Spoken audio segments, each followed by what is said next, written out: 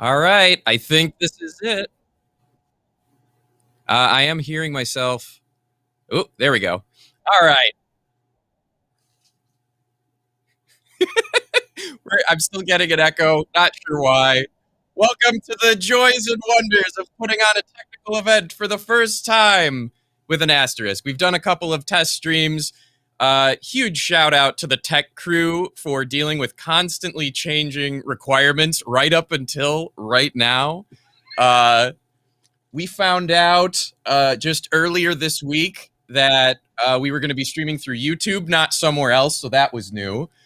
We found out that the dealer multi-stream was going through Twitch, I believe, this week as well. So that this is live right now. Sincerely, got my hands cut off. That this is live right now. Seriously, thank you to everyone. This is nuts. The amount of work that goes into putting these virtual events effectively is the same amount as putting on an in-person one, just very, very different.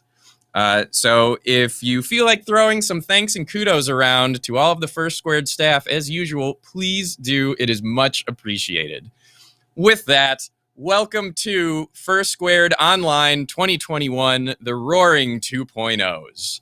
As you can see from this wonderful background, I am sitting in a speakeasy, nice and cozy. There will also be some other speakeasy events later on tonight, tomorrow night, and Sunday night. Wink. You can find out more as we post in our First Squared Discord.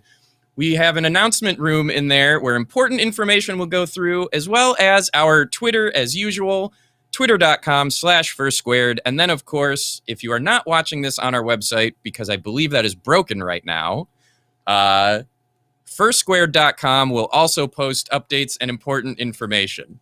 After this, we will be trying to figure out why the YouTube embed is not working on our homepage. Apologies, that one is actually me. We have a bunch of announcements and things we want everyone to check out. The primary site where these things will be is firstsquared.com. You probably have heard about this artist and dealer multi-stream. If you go to firstsquared.com and click the dealers and artists, that is embedded, and that video is actually working. So thank goodness for that one. And I believe some dealers are already streaming. I am not able to look as of right now. We have last minute, but we do actually have swag for this year. You might have seen through the firstsquared.square.site that we have been selling the 2020 extra badges we have, those wonderful PCB board light up badges. We have more items now. We have a wonderful pin, a mug with the cold and heat changing color of the designs. And for the first time in First Squared's history, we not only do we have a shirt, we have a shirt with an all over print. You can click on the registration portion of the First Squared website and see all of the mock-ups and art of those things. What's different this year is we don't have any pieces to show off because we are only doing one order. So if you want to be able to get in on this con swag, you have this weekend and probably through Monday, because we're nice, where you can... What? I may or may not have a finance ferret sitting right next to me who is laughing and giggling away. Let's see here. Oh, hi. How are you enjoying running a con, Dragor? Oh, this is insane. This is absolutely insane. Oh, this is so tasty. Oh, caffeine. All right, I'll bring you back when we talk about the charity. Ha! I have power! Running a con. That's how. We also have a charity coin. Same deal. The order, the print run or make run, if you will not happen until close of con. What this means, we put this on every description, is the actual in-hand delivery times. Oh, hey, there goes the chat. Hello, folks. Huzzah! The in-hand delivery estimates are, we're going with the long estimate of 8 to 10 weeks. We do hope it will be sooner. So again, please watch our Twitter and firstsquared.com. We will provide updates as we get them for these production runs. The charity coin, as usual, Keys Dragon is doing that again. Thank you very much. Thank you, Keys. That all of the proceeds of that go to our charity, Hawes. If you are at firstsquared.com, right below the video that is currently not embedding anything, there is a click here to donate to Hawes link with our own custom tracker. So thank you to Hawes for that. And then you'll see if you go to the firstsquared.square.site, you will see a bundle. It is called our sponsor bundle. And that is a more inexpensive to you way to get our pin, mug, and shirt with shipping included in one bundle. I haven't said this yet. We are only shipping to the 48 contiguous United States. We are not doing international shipping. I am very sorry. That is a logistics thing that we just can't take on at this point. You are so nice. I'll be honest. Finance said no. I'm finance. I just didn't want to deal with the logistics. Finances be damned. Spoken like a true conchair. Oh, wait, is that peeling back the curtain? Should I have not said that? We are very likely going to have extra orders, so should you make it to First Squared 2022, knock on wood or whatever I have for that. Here, wait, knock on that. This is awkward. I shouldn't do that. We will have some at the con store. We are going to order a bit extra from what we get, but we can't do too much. Unfortunately, these COVID times are impacting all of us in very interesting ways. A portion of the sponsor bundle is going to the charity. A slice of that is also going to pay for the expenses, which we did have. I can't see them. I hope they're on. But throughout this weekend, we have multiple panels where ASL, American Sign Language, will be part of the panels. So we always love sending love and money their way, especially since conventions haven't been happening. If you have been to Anthrocon and have met or seen Bick and Laura, they will be joining us this weekend. So thank you both very much. Other pieces we have, for those of you that are only watching this on YouTube right now, we have a First Squared Discord. That information has gone out on our Twitter, and I hope it's on our website, and if it isn't, it will be soon. Anything on our schedule that is listed as secondary events, some of those chats or panel gatherings will happen on Discord, but the streaming locations will be listed for that individual panel, so you can click through and go to that. We only had so much resources, and we only were able to put on 2 official streams, but we had so much wonderful programming, we didn't want to say no, so this is our compromise. We also hope to announce and reveal at some point a VR chat world. Fur and a bunch of friends have put together a pretty nifty little gathering space. You do not need a VR headset to join VR chat. You can do that just straight up from your computer with mouse and keyboard if that's all you have or want to do. Oh, I just saw, we also have the Dorsai with us, and they are doing our security and moderation for the Discord. As Crimson has just asked, be an appropriately behaved attendee, as you well know. Bill. Bill, yes. Ooh, yeah, press F to roar 2.0. Huzzah. Have you pressed F to roar today, Alkali? Only after beans. Ah, damn it. The multi-stream and dealer stream, this is an interesting experiment, so do please check that out.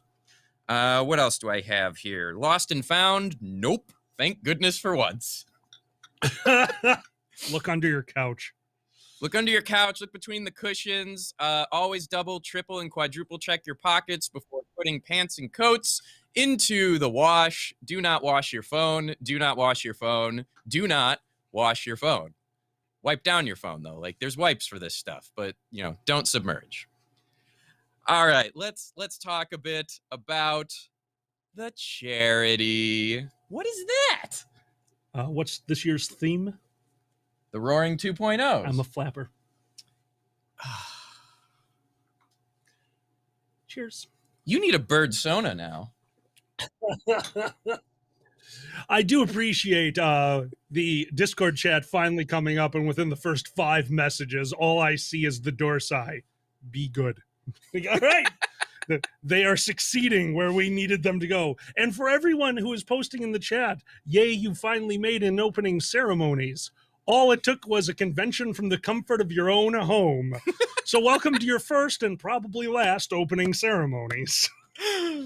I want to know, chat, how many people are just watching this from bed? I'm assuming most of you, because that's where I would be right now if I didn't have to be right here. I have done work calls from bed. I don't think they knew. They definitely didn't know on mine because Xander is amazing and got me something very fun. A green screen pillow. I looked up right. That's fantastic. I had literal bedhead. Literal bedhead. We do hope to have, we're going to get this squared away for Drag It Show, which is right after this. We are going to try to get Johanna, one of our Haas charity representatives, on the call. I will probably disappear and then appear for that. I understand. As is, I had this misguided thought that, hey, it's a virtual convention. It's online. I'm not going to have to run around and go, what's wrong at the opposite end of the hotel? And then fate said, oh, yeah? I regret getting a house with stairs right now. I'll be honest with you. I have another setup for some of the paneling I'm doing later in the basement. So I've already gone. My job has been taking bets on how many miles of cord we're going to run through my house this weekend. And at this point, I believe the number is 2. Oh, I'm out of my sarcastic coffee. I just saw an unfortunately wondrous comment from QQH. I think Dragor is actually bigger on the TV than in real life. Look, I got to be honest with you. I don't know if you noticed or all right, so how many times have we sat in these chairs together? Oh, quite a few. And how many times have I been almost eye level to you? Quite often. Do you have books that I'm not aware of? There is another cushion over there. I'm like, wait, I can just triple stack. You have 3 of my cushions? Yes. More cushion for the tushin. I walked into that. I sat into that. There we go. Yeah. My God. So to recap, we are doing this for charity. We are doing this for Haas. Thank you for that wonderful overlay. That QR code, if you do try it and you're not watching this on your phone, in theory, you should be able to scan that and it will take you to the page.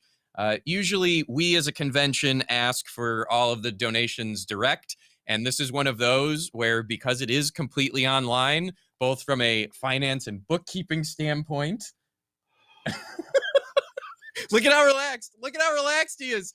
The only convention money is what the convention is donating from the swag sales. This is on topic. Seeing as everyone's about to have to do taxes, do you have any idea how difficult it is running a company where you take money and then just throw it at somebody else? Because you just have to have a picture of that you send to the IRS, just angry money. And that's how they know. It's like, oh, charity, we understand. If only Al Capone knew, he could be angry and murderous. He just forgot the money to the IRS part. But he remembered the syphilis. He did. I mean, too late, but he remembered. Well, he remembered, then forgot. And then it killed him. Right. Taxes. See? The only things that are sure in life are death and taxes. And syphilis. That's not sure. Stop that. This is opening ceremony. Oh, right. Honest to God, this is not even a joke. Sitting here with you and just randomly talking, I'm like, oh, we're doing the Drag It Show. I don't need to have a filter. That is my next. bad. My bad. No. Enjoy your con. Oh, my goodness. Though, that being said, since this is opening ceremonies, just for one moment, I want to remind everyone who we are doing the charity for. This is for the Haas Association. The Haas Association has been a part of First Squared literally since its inception. The Haas Association is one of the reasons that we have become so ingrained in the Wisconsin culture. I have people that I talk to from the Commerce Association of where the convention takes place. I have had multiple meetings, and all of this stemmed from Hawes putting in a good word for us. They are an amazing organization, and the amount of good they do in the animal community out there is unprecedented.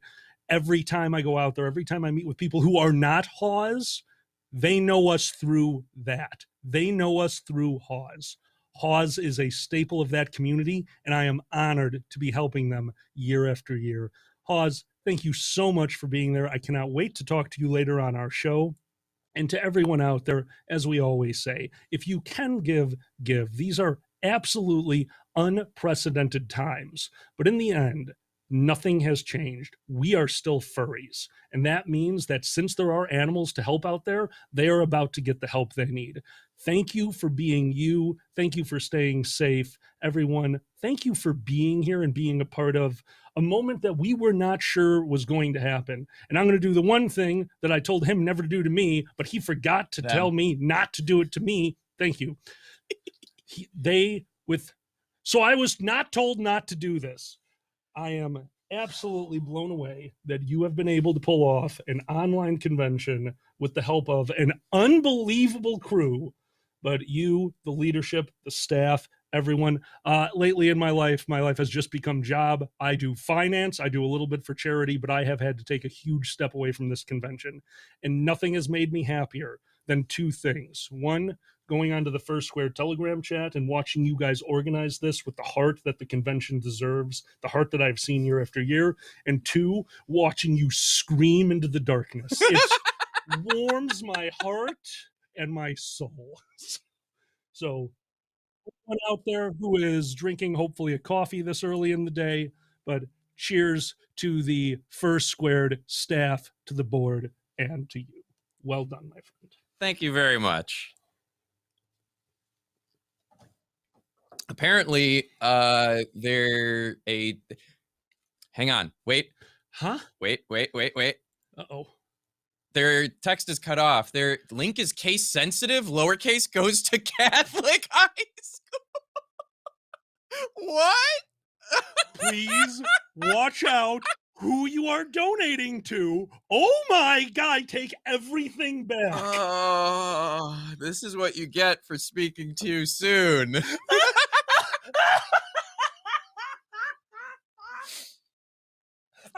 All right. That is the best new. I have been worried that I would not have new convention horror stories. And in the last 18 minutes and 51 seconds, I have 3 new convention horror stories. So thank you. Thank you so much for this. Oh. How did your con go? We donated to a Catholic high school. We're not furries anymore.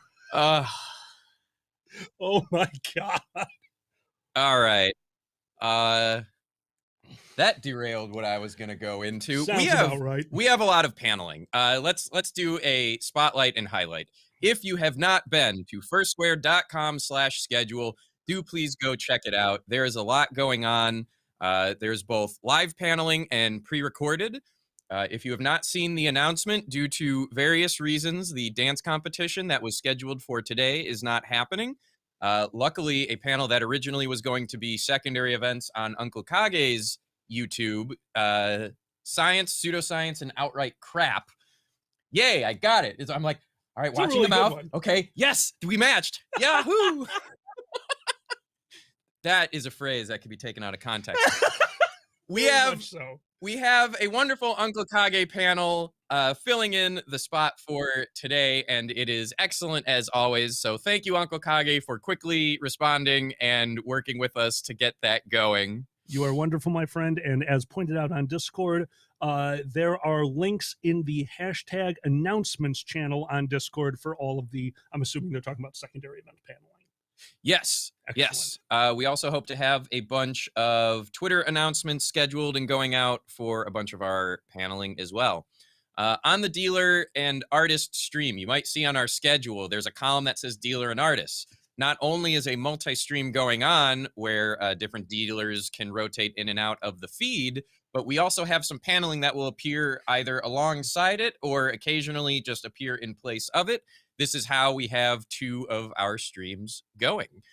We have a lot of our music acts appearing on that stream, as well as a couple, I believe, I don't have the schedule in front of me, a couple of dealer and artist specific, so like maker things, tutorials, or just classic outright dealer streams where their audio actually will come through and be featured.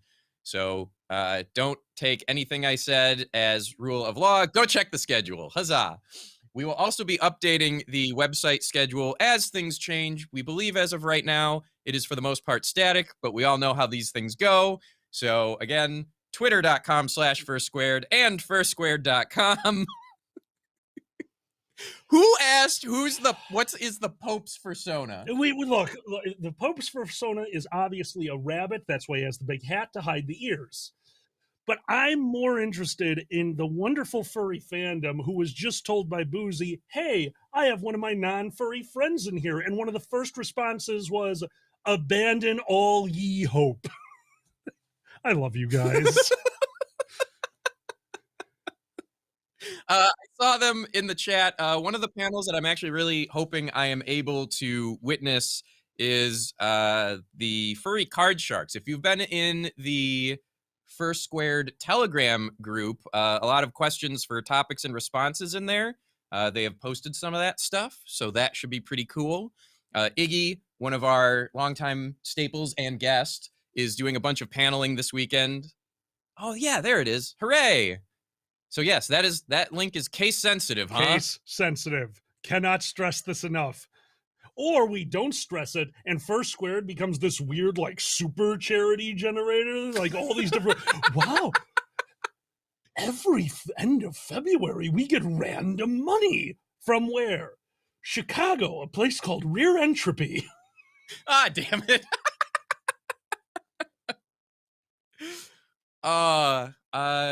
Let's see. So I went over the scheduling. Operator, folks, do we have a video that we're going to be showing in between? I forgot to ask specifically when the time cutoff for this is going to be. Am I 3 minutes over? Okay. Not yet. So at some point, we'll do the behind the scenes and show flashes of it because I really want folks to see what this streaming tech team has done. It absolutely is incredible. And if y'all want to show it, you're rolling into Drag It Show. Yes. They are typing at us live that only we can see. It is very wonderful. I keep saying too much. It's been a while since we've had to talk in a public setting that didn't have to do with our jobs. This is kind of wonderful, I'll be honest with you. This is nuts. That is still the tagline of the original wiki we did for note keeping before we wised up and moved to Google Drive and everything. You wised up. I still have Post-it notes. There's nothing wrong with Post-it notes. It says we're effing nuts. See, I remembered to abbreviate. Well played. Yay! There's something wrong with Post-it notes when you're basically using them as wallpaper. I'm going to just let that out there.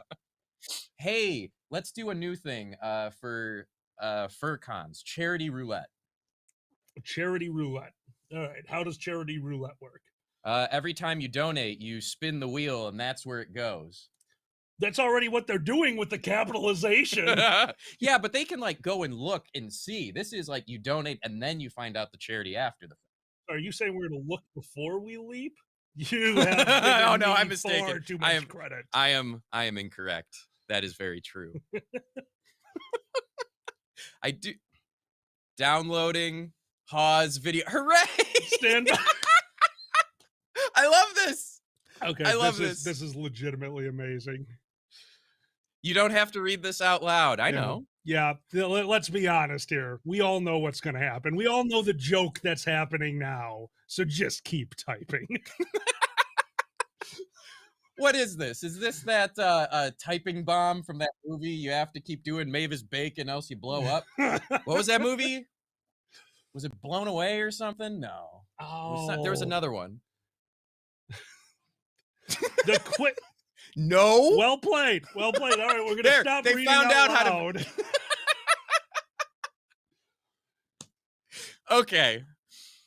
We have a couple of more minutes here. I'm about to throw Fur or Stream Team. If there's any information we have missed, please either write in text or just route your audio through and please say stuff. Alkali, is there anything you wanted to say before I disappear and try and get Pause ready to go for Drag It Show? I'm going to just do a really quick early thank you. This one's usually saved for closing ceremonies, but this is not obviously this is not how most people are used to running conventions, but there are a lot of furries out there who put their heart and soul into the panels that they create. So for all of you who buckled down and figured out how to turn your panel into something that was not only internet friendly, but getting the equipment, getting the gear set up, getting to the pre show, getting all your levels set, doing everything that it takes to make this happen online. Thank you all so much for donating your time, your energy, and your talents to this convention.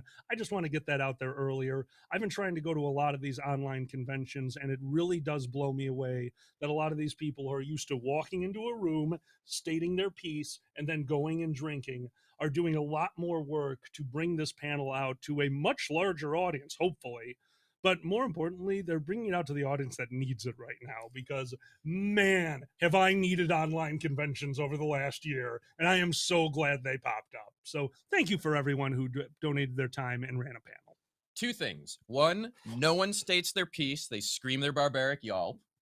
Fair. And then two, a quick note for the stream operators. I don't want to cut into Drag It Show, so the video can come later. That is quite all right. We'll do a quick reset here. Last thing. Similar to the topic of, well, all right, I don't want to phrase it that way, but I was about to compare our dealers to charity, and I'm like, that is so wrong. That's so wrong. Part of the reason we're doing the dealer and multi-stream, and you can see the list of our artists and dealers on that page with wonderful banners and formatting from Arcanox, part of the web team, for the programming schedule. Ovan's done a lot of that. Thank you so much. And all of the other tech folk. Thank you, thank you, thank you. This is the best site we've had thus far. Please browse and try, if you can, if you have the budget, to shop and take advantage of folks that are doing, what? Read Quest Authority. You'll want that. Is it a bad sign that I just looked at the registration section of this website and was like, oh, that's a lot of cool stuff you can get with that? Yeah. Well done. Yeah. Dude. Well done. So if you can, commission artists. Several of the folks who have joined us this year have weekend-only deals as they would for a regular convention. We're trying to trick ourselves into thinking that all of this isn't that bad.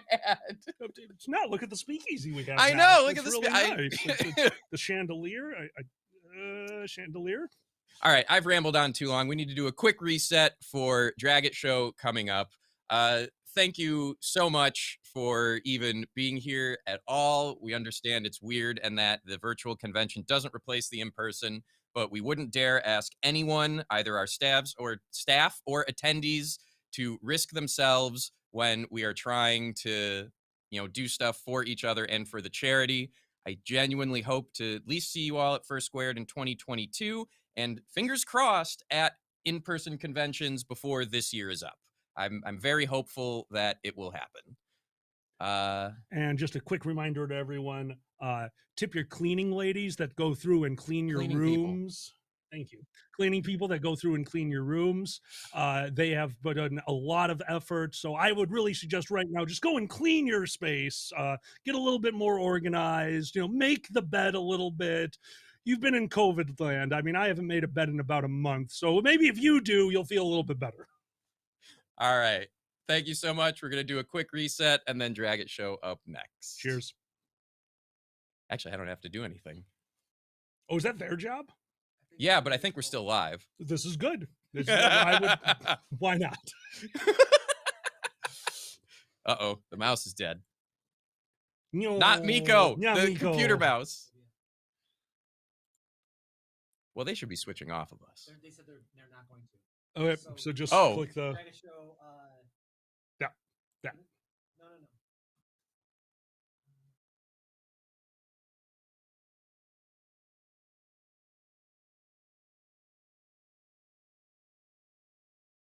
No. You two will start, and I will join.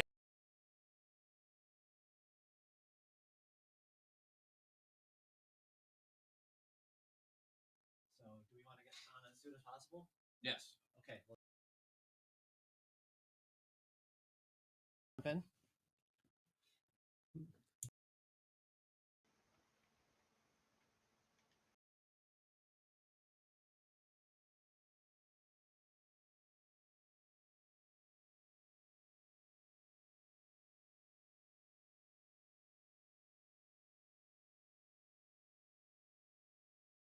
Why wouldn't they be able to hear the Oh. music? I got you.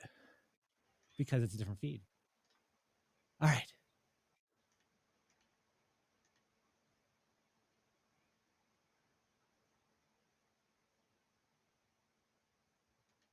That audio didn't work. Let us know if now the audio works.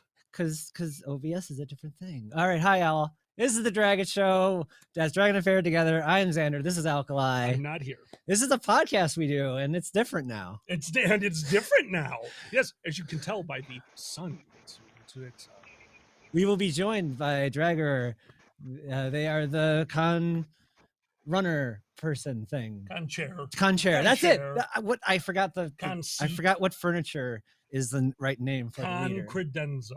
I like con credenza. Me and Des were the con couch. Yeah. You take up a lot of room. You get it. You get it. Welcome to the Dragon Show, everyone. Donate to Haas. That's why we're here. We're doing a con. I love. He has not said we're doing a con the same way more at all. Every time we're doing a con. We're doing a con. We're doing a con. Every time it's a little bit worse. Yeah. Okay. It's okay. No problem. We got a lot of things to do here. We got an hour. We're on a tight ship. We got shout outs. A tight ship. How do ships get tight? That's it's got to be. This is a family show. Well, yeah, okay. The water pressure. It's. Oh yeah, it like shrinks. A little dinghy. You're shrinky dinks. Yeah. The shrinky dinky. Yeah. Shrinky dinky. So, Shrinky dingy. So that's what you're referring to. Absolutely. So we're gonna drown you all on the Dragon Show. Thanks. All right. So we're waiting for our con chair to get back here, and we are going to start out with shout outs. I just have to tell everyone. What? He looked at me during the brief moment where you couldn't hear us and goes, "That was great. I need to fix this," and just left. So I absolutely appreciate the everything's fine, and cut. We have to fix this. I'm like, yes, this is everything I wanted to see. Hey, you know, that's how it go. All right. Do we start shout outs or what do you want to? No, shout outs come later. Okay. We should talk first. Yeah, that's usually conversation. Because we can usually talk about the con, what's going around the con, and now it's just like our regular lives. We can still talk about what's going on around. I just got another staff member, hello, and I'm on. So the con. You see me? Oh, hello. Ken. I don't think yet. Yes. Well, people are saying hello to me. So. Chicago, okay. Houses are urinating on all of us because we have something called an ice dam here in Chicago. You see what happened? The houses are urinating. And then the snow blocks it. And then that turns into ice and it traps water on the roof. And that water goes into your living room and just hangs out there, has a little bit of a party. So then you go outside with an axe thinking this will solve the problem. It does not. It made things significantly worse. Lo and behold, I have holes in my roof. Pitchfork works better. Pitchfork works way better. Yep. Xander went pitchfork. Pitchfork worked. That's right. Multiple things that, you know, you have more points of entry. You know how that works. I know about more points of entry. What? I'm physics. Yes, okay. Exactly. The way snakes work is how the way a pitchfork works. You're getting it. And I think we have our charity on the chat. Johanna, are we live? Can you hear me? Can you hear me? Well, okay, good. Okay, we're good. Oh my God. Thank you for. I love that obvious tech support is going on right now in your ear. I can tell what's going on. Operator, could you let me know because I don't want to assume. Is the charity window live right now? Can everyone see that? Yeah, that's what everyone sees on that is yes. Oh my gosh. I don't know if you could hear him laughing as we hung up. Clearly I need tech support. That's okay. So do I. That's what all these guys are for. I just point at microphones and say, does that work? And they say no. I need a lot of support, not only tech support, but that's a whole nother story. Well, that is what this weekend is about. Correct. So, Joanna, thank you so much for joining us. Excuse me. This is the Dragon Show. The rating of the Dragon Show is ? So I don't think you knew that coming in. Good luck. It's our first That's right okay. after opening ceremony, so we got pressure. You know. This is new. We never go right after opening ceremonies. They usually put us at like midnight in a closet in the hallway, and that's about right. Nice. When it's not your first idea. It's like, you know, my psyche is destroyed. At least I kind of deserve this, you know. An idea that would have been questionable if you hadn't had enough drinks. So that was last night.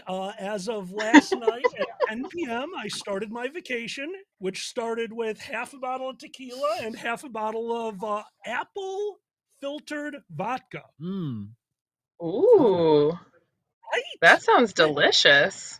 I thought it was going to taste like apples. What it tasted like was cold, alcoholic air, and I was very impressed. Is that like in Spaceballs? A can of air. Okay. I would totally get drunk off can of air. Oh. I mean, I get high off can of this. Yeah, I was gonna say that's basically drinking air. Yeah. Anyway. Oh, you're so punny. Oh, yay! You have no idea. Oh, He's so punny. It's a problem. He takes medication for it. What kind of medication is that? And can I get some? Subtractorol. Good taste medication. I don't know. Taste medication. Well, you don't take that. You're dating me. That's fair. And I just wanted to ask you really fast, as a representative of the charity, obviously these are very, very different times. And we hear every show you go on to, you hear people asking, oh, what are you doing different for? What is a charity? What is an animal welfare society? What are the changes that happen to you guys due to this insane thing that we're living through right now? So much. So please tell me the dogs wear masks. They don't. They don't. But we do have to wear masks around them. No, but they do not. We barking have the virus. No, we don't spread the virus to them. They don't spread the virus to us. We're good that way. But they have had to, or we've had to shut down. We can't have people walking through our adoption wards, so that definitely slows things down as far as adoptions have gone. We've actually had an increase in people looking for our services, like training classes and behavioral modification that we help with. So that's been good. And we've been having really having actually pretty rapid adoptions. So the adoptions are a little bit down, but because people are home more, we're not having problems. Once animals come in the door, they're going out rather quickly. Their stay with us is really brief, which is lovely. And it has opened us to be able to help with other places that are maybe not having the positive adoption numbers that we're having. Oh, that's wonderful. So you've reached out to others in the area and you're giving them all a hand. You guys are all kind of working together like a community. Well, our area just, I mean, in the Midwest in general has been extremely, you've seen a lot of these videos. We've cleared our cat adoption wards more than once during the pandemic. Other rescues have too in the area. We've actually reached out to rescues down south. So there's communities we work with down south. And most recently, we had, well, it was supposed to be on Valentine's Day, but didn't end up happening until last Friday because of the frigid temperatures. We took in we got 80 animals from Wings of Rescue that came from Oklahoma that were from their shelters because they're overwhelmed with the weather and so forth down there. Oh, wow. Yeah. So, in Wisconsin, you guys obviously got. No, please go ahead. Continue. Oh no, and we didn't take all 80 of them. We split them up with some of the smaller shelters around us, but we took a majority, a lion's share of them, if you will. And then they got a lion. The lion's share. Yeah.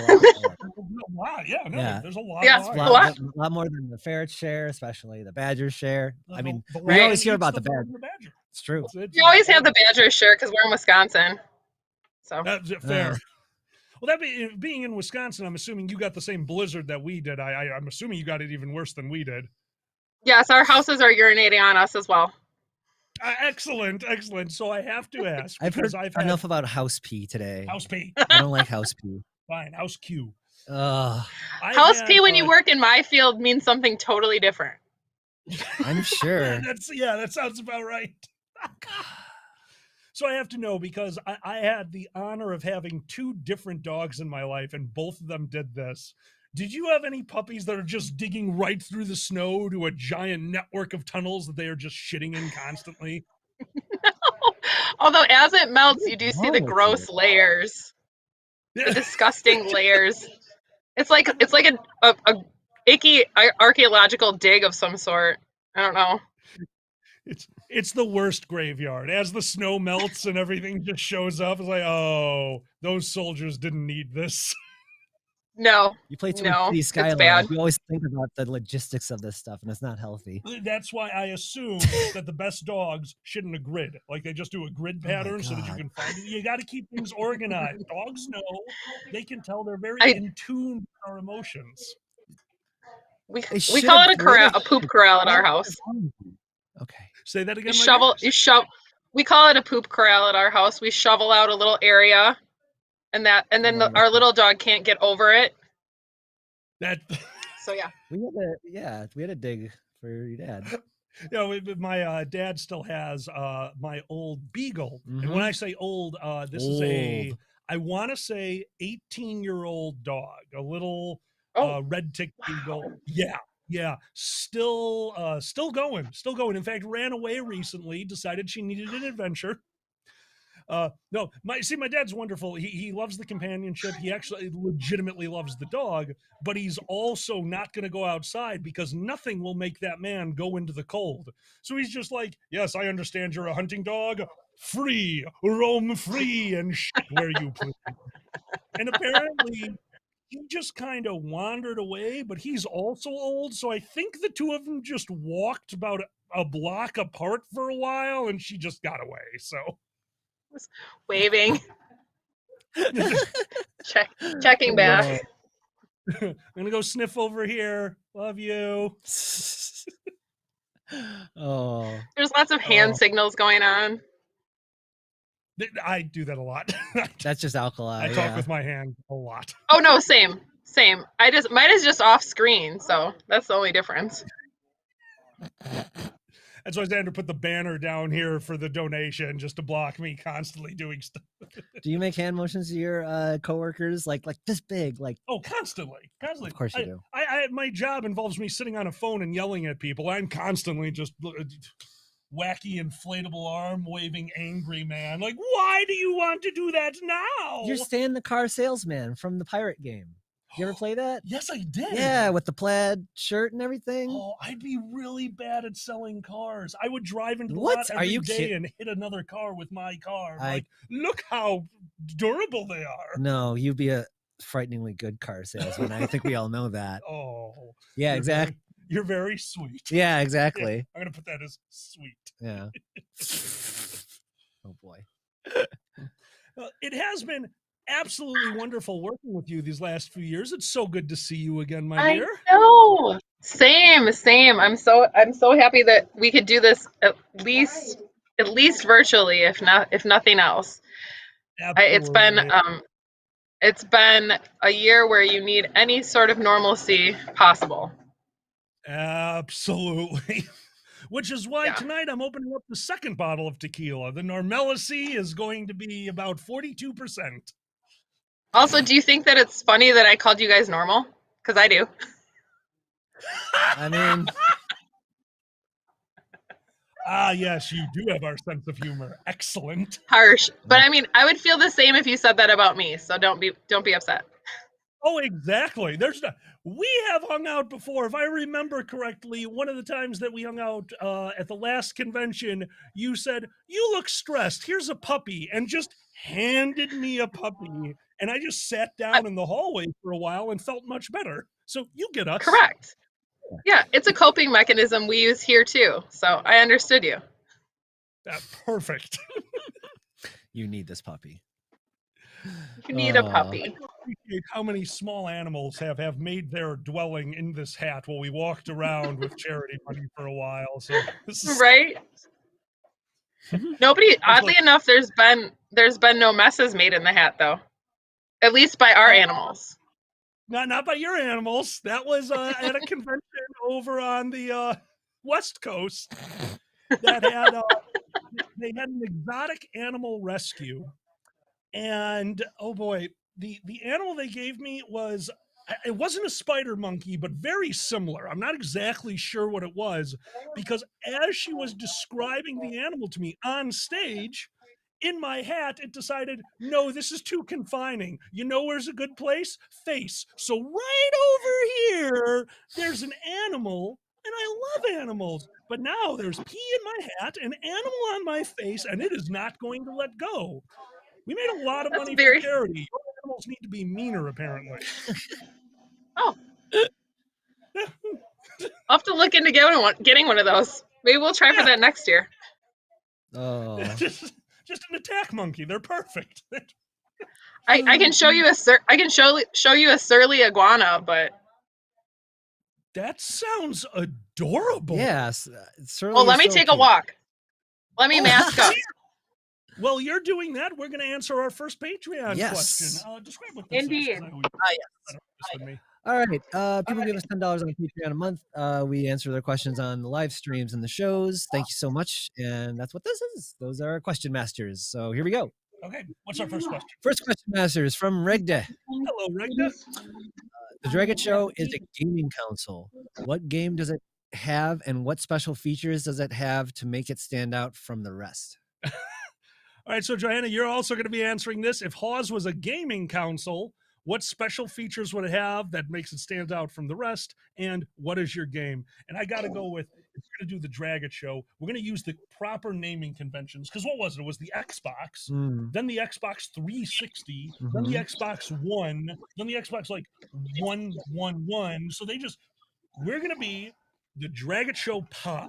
Ooh. We're going to be the Dragon Show Pie, and the video games won't matter because we're going to be, what are those called? Microtransactions. So you buy one of our video games. This isn't very normal. This isn't very like new. We need something new. I know It's the new. marketing is new. It's okay, new. sell me. It's new. What? Because we have all seen Back to the Future. Okay.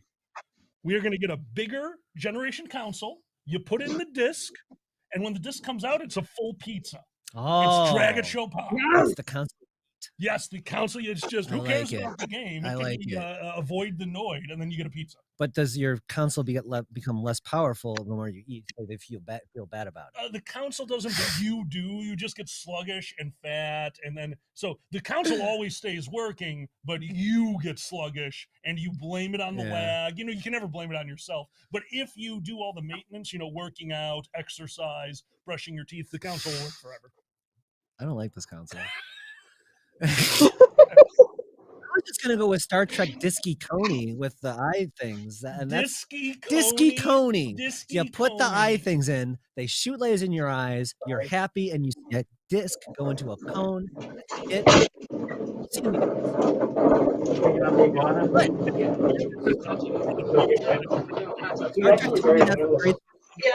I'm leaving them. Stratagema is shit. That is it. You saw how much Riker loved, and he had to let everyone on the ship play that game. It was like the greatest thing ever. Okay. Okay. I will admit it's a good game. All right. But I am still particular to Finger Waggle Chess. Finger Okay. Waggle Chess. That's Stratagema, right? That's Stratagema. I That's love Finger Stratagema. Waggle Chess because Finger like Waggle Chess. you have to read their faces to see how well they're doing. Because Fish Face is all like, "Oh shit, this Yeah. robot's beating me." Yep. Not beating him, tying him. Oh, Remember? That was the moral of the story. Go for mediocrity when you're an all-powerful robot. yeah. Furries can get behind that. They like. Anyway, oh, this is family friendly. Anyway, This is very, Uh, that's the first time we've had to think about that. yeah, sure. Let's look at a lizard. Operator, Okay. when they're, go ahead and throw them back in. All right.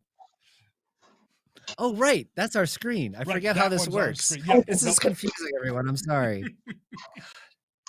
We could do another question. We can do actually. another. Go for it. Yes. All right. Our next question Comes from, you're about to say it without knowing, Dr. Larks. Dr. Larks, hello. Hot or cold? Which do you prefer? Hot, cold? Yeah, that's pretty easy. Cold. Just cold. Even Hot. coffee. Iced coffee. You're an idiot. Iced beds. I Iced hate you. sheets. I have found a water-cooled bedspread. I'm not allowed to buy it because he'd murder me, but I have found watered, cool mattress cover. So yeah, that's happening soon. Ooh. See, I'm the opposite. I sleep with a little heated. It's probably supposed to be like a throw for like an old lady's lap, but it works perfectly. Anyone can hear you right now. Yeah, we can't hear you. Hold on. Let's. Can we bring Charity back into the stream, operator? Thank you so much. Yeah, it's going to happen in a moment. Well, this is happening. We're reminding everyone, the people we're talking to right now is Johanna from Hawes. If you have a moment, please don't forget to donate to our unbelievable charity. They've been with us every year since the start of First Squared. They are a wonderful member of this community, and it is an honor and a pleasure to finally have them on the Dragon Show. Yes. Operator, and I'm missing. I might just be looking wrong. I don't know if they can hear us, maybe, or we don't know if they're actually bringing you in yet. Yep. We're going to be bringing you back in a second. While that is happening, we're going to do one more question when we get that back up and running. All right. Draco Silverclaw. Hello, Draco. What was the story about John and time riffs? Old question from far back episode. Story about John. That's a good one to stall while we get that window back. Yeah. All right. So operators, if you can bring back the charity, they are referring to, oh my God, what was his name? Time riff John. They're talking about the Time Eddies. When John played Chuck Segal. Chuck Segal, I am a D&D player, a LARPer, basically any tabletop game. I've been running these for my friends for a long time. And this one was a game of Battletech, I believe, or something along those lines, but basically space. John, a.k.a. Chuck Segal, was trapped on a ship trying to figure out how to escape. But he was a heavy weapons expert. A lot of what he was planning for with his character was planetary, not in the middle of the vacuum of space. What happens? He's in the vacuum of space. He's on a giant freighter. Things are going wrong. He's lost his weapons. But the ship he's on is a weapon ship. It's carrying weapons. And to his right is a crate. So he broke the crate, knowing that he needed a way to fight. I rolled a D10. I told him that the mid-range would be the best weapon and the extremes would be extremes in that direction. I believe I rolled like an 8. So I gave him an RPG, a normal weapon that you would want in the confines of space, thinking, the roll has been botched. What's he going to do with an RPG in the vacuum of space? So he fired the RPG almost immediately, putting a hole in the ship. This goes on for an entire game session with them trying to get out of this scenario. And to his credit, he did manage to save the rest of his team by nobly sacrificing himself. And as he's standing on the bridge, I give him one last shot because he can see that outside the ship is pulling away. He thinks he can make it. All he has to do is traverse space to get to the other ship. Now you watch The Expanse. They have packs with little noozles on it. Oh my God, lizard. Hey, lizard. So what did John do? John grabbed the oxygen tank, strapped him to his back, took a pistol in one hand, put 2 shotguns onto his hips, took the pistol, blew out the back of the oxygen tanks, flew out from the ship, and tried to use the shotguns as stabilizers, trying to make it to the small shuttle. I probably gave him 3 rolls. He just needed to succeed on 1 because the story was so fun. I genuinely wanted to have a happy ending. I'm the DM. I wanted him to succeed, but he couldn't do it. He botched like 2 of the 3 rolls. It was horrible. So he floated off into space. The next game session, they were in a domed city. And at the very end, they did something that's called spending an edge point, a permanent decrease in stats that gives you 1 burst of luck. And well inside this domed civilization, needing to escape, just trying to get past the last guard to get to their ship so they could leave, a thud appeared on the dome. The body of Chuck Segal had entered the atmosphere and shattered a corner of the dome, releasing the sky sharks. Ooh. Chuck Segal, you will always be remembered. And now, lizards. This has been story time for lizards. Thanks for joining us. Aw, lizard got Is a the lizard story. entertained? He's enthralled. Oh, I can tell. He looks it. Oh, I can just imagine someone tuning in and be like, wait, what's happening? He's wagering He's wagering if my face is close enough for him to whip it with his tail. Ooh. Oh, a tail whipper. I love tail whips. Ooh. They're so cool. They're adorable. Of course. Anyway. I would show you things, but he won't let me touch him. We'll see. Oh yeah, I'm sure. Oh, look at him looking. Look at him. Nope. Look at him Nope. looking. Oh. It's okay. It's okay, Stan. We're okay. Stan, don't be mad at me. Their name is Stan. I love it. His name is Stan. Is a wizard at work. Stan is cool. Stan's adorable. Stan has been with us. Stan is about, I want to say he's like 3 feet long, but his tail is shortened because it was broken off at some point. So he could be longer, but you know.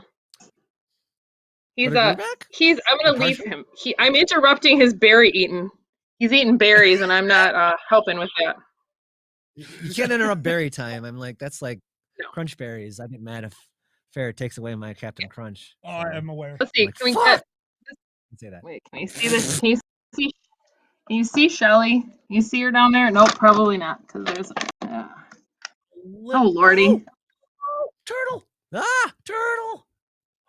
Very interested in us, Turtle. Wants to be on the Dragon Show. Absolutely. She is an 18-year-old map turtle. This is so cute. Oh God. How old is that turtle? 18. Oh Wow. my God. Oh. All right. I have She to likes- admit. Go ahead. Oh, I was gonna say she likes ping pong balls and basking in the sun. I like ping pong balls and basking in the sun too. We have a lot in common. This is great. All right. Hear me out. We're going to need the turtle's help. There's a game called Slap Cup that uses ping pong balls and beer. I'll drink the beer. Turtle's got to throw the ping pong ball. It's gonna be the slowest game ever. She's down. Excuse me. What? The tortoise beat the hare. It's true. Yeah. True. Let's see. Oh, What if it turned out to be we a have- savant Slap Cup. Oh my God. Oh. Sorry, I gotta go back. I gotta go back here, but I'm gonna get you another lizard in a second. One that won't hurt me. Cool. We do have more. We have another listener question. Would you like to do? Hit the next listener All right. question. You're going to help us answer this Do one it. as well. Yes. From Skylar Ringtail. Hello, Skylar.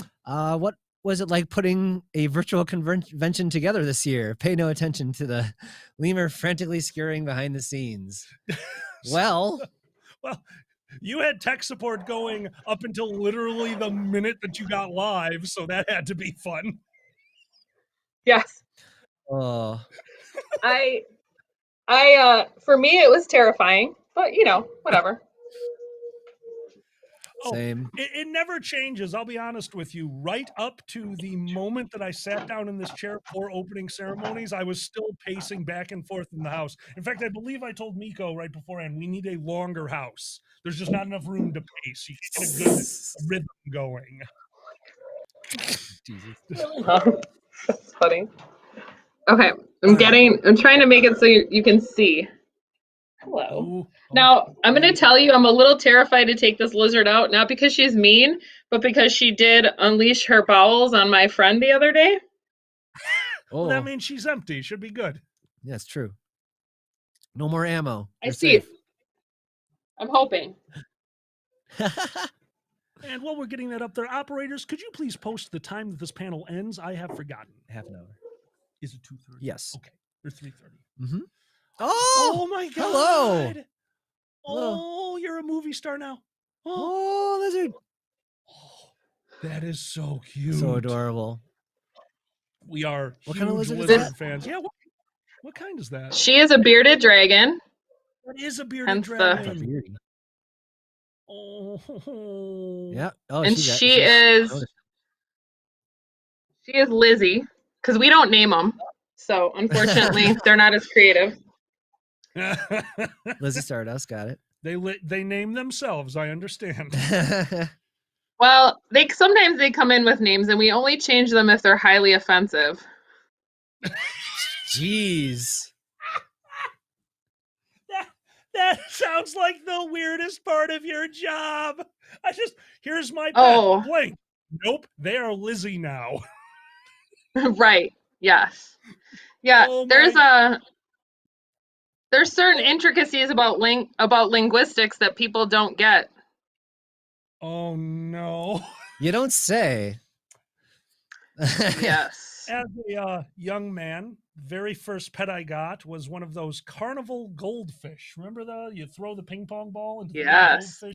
Sure. Well, me and my brother both got one. I believed he named his goldfish Goldie, and I named mine the funniest word I could think of. And I promise you, I did not know what it meant at the time.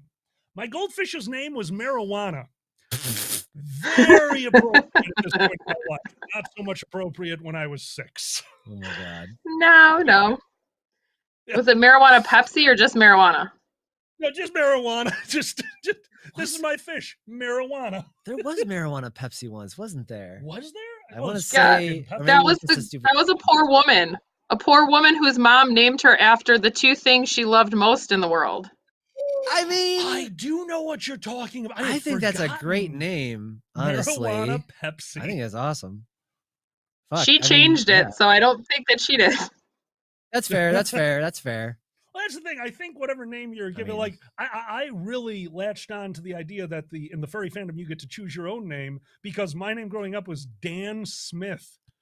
That's basically giving up in a name. Yeah. Just so you can't Google him. Nope. You cannot Google this guy. I can do whatever I want. You'll never find me on Google. Dan Smith. Nope. Dan Smith. Loud. Nope. Loud. Dan Smith. Loud. Gay. Tall. Nope. Anyway. Yeah. Oh my God. I still can't get over how cute that lizard is. Oh. All right. I have another question. Quick question master question. Okay. Right. Lizard, you got to help us with this one. Lizard, answer this question. Listen, Lizard. Oh, this is from Status the Ferret. Oh, hi, Status. There's a lizard. Why is it called hand sanitizer and not handitizer? Ooh. I mean, you do save time. I'm all for this. That I do love time-saving methods, and I believe we are about to get another lizard into the chat. Demon, come on in. Look what we have. Yay. More like a space lizard, if anything. I think that's unclassifiable. Isn't it cute? Yeah. I like how she's engaged in the conversation. Absolutely. This is story time for lizards. Didn't you hear? That's this panel. Story. I almost swore a lot just now. I'm sure. Did. He did a story for I did a story for a lizard. Another lizard. So this is lizard number 2. And the first story was a space story. So now we're going to Well, you know what? The question was about hand sanitizer, so I'll do the hand sanitizer story for this lizard. So, lizard, there I was at work where they bought off-brand hand sanitizer, which apparently had sand in it. And they put that bottle outside of the bathroom at work. It went poorly as hell, because the last thing you want to do after washing your hands in the bathroom is just cover them in gritty hand sanitizer. We're fairly certain they just put dish soap and sand into a bottle and are trying to trick us. She's not interested. See, I'm just letting you know. Okay. Real hand sanitizer. Yeah. Oh my God, it's so cute. Hey, if you're in Pittsburgh and date night goes well, your hands will get gritty. The puns continue.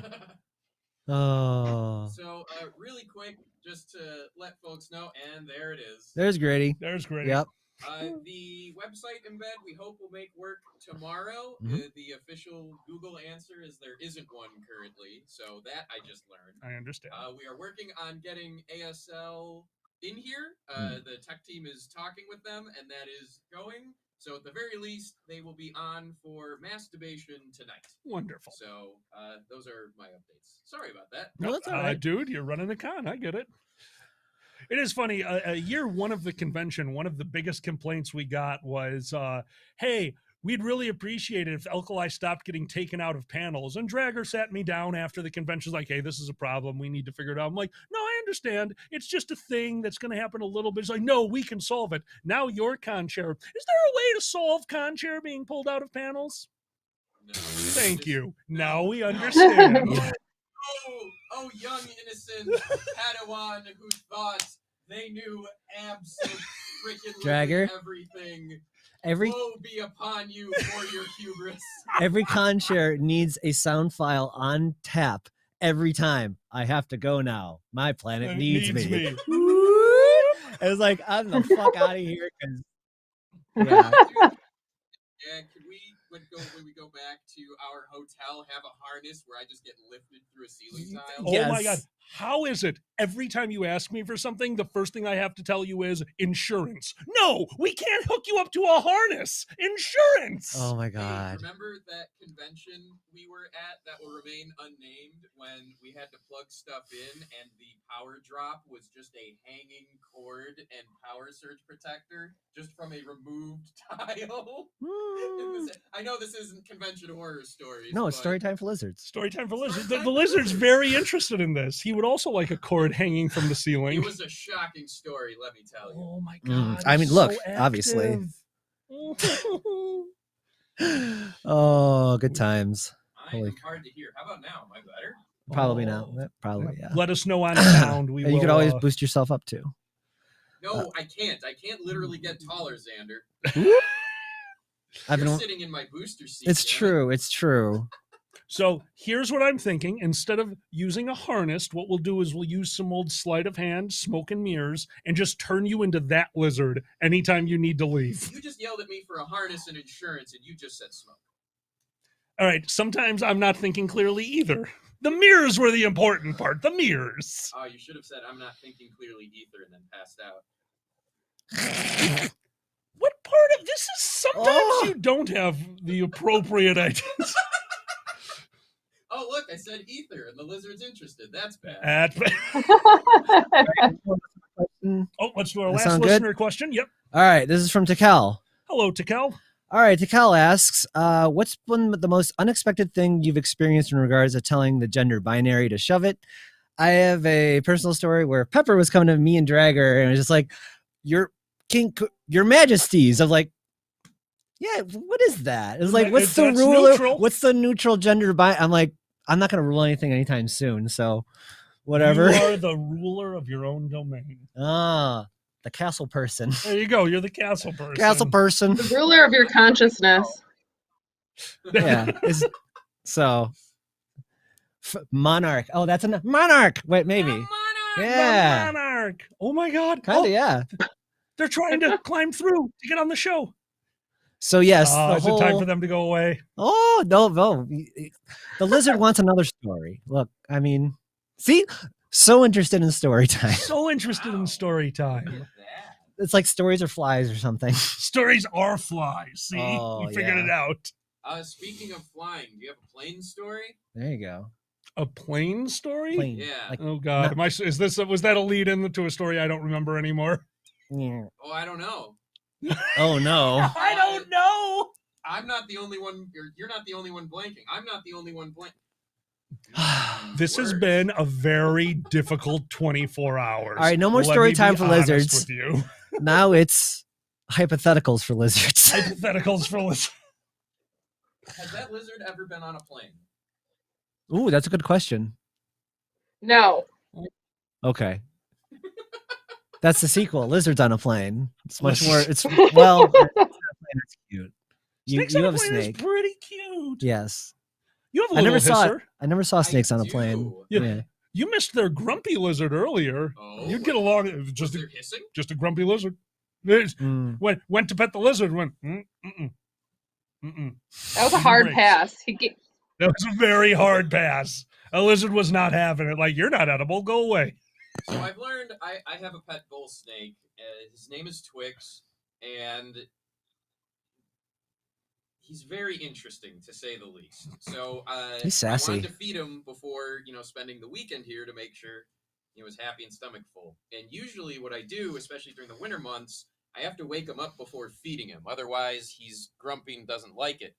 My schedule was running short, so I just had to take him out of the cage and put him into the feeding bin. So at first, it's gruesome. I'm dangling the thawed but once frozen rat you have to kind of convince him to go after it. And he just kept turning his head away as like in defiance. But as he's moving around, he's warming up and waking up. And at one point, the switch flipped. And I don't know if it's all snakes or just my snake, but he has a very low dexterity score. And so all of a sudden, he's not interested. It turns, hisses, leaps. The rat isn't moving. He misses and slams his face into the side of the plastic bin, and now is hissing and rattling his tail looking at me. This is not the first time this has happened. I to anyone who I have shared these stories with, I usually preface a story with, in all caps, so there was snake drama today. Snake drama, snake, oh my snake God. drama. You have a shoulder lizard. Notice the animated icon on the upper right. That's cool. Yeah, very cool. Oh. Well, we love a lizard. Before we finish up with our charity, just one more time. This is something I like to say. I like to bring up just for every charity. Now, hopefully this weekend we can get you some funding during these COVID times. What are some of the projects that you guys are working on presently? What are some of the things that we're going to be helping out with? So, excuse me. We have our Shalleck Center for Animals, which is a property that was deeded to us in trust for use for education purposes and for sanctuary purposes. And so we're in the process of converting that into a facility that can be used for such. So we just started some of the smaller programs there. It's a 70-acre property. And so we're working on converting that to be used for, it was a horse farm at one point, so some of the stalls and so forth are being converted, and then some of the like the riding arena and so forth are being converted. So we're working on that. Obviously we provide services for the community as we always have. Adoption, we do low-cost spay and neutering. We do our trap, neuter, release for cats that are what we call not traditionally adoptable. So our Seeking Sanctuary program for like barn cats and cats like that maybe are having litter box issues or something like that, where they couldn't go into a home and not make a mess, can be adopted out through that. So those are just some of the programs. Obviously, we have scholarships for our education programs, so for our camps and things like that. And general upkeep of the shelter and vehicles and all the facilities. That's outstanding. I love it. Well, one last question, and you are more than welcome to pass on this one. I just want to do a fun one, but I am going to put you on the spot here. What's an adoption that you remember? Is there one? Yeah. You have such an amazing job, and I love everything that you guys do, and I have to assume there's got to be those moments. I'm sorry. I'm getting free ice cream from one of our volunteers. So this is why we love our volunteers, because as you guys are asking me my question, one of our fantastic volunteers is giving me a coupon for free ice cream. Thank you, Wanda. I will use it today. Anyway, sorry, I digress. I feel bad because I shushed her for a second. And then she gave me ice cream, and I'm a horrible person. But anyway, so I have to say my favorite adoption story, or stories in general, relate to animals that aren't, shiny and new. One's my favorite most recent one is we had 2 adult elderly German Shepherds that were needed to go together, and they were definitely in their twilight years, and we had someone who decided that they would be willing to give them a home together, which is a big undertaking, because not only do you have large breed dogs who require a lot of space, but you have large breed dogs who are diminishing in their ability to move around and just function. They're going to have higher vet bills and all those sorts of things. And so that was one of my favorite ones most recently. During COVID, it's been hilarious just watching people try to navigate with their masks on, which is a whole different story. And trying to meet with the animals, but that's probably my most recent favorite one. And then the pig, which you guys will probably see later on if you watch. We did a video for you guys of our most recent pig resident, and that was a wonderful experience too, because it's a complicated animal to own, because they're really smart. They're smarter than dogs and smarter than some people. So it was. Oh, you're adorable. Some people, right? It was some people, but we adopted her out to a fabulous family who had pig experience, and that was exactly what we're looking for, is somebody who we feel confident just walking away from with the animal. So they, we can feel confident that the animal is going to be in the best hands possible. And that is exactly what happened with the pig that you might see in our videos later on. Unbelievable. Thank you so much for sharing your time with us. Thank you so much for being on our show. It's legitimately an honor. I have wanted you on the Dragon Show for a while now, and this could not have worked out better. Sorry it took a, pandemic to make this happen. That's okay. Now we can make it a thing from here on out. That's right. Oh, yes, we can. My dear, thank you so much for being here. Oh, thank you. It means the world to us that you have joined First Squared once again. Thank you for having us, and thank you so much for continuing to support our shelter and our mission. We know, obviously, you guys are animal lovers, and we just couldn't be more happy to be a part of something so fun and so generous. You guys have done so much for us over the years, and we are just grateful as heck to be a part of this. We're grateful that you are here. It means the world to us. Thank you for being here. Ladies and gentlemen, that is Hawes. That is our charity for the weekend. And remember, as we always say, if you can give, give.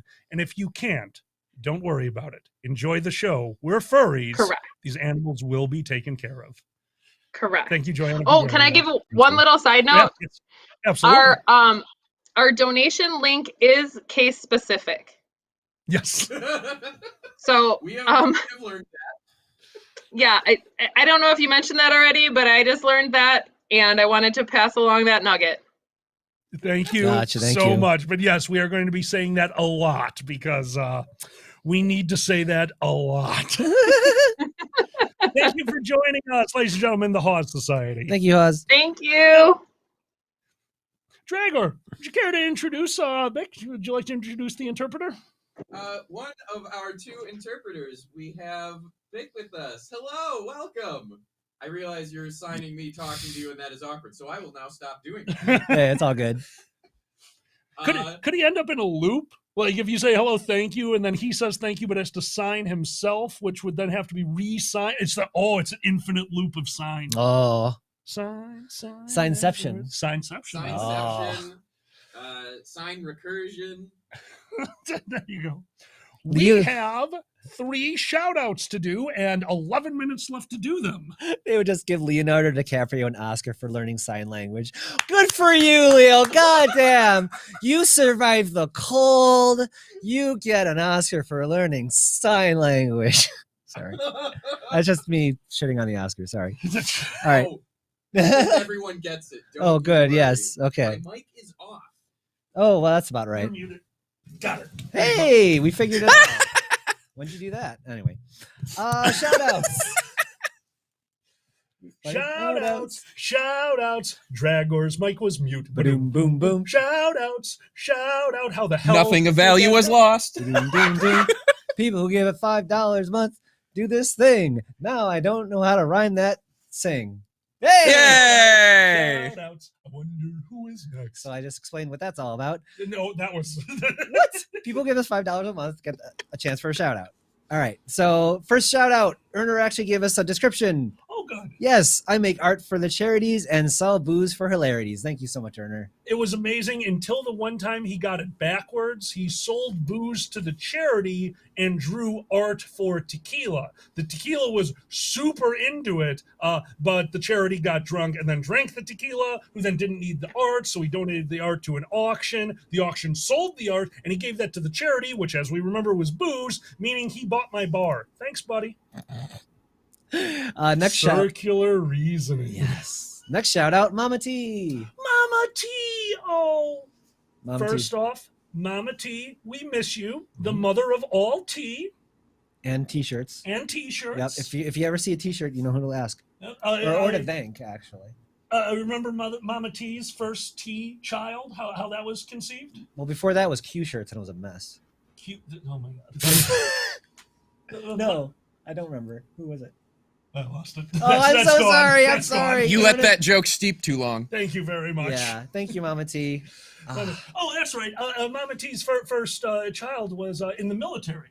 They were at dinner wearing a camo jacket. Chamomile. Oh my God. Damn it. Thank you so much for sponsoring. Camels love chamomile. Camels do love chamomile. Yeah. They hump it.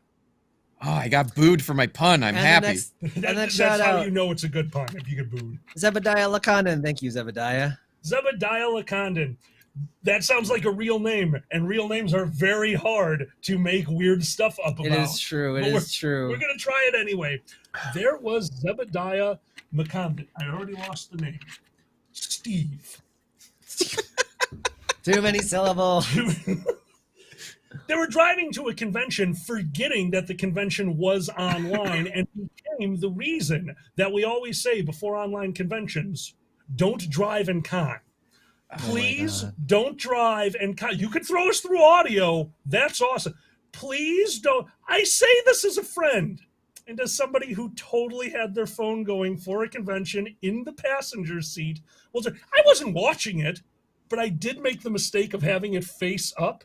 And then I realized after a minute of sitting at a green light, like, oh, I have a field of view that I should be paying attention to, that I was distracted by Boozy yelling into a microphone. All right, that's going upside down. So don't drive and con. Don't drive and con, kids. That is a very good Could you advice. actually pronounce that name one more time? I want to thank you. Oh, Zebediah Lakandan. Lakandan. Thank you very much, Zebediah. See, now, Xander, you're just Zebediah. showing off with your pronunciation skills. Zebediah. Oh, come on. It's easy. It's like... So believe it or not, I think a lot of you know this. I used to do announcements at my school. I had a radio show, and always the part that got me, the part that I would fail at, was always names. I would have to do announcements for like, oh, here's the spelling bee champions. Here's this. And because I was still a little bit of a surrealist even back then, when I knew I wasn't going to do it right, I would go totally off the rails. So at my high school, there would be like these spelling bee announcements. I'd try to get to everyone, but to give myself time to think of how to pronounce it, I would just start making up names. And in a name like that, like a Zebediah, I would probably make up 4 or 5 names while in the back of my head thinking, okay, Zebediah, So I'd get off announcements, and there's Dean Shaw. It's like, who the hell were the rest of those people? I'm like, oh, people from other schools. Like, this was an inter-school. This was not inter-school. There were no other people. Like, oh, don't worry. They're over in another classroom. Got into a lot of trouble. A lot. You trouble? No. So I will say I'm very happy we did all the things we were trying to do for the Dragon Show. Come on. That's an accomplishment. That is a accomplishment. Normally we get to about half of our questions, forget 3 of them, then backtrack, Say you forgot shout outs. Then I cry. No, I'm kidding. We'll get it right the next time. But thank you so much to all of our patrons, to all of our supporters, and thank you too much for all of the attendees of First Squared for watching our particular brand of nonsense. And again, thank you to Bick and the Hawes Society. And with our last 5 minutes, Dragor, you didn't get to be a huge part of the show because you were dealing with some tech support in the background. And I understand. I do want to really quick thank you both for taking the first panel hit that had the highest degree of likelihood of this. The way I pictured it, I have been working with Bick at Anthrocon for long enough to know just enough sign language that if we didn't have audio, I could say something. It wouldn't be what I was saying, and it would not be polite, but I could say something. I'll never forget, actually, the first time I got to meet this wonderful gentleman, we didn't get to meet. I was thrown onto stage, and on my way up there, it's like, oh, don't forget, you have an ASL interpreter. And I said, why? I was doing my routine, and I definitely flubbed a line. Like it was one of the throwaway jokes in the middle. But you're on stage, you're trying to get through the moments, you're going moment to moment, and when no one laughed, to protect myself in my head, to protect my fragile ego, I said, no, that joke was flawless. Bick's timing must have been off. That is obviously what happened. Yes, Oh, Bick. Oh yeah, my but then God. you didn't realize you don't actually understand sign language, and then other people afterwards had to tell you about the revenge. Oh, absolutely. The revenge. I believe it was either Bick or Bick's partner who was on stage with me when me and Kage came up with a gag that involved dropping the house lights and didn't realize until we were in mid-gag that the entire row of people who needed Bick's assistance, the whole reason he was there, were like, that got awkward for them. Oh. Lauren, yes. I shouldn't Thank you, point. You can Lauren. read. Oh. Well, I guess we're going to just do quick fire for the rest of this until we're done. 3 minutes, man. Yeah. I believe in you. I believe. What would you like to fire quickly? Fire quickly. If you enjoy this BS, then we're in Dragon Show on YouTube or Alkaline Xander on Twitch and all that kind of crap. And we just talk and play video games and be furry. So if you enjoy that, join us. If not, I understand. Holy shit. Look, Hey. if being this kind of real, and if you need 100% of the time that put on enthusiasm, this is not for you. Yeah, baby. Hey, kids. It's COVID time. Oh, we're a little different. I believe my coworker stated it the best. I tuned into your show this weekend. Oh, yeah? What did you think? Depressingly hysterical. Hey, we do it with a happy face. We do it. That's right. We smile as we take our black pill. That's right, baby. Oh, yeah. Well, I'm a little more hopeful than you are. But that's Just a long. slide- We don't have 2.5 minutes for that. Have a black pill and a Coke. It was in the coke. Bonus round. Dragon and ferret fight time. Go. Be more round. happy. Be less happy. Got it. Yeah, that's Alkali's argument. Anyway. Oh, I love you guys so much. Well, with 2 minutes left, Dragger, we're going to throw this one over to you to close out the show. We asked this to the Hawes Society. This is our last chance to really get to talk to you and just you with nothing. This is the Dragger Show. We don't have anything set up. I punched my microphone. Dragor, you have been dealing with First Squared and the charity. You have 1 minute, 30 seconds. What's your moment? I had the charity talk about the moment that they really remembered about an adoption. What's a moment from these conventions that you've been running and helping out all these charities and doing all these wonderful things for these wonderful people? What's your moment? Oh, I get to make this about you. This is awesome. It is when Hawes. So this was, I believe, the year was 2016 because I believe it came to fruition in 2017. I think. I don't remember the year, but the tile is inside. And it was all of the work and buildup. There is a First Square dedication tile done by Hawes. And I happened to see that email, and lucky for me, I know Alkali has too many email accounts. So while he has access to this one, I knew he didn't see it. So I took the email and then I went and deleted it to make sure he couldn't retroactively go see it. And we planned for the whole unveiling of the Hawes First Squared, like this giant tile with our text on it, thank you and dedication. And we got to surprise that to you on stage at closing ceremonies. I think that might be my favorite. You broke me. To everyone watching right now, this has been the Dragon Show. Demon, thank you so much for, again, making sure this convention happened. You have done a wonderful job. And thank you to all of the First Squared staff that have done all of this. Got Vic in. Thank you so much. Yeah. Xander, do the outro. I'm Xander. I'm Alkali. I'm Dragor. We did it. Good night, everyone. Yeah. I think we just went 5 seconds over. That Well- might be our best time. We're still live. We're totally still live. Yeah, you can see right there. It's okay. It's okay. It's not, that's not Are on you- you. We'll just sing until they go up. Are you sure we're live? The Inquisition. What a show. The Inquisition. Here we go. Okay, let's not do this one. Okay, I got an idea. Totally gonna All right. get pinged. Well, who is right? Oh, Yay! I believe that's.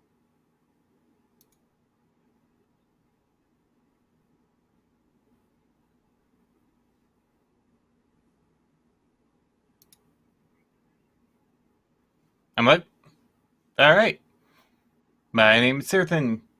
Usually I'm a Draconic Saber Wolf, but today... what? I'm live now?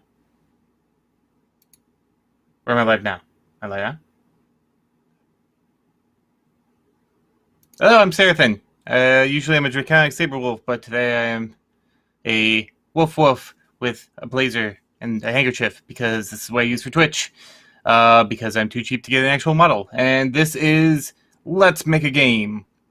So I've been a writer in the furry fandom for about a decade or so now, and I've recently, and by recently I mean the last 4 or 5 years, also been doing game design. So when I was thinking of panels to do for Fur Squared, and especially for the fact that they are virtual panels, I was trying to think of something that was a little more interactive, but could be done without like a lot of like whiteboards or anything like that. And my first one was Let's Make a Story, where we would come up with very like scenes and settings and stuff like that. But I also do writing for furries. So hello everyone, I see you in the chat. So I decided instead to Let's Make a Game. As we know, AAA games are kind of flaming out. They're flaring more than a J.J. Abrams movie. So indie developers are becoming the hot new thing right now. And really all you need to do to start making a game is have an idea. So we're going to go ahead and get some audience participation. I am watching both the YouTube and also the main events chat in the Discord, and I'm going to ask you guys, the audience, to make a game, and we're going to see how well that goes. Remember, this is PG-13, so nothing lewds, no lewds, and otherwise, anything you can think of. We'll start with doing like a couple of suggestions, and then if we find 2 or 3 that are really good, we'll do a little vote. And we're not just gonna go all in. I see we're not doing unicorn 3D chess, but we're going to start with the genre.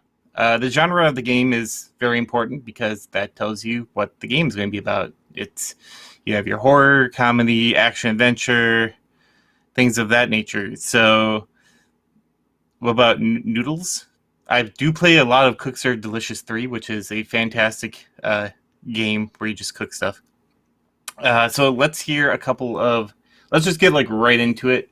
And I want to hear a couple of game genres. So obviously there was kind of the general ones that I put out, and there, if you want to try anything specific. Muffins, I don't think we can really have as a genre. We got fantasy sci-fi. I see a furry action. This would probably be a furry game in all honesty. Cute slice of life. I've seen a couple of cute slice of life games that like I've actually enjoyed playing. You kind of look at like those kind of games, like the more like casual games, and a lot of people are like, I don't know, but like I just played one recently. I can't remember what it was called. It only was like 2 hours long, but I really loved it. There's also like absurdist games like what was it? There Is No Game. I see City Builder. I see a roguelike fighter. Furry Adventure Muffins. This isn't my channel, so we won't be having too much. But we already have. Let's see. We got 1, 2, 3, 4. So I'll choose. We'll do more of the general one. So usually we go by like, if this was like a normal convention, go by like hands. But in this case, I will just count. So if you want furry action, just put in furry action, or fantasy sci-fi mix, city builder, or roguelike fighter. So do a little impromptu vote. Let's see. It's either furry action, fantasy sci-fi, city builder, or roguelike fighter. Do some vote. Just put it down. We got 2 for furry action, 2 for fantasy sci-fi. Like, genre is probably one of the most important things you can decide, because that'll set your tone for like your entire game. It doesn't necessarily have to be the end-all be-all for a game, but there's always the chance that if you make a a weird genre choice and then a weird kind of like everything else. You could have a very interesting game or a kind of a hot mess. I've seen both. I see fantasy sci-fi is kind of pulling out there. We got, let's see, 3 for fantasy sci-fi. We had 3 for city builder too. 1, 2. Actually, I think we have 4. 3. This is why I'm not like doing this in suit. I was actually thinking about doing this in suit. See an action over there. Hot mess is the goal. Yes. At the end of this, I'll try and make a cohesive like plot line out of all this. Give it like another 2 minutes or so. Right now, it looks like it's either, I think city builder is winning one. 1, 2, 3, 4. 1, 2, 3, 4, 5. There's an action over there. I think it's gonna be sci-fi. So we'll do. We'll do them both. We'll do fantasy sci-fi. So I have my little Word document up here. I'm going to put fantasy sci-fi because I am terrible at remembering things unless it's the plotline of stuff. So we have our first decision for our game. It's going to be a fantasy/sci-fi game. So otherworldly, maybe a couple of magical elements. You thinking like Shadowrun and stuff like that, where you got like magic and also futuristic and stuff like that, or stuff of or a little lesser extent like Cyberpunk or something like that. Mixing sci-fi with city builder. Well, that's actually the next thing that we would choose. We can definitely assume that it's a furry game. This is definitely a furry game. I mean, let's say like Smilodon Studios making it, which is my company. So a company in one. Woo! I would probably make it a furry game. So that is fantasy and sci-fi. So next is the type. Now, genre and type kind of sound the same, but they're actually quite different. Genre is more of the feel of the game. Type is the mechanics of it. So our next choice is, do we want this to be something more like a first-person shooter, RTS, which would be kind of more the city builder, a walking simulator, visual novel, anything else you can think of. So go ahead and start listing stuff for the type.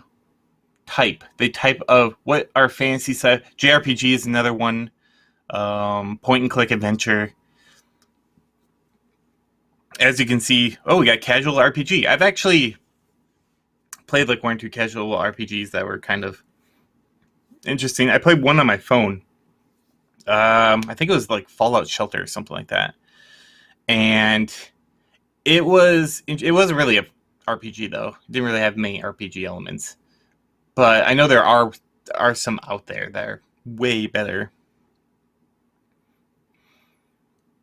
See, 2 people are already going for the RTS. Anyone over on YouTube? MMO Wizard FPS. That is a lot of that's a lot of types mashed together. You could do it though. I mean, there are MMOs that are first person. Oh, Battle Royales, that's another one. Yeah, a couple people who are thinking FPS is good. A couple people thinking RTS is good. A casual RTS.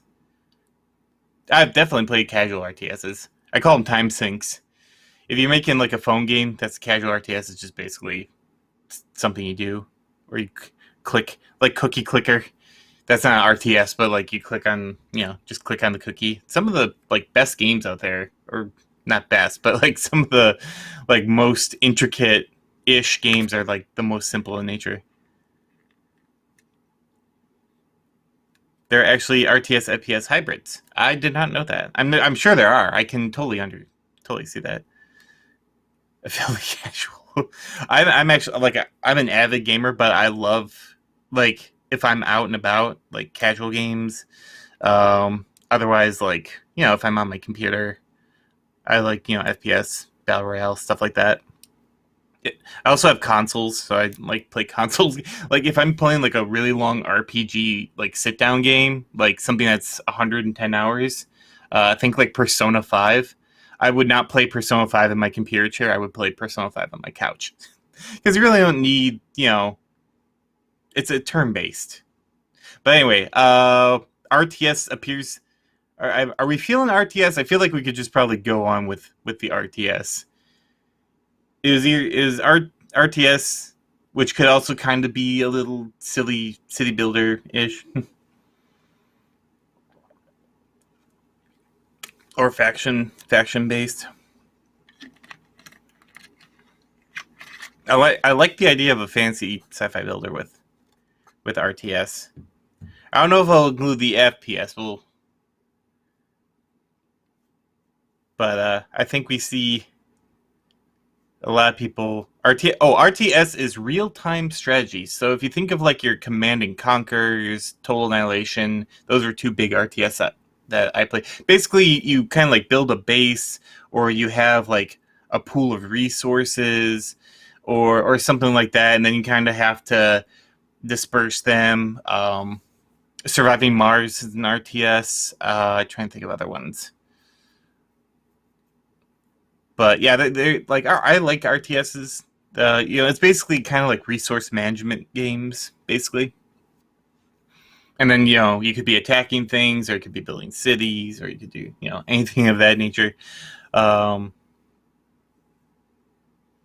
StarCraft. I totally forgot. Yeah, the big one. That's StarCraft, yeah.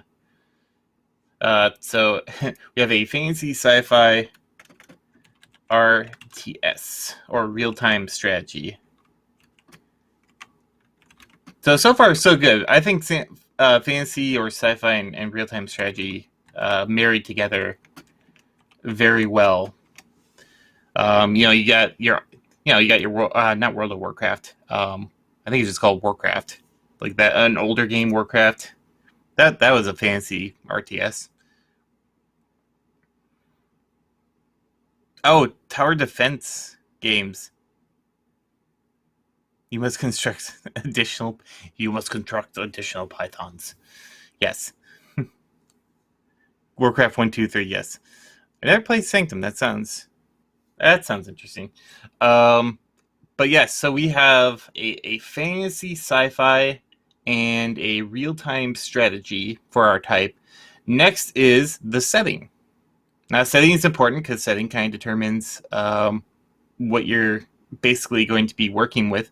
For instance, if you have like a horror game, you can have an abandoned building or anything up to like a space station. So really, size doesn't matter when it comes to settings. It just depends on how big you want the game to be. So if you're looking for a huge game, you gotta have a huge setting. If you want like a smaller game, you look for like a house where Resident Evil 7 was just it seemed like it was just one house, but I never actually played it. But I saw the previews and a couple of other things. So I want to hear your settings. I want to hear where this game is going to take place. Where are we going? We got so far. We already got furries terraforming Mars. So we got our surviving Mars. We got extra dimensional travel. So a magic asteroid belt. We got Mars again. We got to get you out. Ooh. I almost swear, and you can't swear on YouTube. I've been trying very hard not to, because usually at panels I cuss a little bit. Trying not to. I really am. I want to make sure that I don't do that. Almost did, but to my defense, it was a movie quote from Total Recall. You got to get your rear to Mars. Get your tail to Mars. That'd be the furry version. Get your tail to Mars. I'm on. All right. Terrible. Terrible.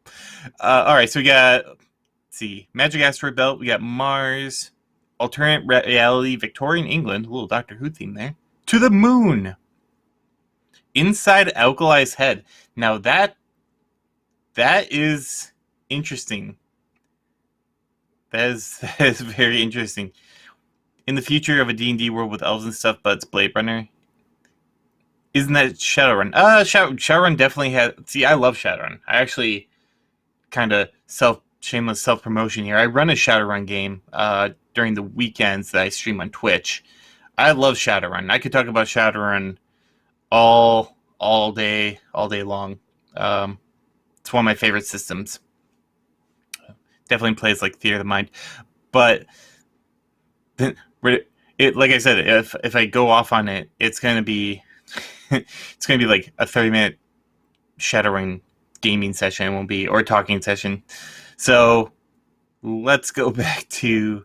All right, let's pick a couple of these. So I'm going to pick, let's see, Mars, AR, Victorian England, and Alkali's Head. So we'll do these three. Shadowrun is very cool. I have a server too. I'll post it later. But yeah, so I want to see your votes. Either Mars.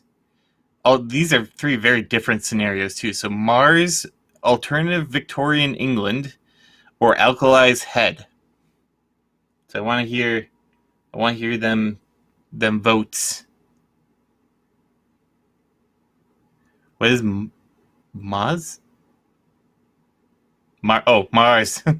Mars. Got to get your child to Mars. Give these people the okay, in case you can't tell, I enjoy Total Recall. The old one, not the new one, because the new one is stupid. But the old one is fantastic. So if you gotta watch one, Arnold, watch the one with Arnold. Alternate reality Victorian England on Mars. I got 3 for Alkali's Head though.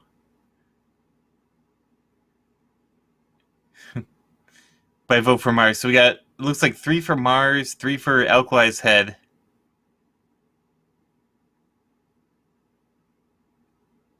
And let's see, is there anyone over? That's gives us Colin Farrell in space. I don't even think he goes to space though. Colin Farrell is like going through like the Earth's core, and they waste Brian, and then poor Bryan Cranston.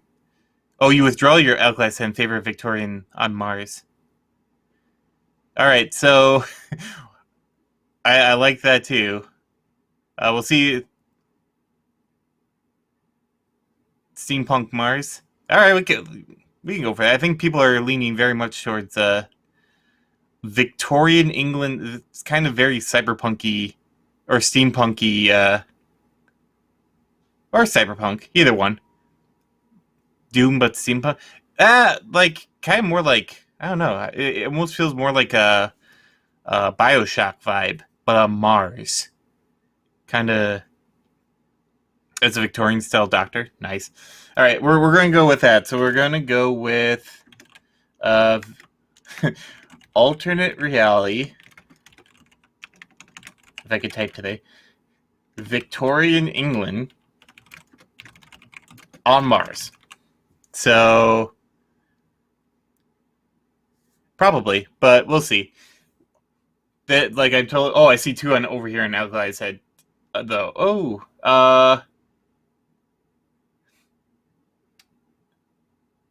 So, all right, we're getting a lot of love for Lottie, so why not just merge all 3? So, alternate reality, Victorian England on Mars, while inside Alkali's Head. So, we got like Being John Malkovich on Mars with Total Recall. Also cyberpunk, or steampunk. So, yes. That is a very specific setting, but I will work with it. All right, and it's and just to reiterate, this is a fantasy sci-fi real-time strategy game with the setting of alternate reality Victorian England on Mars while inside Alkali's Head. I don't know whether it's that setting inside Alkali's Head or Alkali is in that setting and we're in his head, but you know what? We're just gonna go with it. We're not going to think about it because that's not what this panel is all about. All right, now we have a problem. The problem in the game is what the protagonist, which we'll decide later, is trying to solve. It could be anything as simple as, again, Total Recall, like get these people to air. Or it could be the planet's about to explode, or it could just be something as simple as Alkali got his top hat stolen and needs to find it. Like something, it could be anything that you can think of. We just need a problem that is going on that is kind of the backdrop for this game we're creating. How to get out of Alkali's head. So we are really going like being John Malkovich. You can have a future DLC. I like that. Fancier Inception. Oh, see, that would have been good setting too. We're not adding any more settings though. All right, we got how to get out of Alkali's head. We got working on an assembly line in Space London while trying to plan a con. Again, very specific. We got very specific.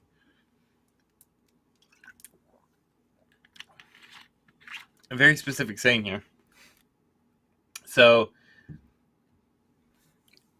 I see a couple other people are typing here, so we'll give them a chance to go in. Alkali having a nightmare set on Elizabethan Mars. We're going to just call it Elizabethan Mars. That's just way easier to say than alternate reality Victorian England on Mars. Searching the mental Victorian Mars landscape for the pieces of Alkali's comedy routine. Oh boy. I almost wondering if Alkali is listening to this right now. I love Elizabethan Mars. I have an image in my head of just kind of like Big Ben and like, you know, like all the London landmarks, but then a dome and then, you know, the red. Oh, Elizabethan does not equal Victorian. Huh. But there we go. Okay, so gotcha. I like to be perfectly honest, Elizabethan and Victorian lore is not my strong suit. Pretty sure just Alkali's record thing won't. A nice indie band to listen to. Yeah, I could see that. Okay, any other ideas for the problem we're having so far? We got working on an assembly line in Space London while trying to plan a convention. Alkali having a nightmare and searching for the pieces of Alkali's comedy routine on a Victorian Mars landscape. Any other ideas we got here? And I'll pick 2 or 3 that we can vote on and see if there's anything over there. Okay.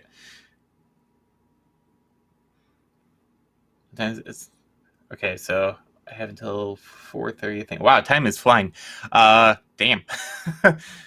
Oops. Is that a swear? I don't know. Anyway, I won't say it again. Oh, we got collect. Look at that. We're already thinking about collectibles. We're already thinking about like. Look at that. We're already thinking about like mechanics that go on. We're just like designed by committee game going on here. So it sounds like the two. I think the two that I really like that we're going to go here is either he's searching a mental Victorian Mars landscape for his comedy routine, or he's having a nightmare. So either they're both kind of dreamscapey in a little bit of ways, but so I want to see your votes on whether it's a nightmare that Alkali is having while on Victorian Mars. So actually, well, I'm going to simplify it a little further. So either a nightmare, or Alkali is trying to search for his comedy routine. So he's looking for something, a quest, as it were. So nightmare or comedy search. That'll be the votes. I see 2 already for comedy search. Do you have anything over this side? Okay. Yeah, I did pare it down a little bit since we already had like the setting and all that. So this is mostly just so the problem is either the nightmare is he can't find his comedy routine.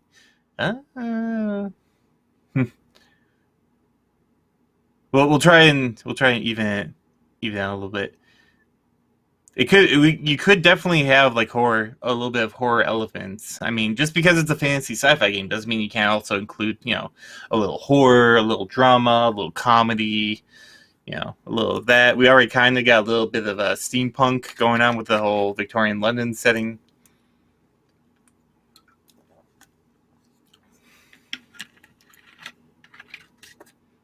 Squeeze, throw, talk to it, add to inventory. It looks like comedy search is going to be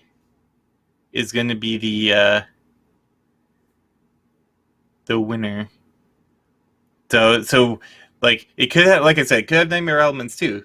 Not saying that you definitely can't have that, but I think the main focus is going to be he's looking for pieces of his comedy routine. So I'm going to put that as the problem.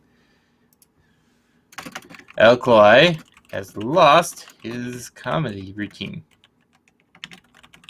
I'm also trying to figure out like how to string all this together while we're doing this, so this is fun. This is definitely interesting to do. All right, we need a protagonist. Now the obvious answer would be Alkali, but I would like to become the rubber chicken. That's something I would write. But if you can think of another protagonist, it doesn't necessarily have to be Alkali for it to be in Alkali's head. So we got Xander. I mean, if people want an Alkali, we can do Alkali, but just Steve. We got Miko, Martian, and Top Hat. Me. This sounds like the next Dragon Tale book that I'm gonna write. If Xander can't find Alkali's comedy routine, the Dragon show is finished. I like the tagline. That's a good tagline.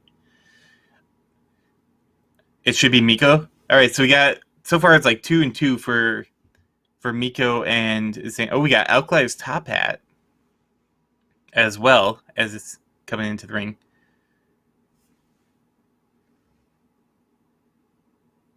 Watermelon. That's weird. Any other thoughts of who the protagonist is going to be? So far, it looks like we're going to have a vote between Xander and Miko because they both kind of got 2 people. Or the Top Hat. Actually,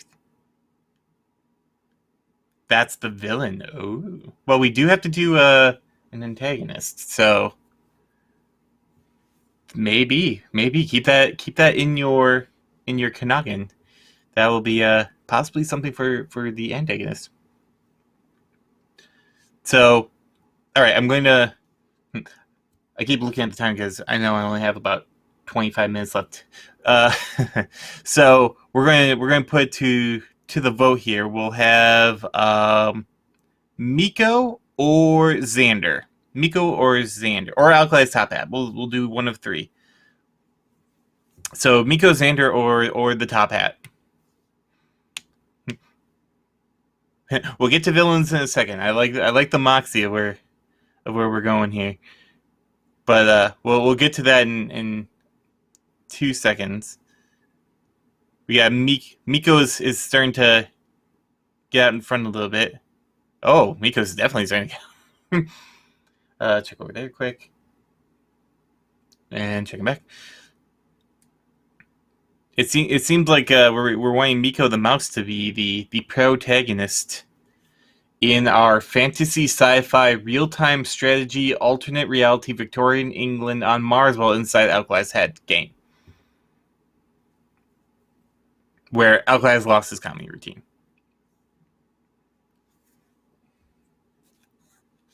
I said one more person type and we'll see what.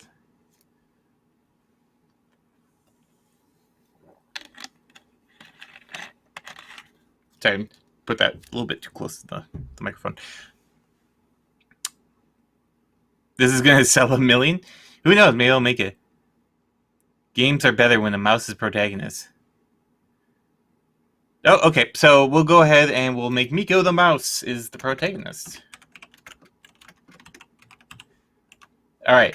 And now we have, of course, our antagonist. So the one that we would think of as the villain. Now, it could be a person, it could be an entity, it could be something bigger. For instance, Shadowrun is like, any megacorp. If it's if it's Alan Wake, it's the darkness. If it's, I'm trying to just think of games off the top of my head.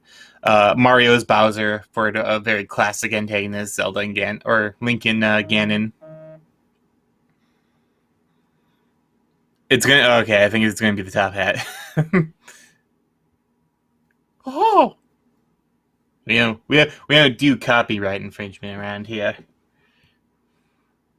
Alien Cyberbot Top Hat. We could just have the Top Hat and then have the Fur as a Top Hat. I'm sure Fur would enjoy that. Top hats imply the existence of a bottom hat. Oh, we're getting a couple of people who are thinking Fur as a top hat. So we'll have to go with either Top Hat or Fur as a top hat. But I think it seems like it's about 3 and 3 so far. Check the other side. I have my main events. I have the Discord on my right screen, and I have the YouTube on my left screen. So if I keep going back and forth, I'm literally just looking between each screen. So Top Hat or Fur as a top hat. So Top Hat or Fur, just so we don't get confused. As the votes for the antagonists of our fantasy sci-fi real-time strategy alternate reality Victorian England on Mars while inside Alkali's head game where Alkali's lost his comedy routine featuring Miko the Mouse as the protagonist. We'll do Fur as a top hat. So I see top hat, fur. One is both. Another Fur. We got it's very close right now.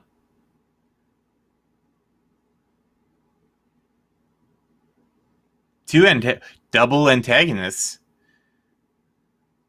We could have Fur and the top hat, or we could have Fur being the mini boss and then the top hat being. So we'll go ahead. We'll pull them both.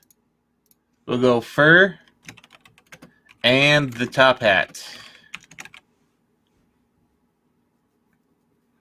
Fur and the top hat. All right. So to once again recap, our game is a fantasy and sci-fi. It is a real-time strategy game. It is an alternate reality Victorian England on Mars while inside Alkali's head for the setting.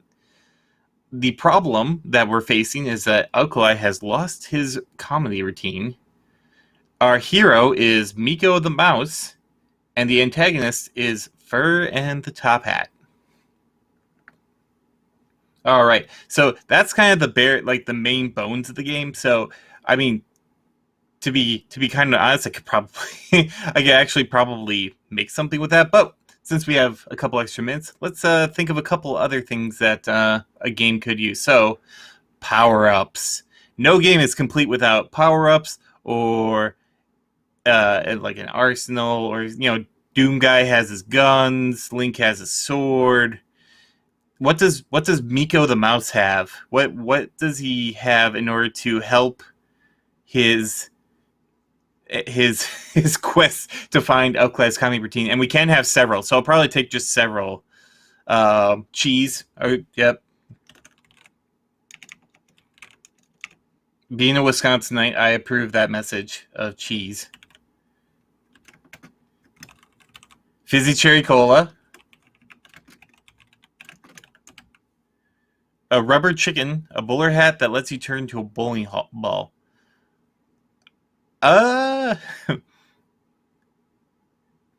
Fizzy Cheesy Cola? Oh dear. Rubber chicken. Oh, I might put one or two of these to a vote, but protective Hawaiian shirt, so...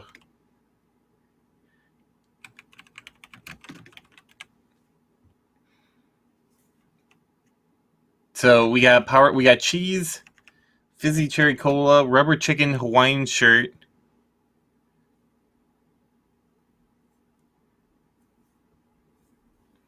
These are what help Miko the Mouse retrieve Alkali's Kami routine.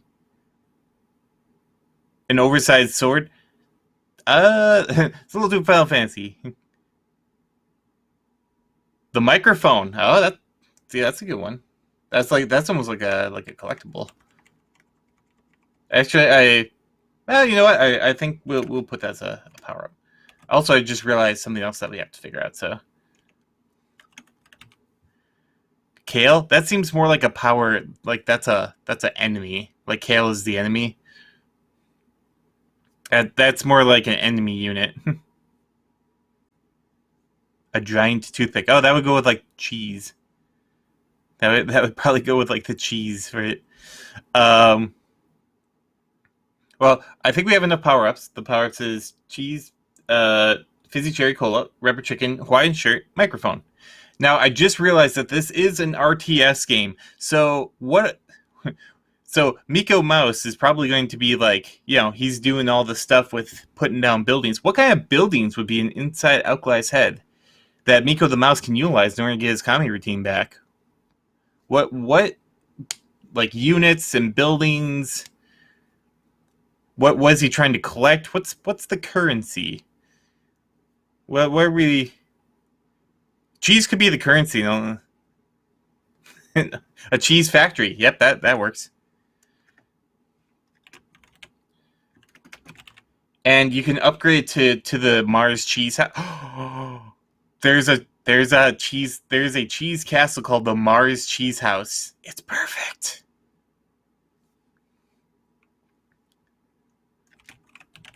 It's a cheese factory, which upgrades to the Mars Cheese Castle. If you're not from Wisconsin and you've never heard of the Mars Cheese Castle, it's just basically a castle in Wisconsin that has all the cheese. That's basically it. It's a national landmark. It's pretty much a Wisconsin national treasure.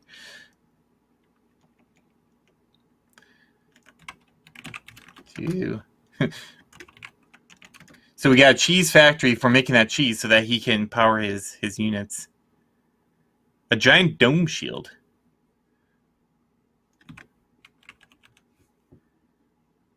Boxes of foxes and chippy bags. See, chippy bags would probably, if we had Xander be the main character, chippy bags would totally do it. Chippy bags and salsa. You have a power-up called Queso Quantum. I like that. There's another one called the Quesator or Quesador.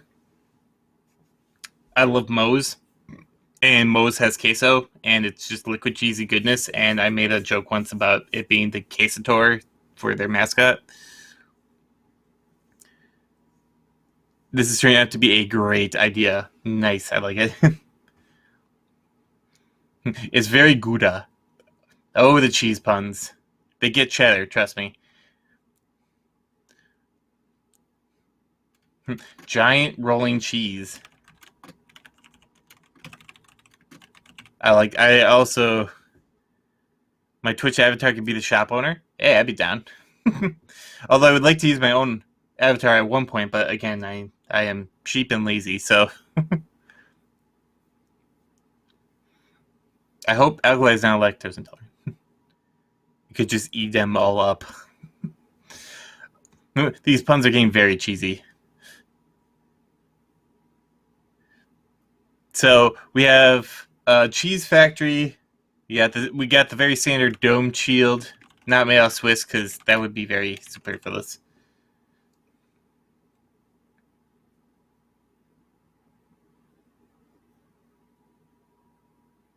It's a good attack. All right, so as we have a couple of units here, got giant rolling cheese wheels. So what are the enemy units?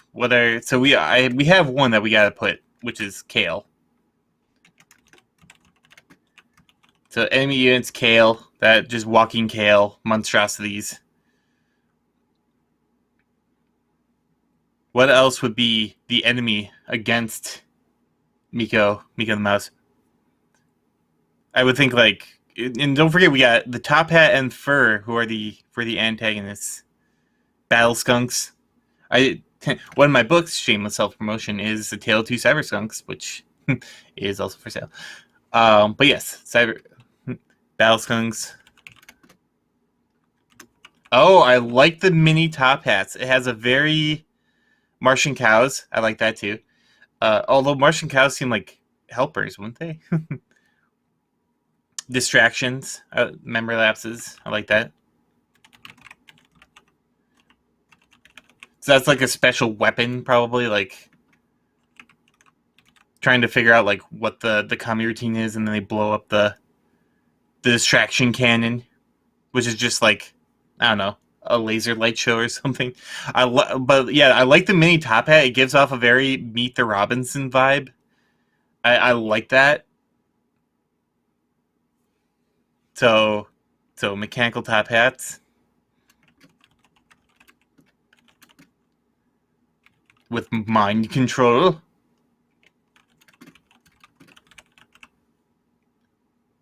Marshmallow cows.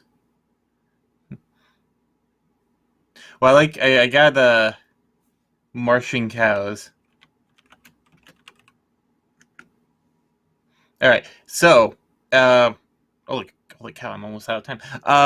The last thing is real quick. What will happen if, like, what would be kind of the end goal? What will happen if Miko collects all of the Kami routine?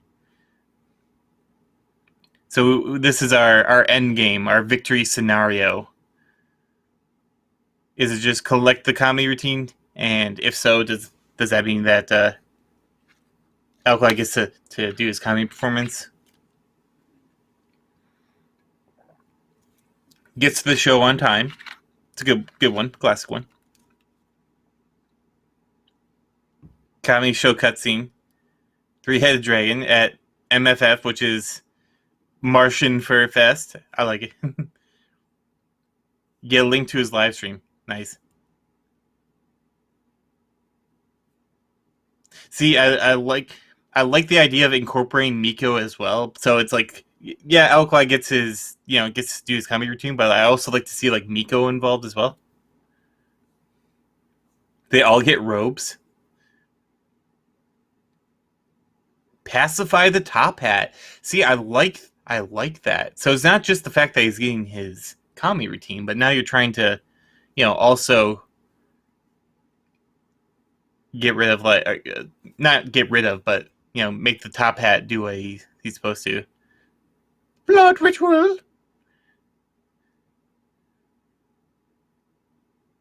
Determine how well you perform. The Kami routine is the final mini game. I like that too. I am so confused. We're playing Let's Make a Game.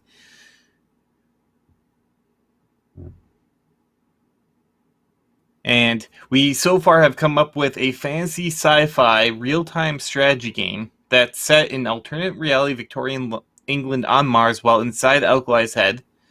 The problem is Alkali has lost his Kami routine, where Miko the Mouse is battling wits against Fur and the Top Hat with his power-ups of cheese, fizzy cherry cola, rubber chicken, Hawaiian shirts and microphones, and using his buildings and units of cheese factory, giant rolling cheese wheels, dome shields, against such things as kale, battle skunks, distractions, mechanical top hats, and Martian cows.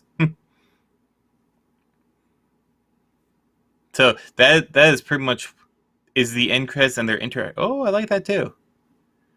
I like that as well.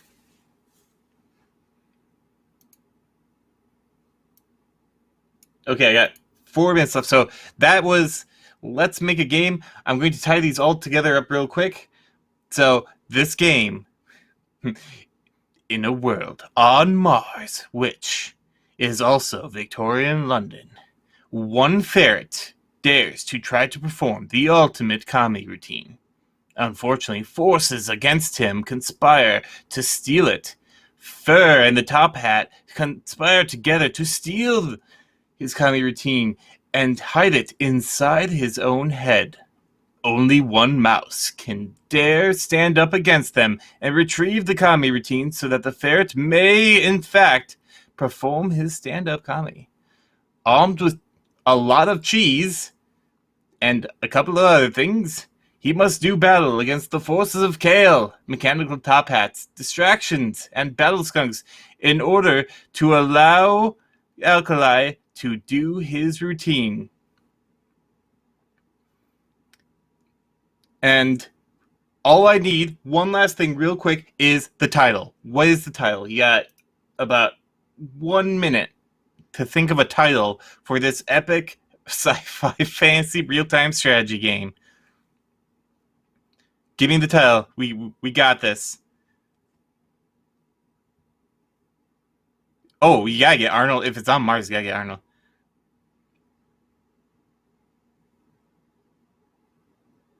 A cheesy joke. Get your tail to Mars. We create this by committee.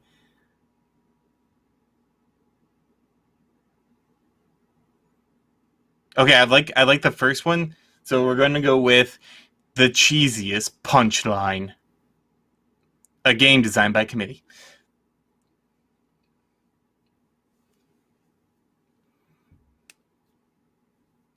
So, Martian Parmesan always bet on mouse. I would do the mouse always win by a book like that. Speaking of, if you would like to read any of the books that I write, I'm a writer by trade. Feel free to go to Dealer's Den. My booth is Smilodon Studio. So go to smilodonstudio.com/store and you can find all the Dragon Show books that I've done. Likewise, if you like what I do here, I do all sorts of nonsense on Twitch.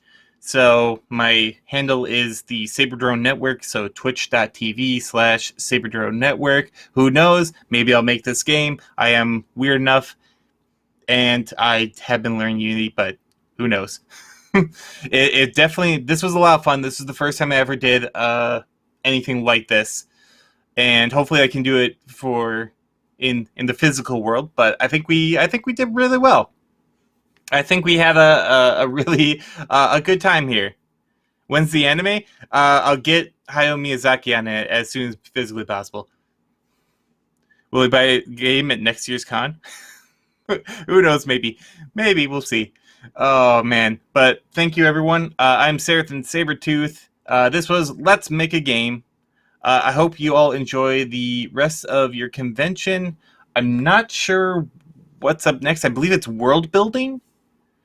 So if you like, I think it's like D&D or stuff like that. I'm not too terribly sure.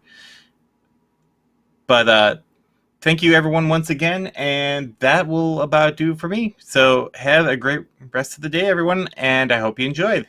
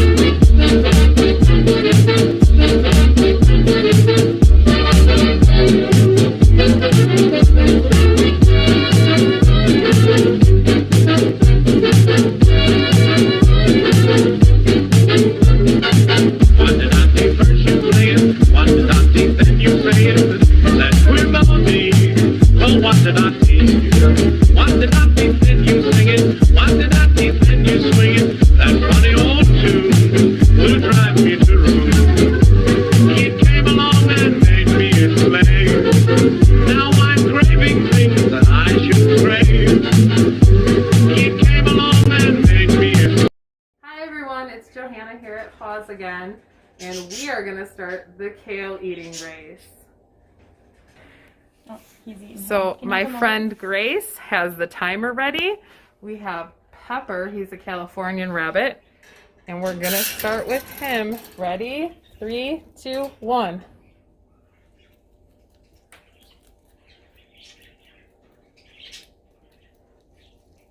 Look at him go. Pepper, you're a strong contender. I know. Get it, Pepper.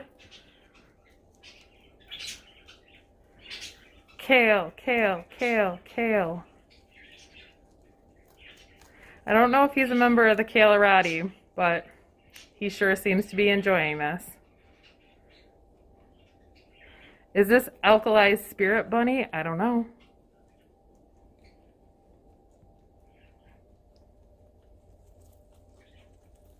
Almost done. Look at him. That's 45.77 for our darling Pepper. Next we have Ronnie. He's a lop rabbit. We got the timer ready. Grace is raring to go. Ronnie, here's your kale. Oh, no. Ronnie's not as enthusiastic a participant as Pepper was. Oh, he's a late start, but he's a contender. Look at him.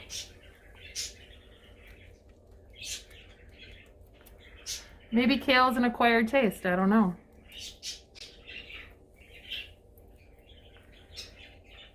Go, Ronnie. Go, Ronnie. Go. Nom, nom, nom. He's almost done.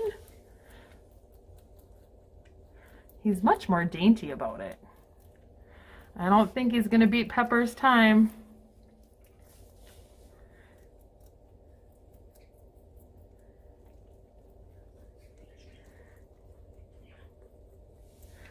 And done. Oh, we got 57.13. Not quite close to Pepper's time, but adorable nonetheless, Ronnie. Thank you. Our third rabbit contestant is Sandy.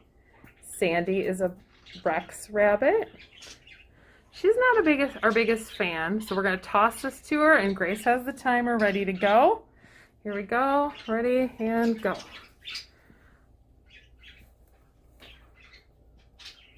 A bit more reluctant, but she's going.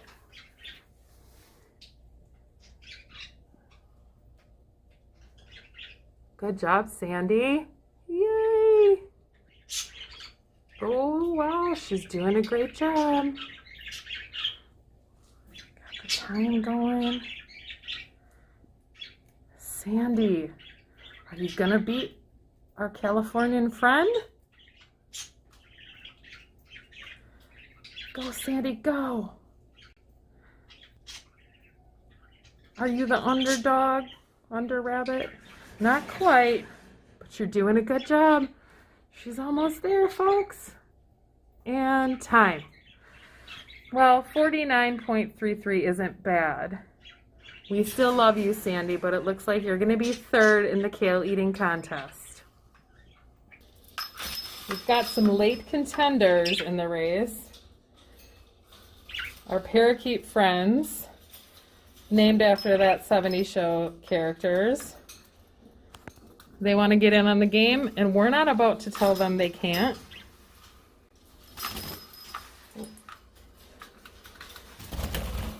Oh, we got a bird.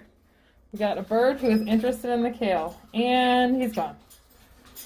It looks like we had Donna, who was going to test out the kale. She said no. And that's okay, Donna. We're okay with that. You don't have to like the kale. We're not going to even show you their time because it's just embarrassing. I'm sorry, guys. Better luck next year. Next, we have Stan. Grace is prepping him with a spray. Stan is our most interesting participant in the race. Most interesting, not most interested. Stan takes his sweet time, and we're okay with that. Stan, are you going to get down on the race? Not a fan of kale. Looks like Stan is definitely not a member of the Kalerati. All right, Stan. Now we know you are not Alkali's spirit animal. We'll leave him to test out the kale on his own terms. Good night, sweet prince. It looks like our friend Pepper the California rabbit was the winner of the kale eating race, and so we crowned him with the kale of victory. Pepper, thank you.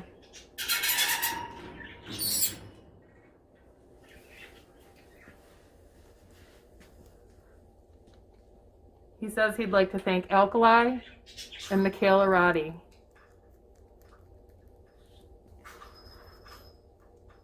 Our friend Pepper would like to thank Alkali, the Kale Arati, and all the attendees of First Squared 2021.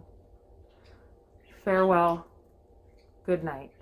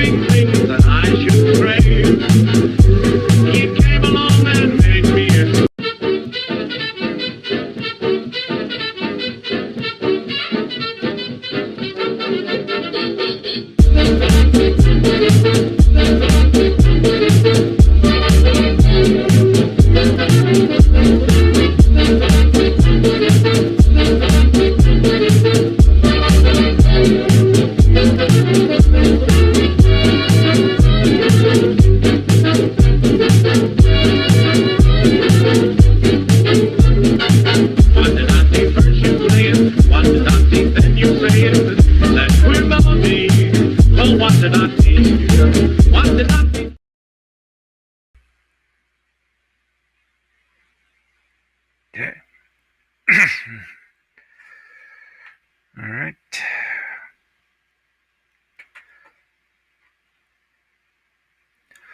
Okay. Am I live now? All right. Okay. Thank you. Okay. Good evening. I'm Joel Kreisman, author of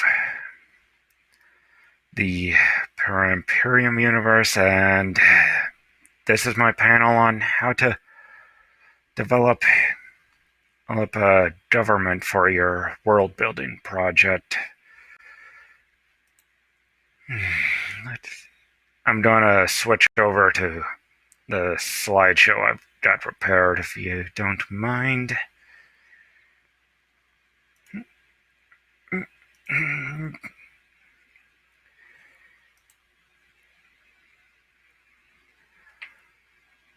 Okay, so okay, is this thing?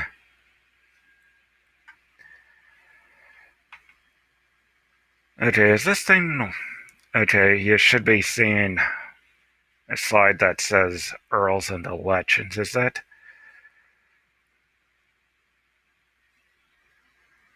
Stayed in over my screen. I'm not sure if it's streaming that. Okay.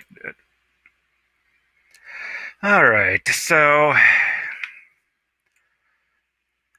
before we get into this, I want to go over some things. To the left? What? Okay. First of all, a polity is a generic term for different political entities, not including countries, but not just countries. Countries tend to be polities with a specific geographic area. A state is a type of polity that has a corporate government independent of any individual person.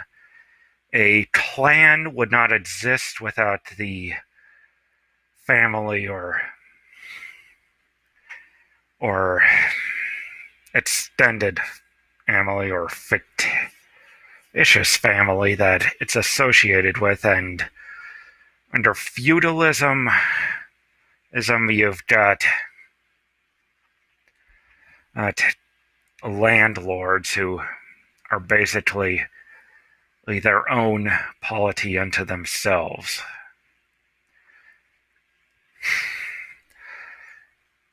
If you were to go in business terms, a clan would be like a co-op, and a feudal kingdom is a single proprietorship, if you know those business terms. Okay. There can be many different types of general government, such as direct democracy, where every citizen votes,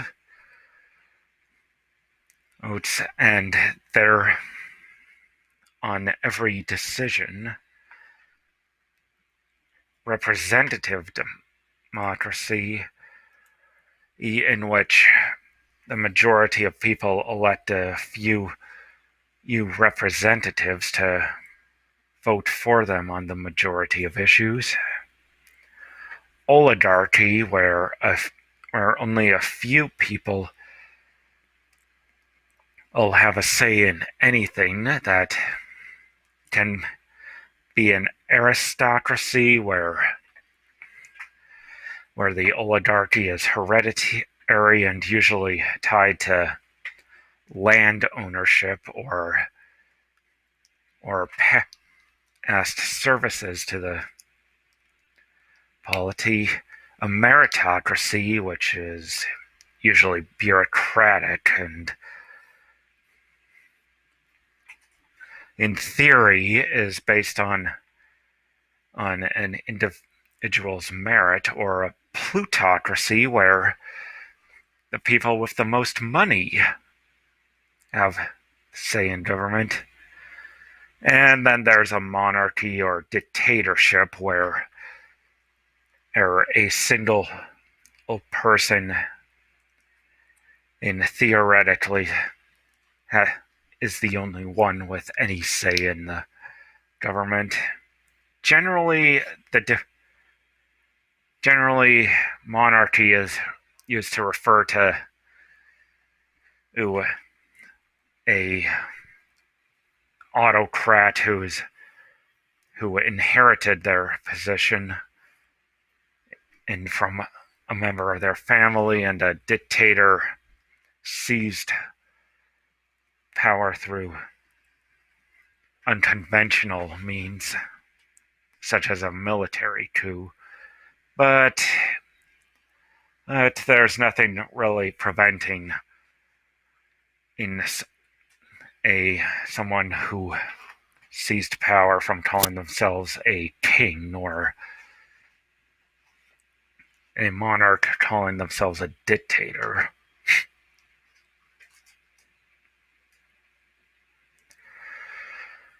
I'm gonna throw out a quick note on for-profit corporations. They're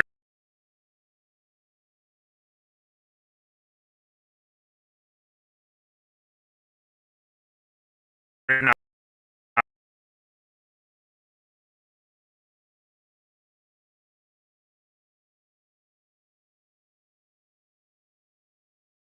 to spend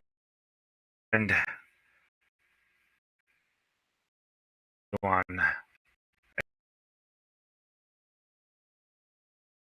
expensive stuff like for our officials and whatever will keep the people from rising up and over them. In general, most corporate governments have ruled colonies of a larger state, such as the East India Company of England and the Netherlands, or the West India Company of the Netherlands that colonized Manhattan, and the company towns in the USA that some politician in Nevada suggested bringing back, even though they're currently illegal, well, for a damn good reason.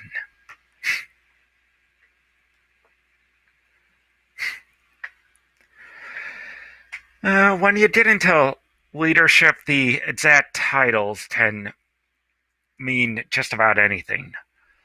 Elected kings and hereditary presidents have appeared plenty of times in history. For instance, Hamlet was written back when the King of Denmark was elected albeit from within the royal family, which is why Hamlet's uncle is the king instead of him. Really, what you have to look at is the rationale behind their rule. Were they put in place by the will of the people? Was their title bequeathed upon them by the previous ruler, typically their parent or other relative? Did they seize power by use of force, or is their rule justified by divine right, which usually gets combined with one of the previous three we have mentioned.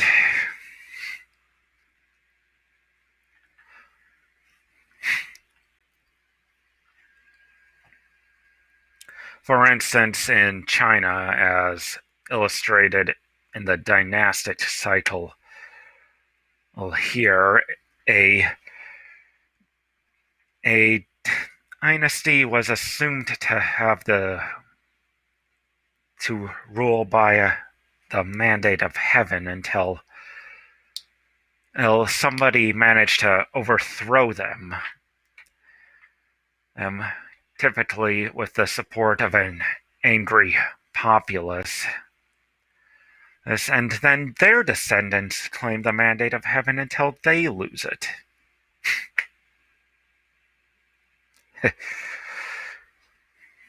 Yeah. It's also important to note that many governments are actually mixed. For instance, the US government is a mixture of democracy, representative democracy, gerontocracy. You've noticed the average age of Congress and the Supreme Court, and the bureaucratic institutions are theoretically meritocratic.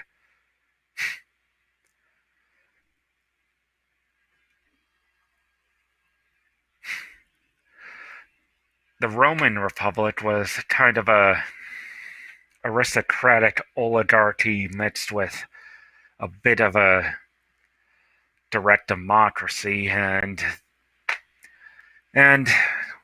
when the emperors rose to power, they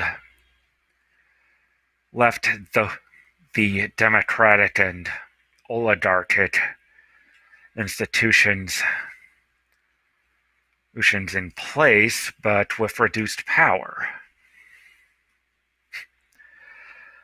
Niccolo Machiavelli believed that the most ideal form of government was a republic that combined monarchy, aristocracy, and democracy in keeping checks and balances on each other, but he didn't write about that in The Prince, which was probably commissioned by the Medicis. So I suggest checking out his discourses on Livy if you want to go more into that system. The constitutional monarchy in countries like Great Britain and feature a monarch who's mostly a ceremonial head of state now, while most government decisions are made by the elected and appointed parliament.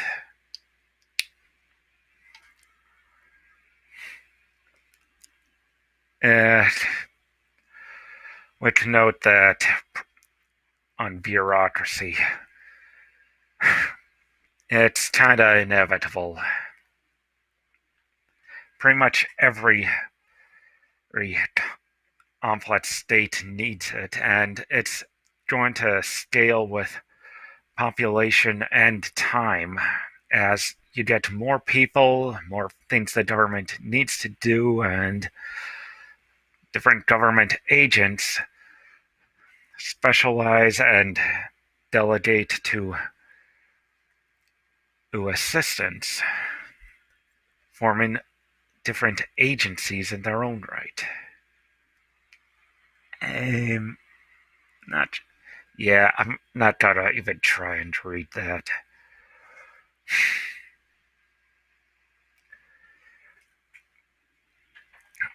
The government of the U.S. is built on a three branch separation where the legislative branch makes the laws, the executive carries out laws, and the judicial branch interprets those laws. But historically, most governments have combined two or more of those roles into one. Such, for instance, the king of a small kingdom can both make the laws and pass judgments in regards to those laws. They might be judge, jury, and executioner. though they'll usually delegate some of that in larger kingdoms.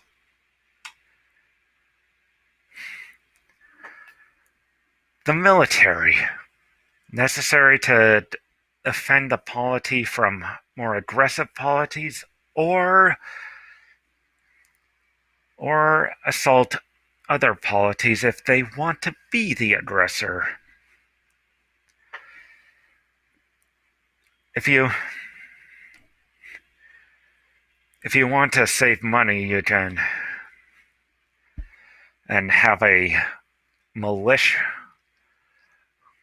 of people who go back to other jobs when they're not needed, but they tend to be better used for defensive. If you want to be on the offense, you'll need a professional army who need to be fed by your civilians or the people you've conquered. And if you don't feed them, they're liable to overthrow the government and form a military junta. Historically, most feudal kingdoms have compromised with a dedicated warrior class, such as knights or samurai, who call up a militia levy when they need them.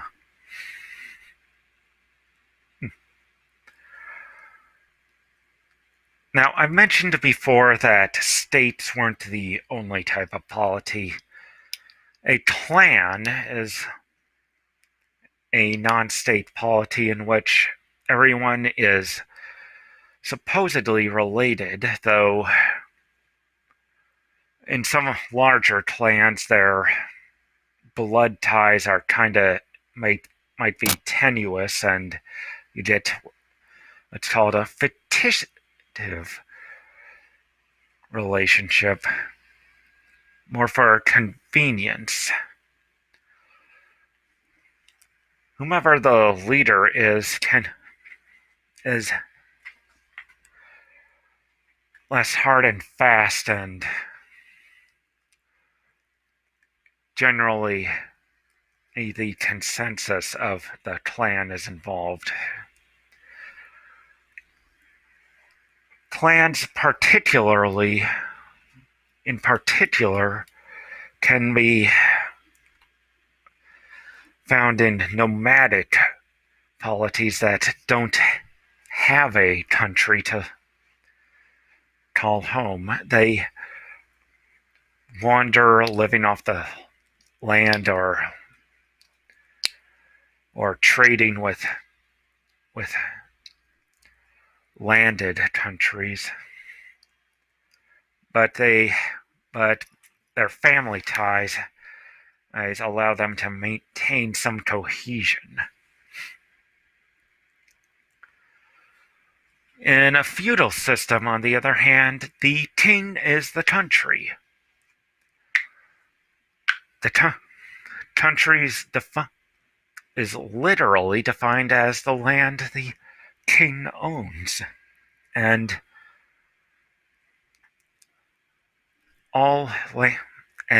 he hands out permission to let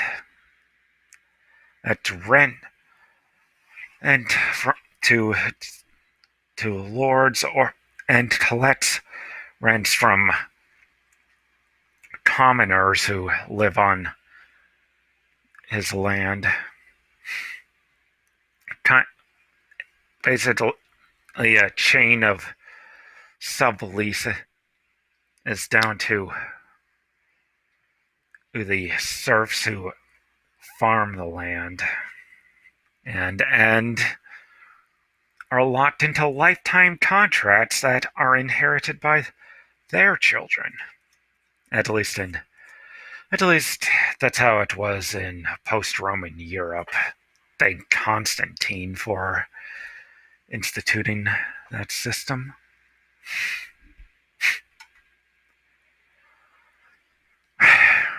Yeah, something that clans and feudal kingdoms are particularly prone to is the phenomenon of feuding, in which personal grudges between members of one clan and another, or one landlord and another, can spiral into small wars as they get their kin and their tenants involved in their grudge.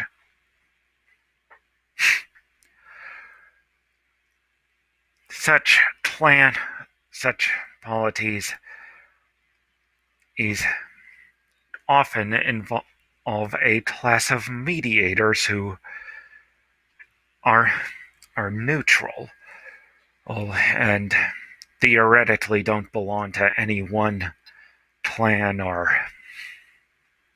kingdom, such as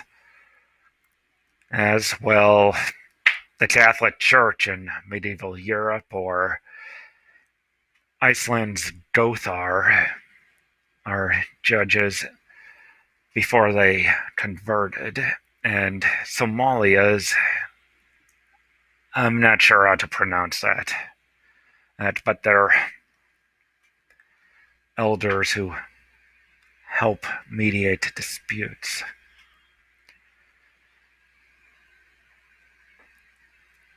A state can try to act as a mediator, but clans and landlords tend to have the most power in weak states or or countries with no state.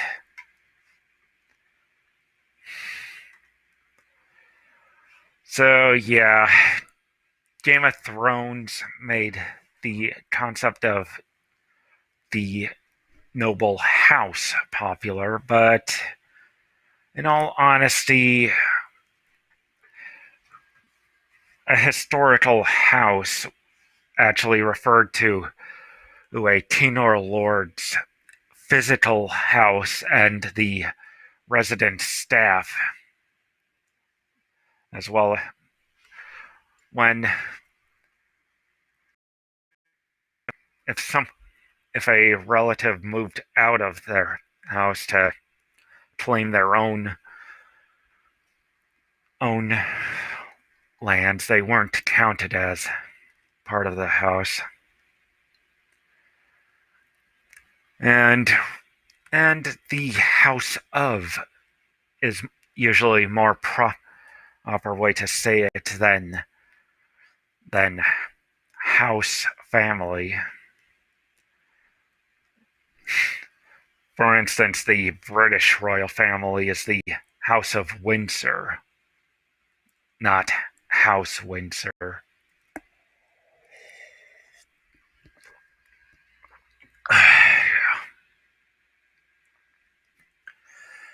City-states. Yes. State polities tend to start out in cities, and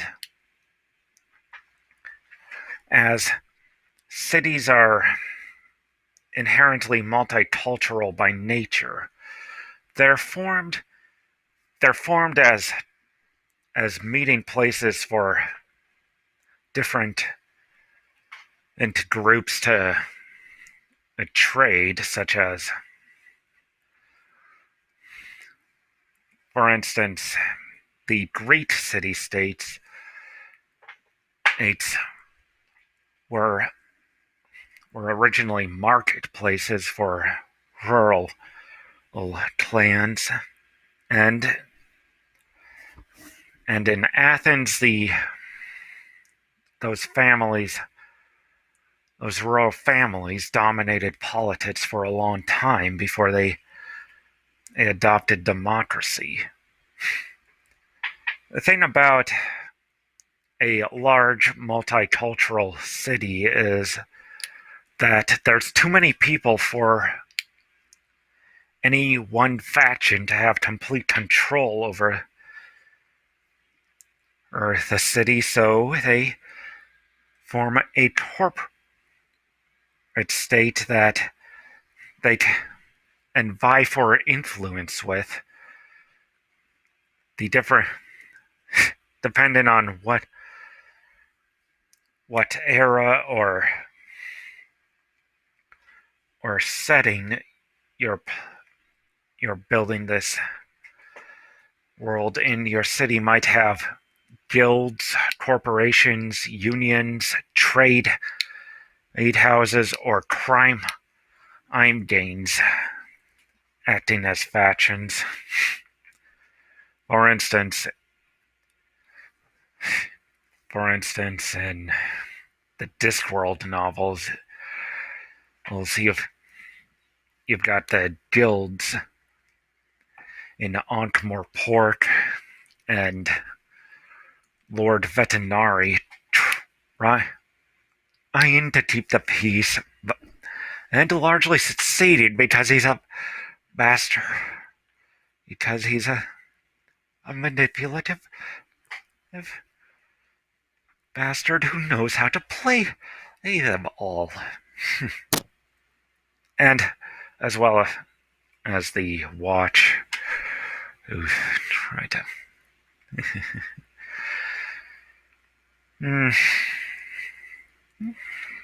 yeah. A quick note on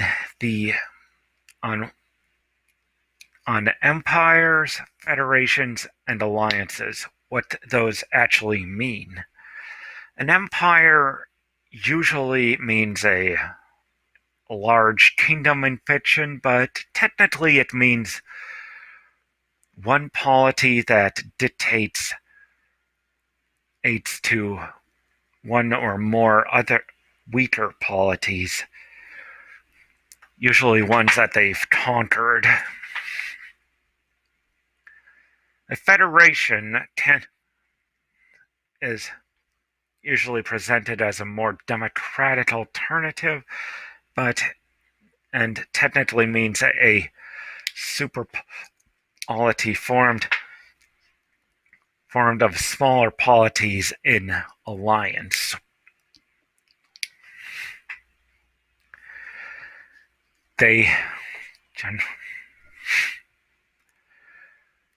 That said, an empire can be democratic, and a federation can be monarchical. For instance, the Holy Roman Empire was actually a federation of feudal kingdoms whose kings voted on which one of them would be the next emperor. Though towards the end of the Holy Roman Empire, the Habsburg family had married into pretty much all of the royal families constituting the federation, and they made it a de facto hereditary monarchy. Though Voltaire's line about it not being Holy Roman or an empire still ill qualifies. Oh, and by that measure, it's very common to have a large federation or empire that has multiple types of government within their domain. The Roman Empire liked to leave the king or government of the countries they conquered in power, but paying them taxes, and under the watch of a governor they installed with an army to back him up, until they prove too much trouble like Cleopatra did in Egypt. And when a federation forms, the different polities that join together might be different government. And so like kingdoms can theoretically join with oligarchies and democracies, like the Greek leads that formed before their conquest by Rome.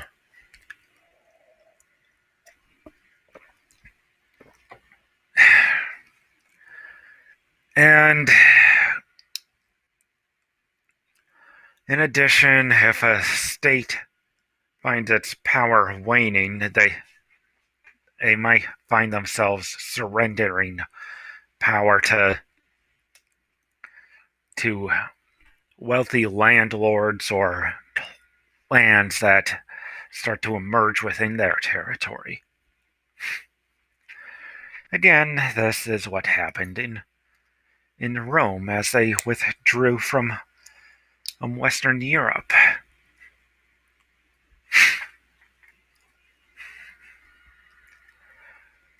Yeah, I'm not gonna cover anarchy in much detail. It's what one considers anarchy is very subjective, and in any case, it tends to be a temporary state before some polity takes control.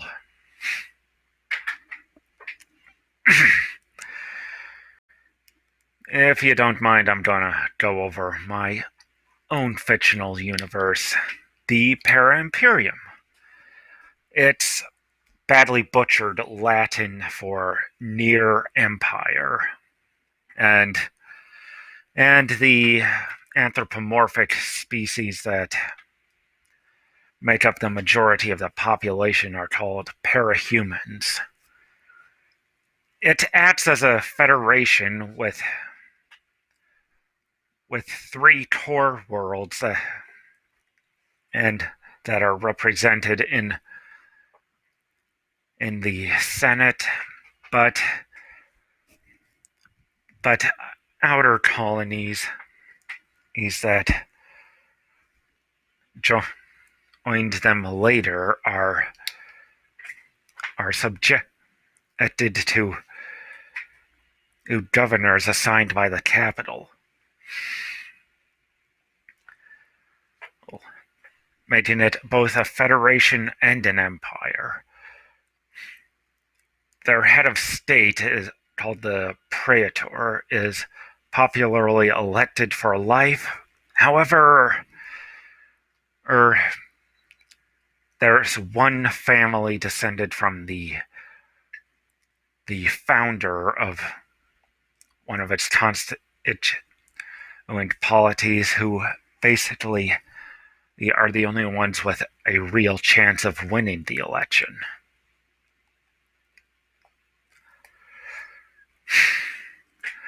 The 3 core worlds include the New Palace Republic, which is a state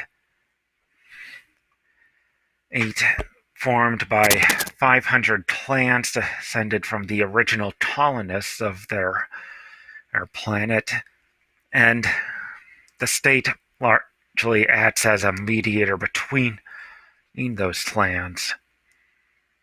Immigrants to New Palace are usually taken in as clients and tenants of the clan leaders. The Kingdom of Schwarzwald, another core world, was a feudal kingdom, but they've reformed into a constitutional monarchy that elects their kings. And the third Erdtor world is the Eridani Directorate Inc., which started out as a for-profit corporation, but over the centuries it developed into a bureaucratically planned economy ruled by a shareholder or aristocracy who's been overthrown more than once in the past millennium.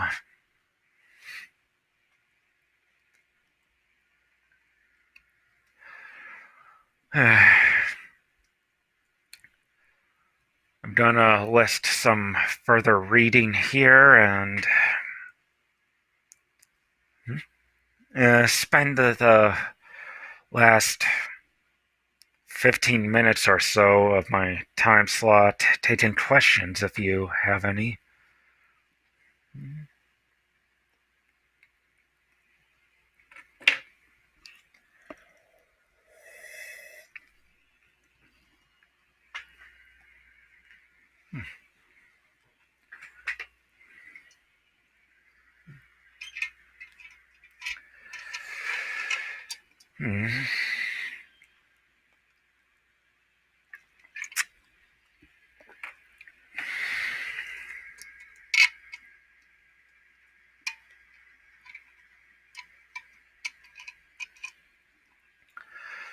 Any questions? Not seeing anything in the main chat.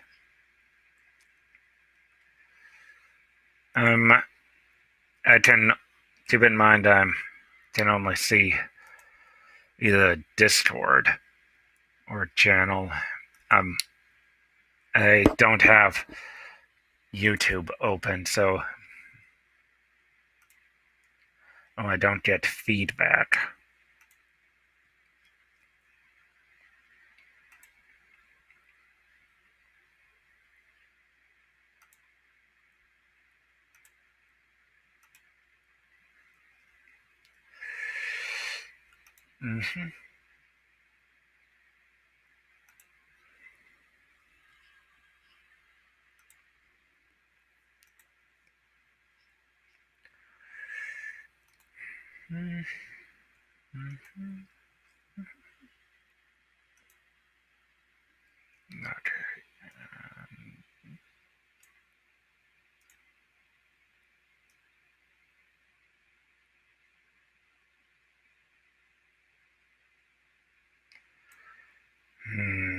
Trying to...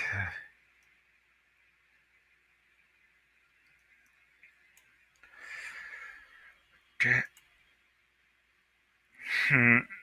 I'm not quite sure on how military dictatorships work. Well, usually they're formed when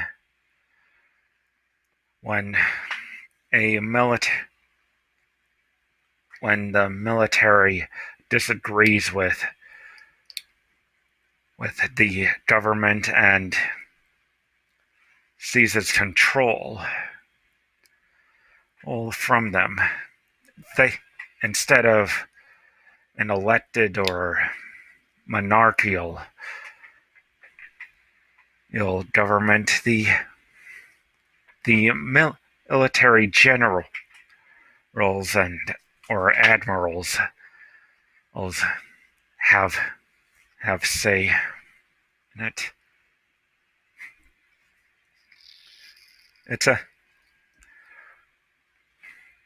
It's usually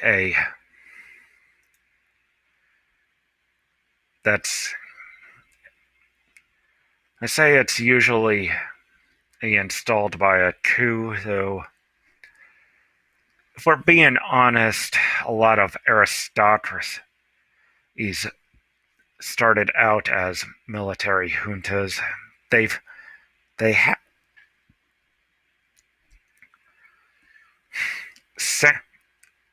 warrior classes like knights and samurai and to be of aristocratic origin, and they use their weapons and training to dictate terms to the rest of the population.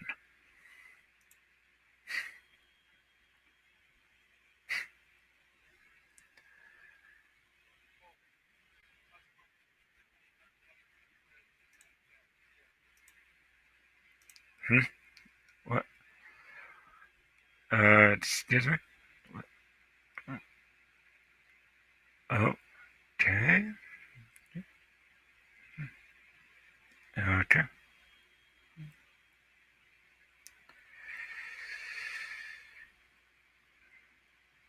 Traitor?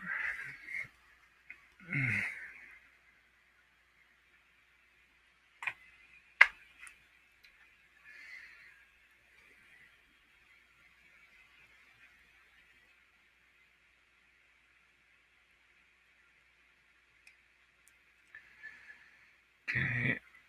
Say traitor?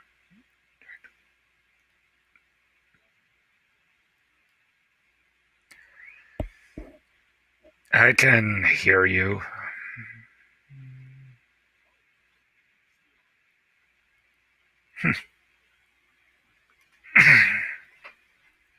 Oh, I think we're cycling through. Hang on, I still have to bring up the Discord chat. I would like to be able to see folks there. Okay, getting there. Okay.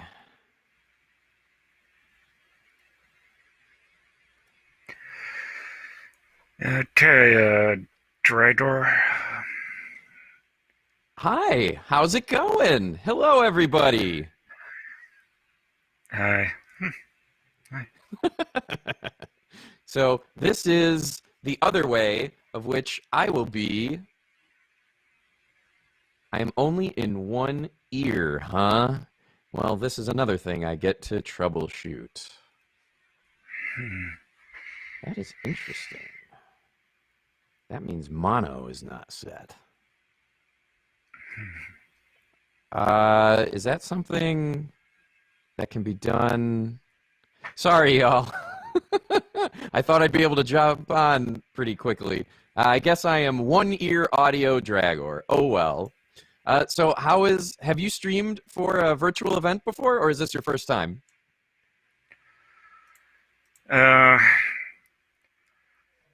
I've streamed before using Discord or its software. Here, let me do...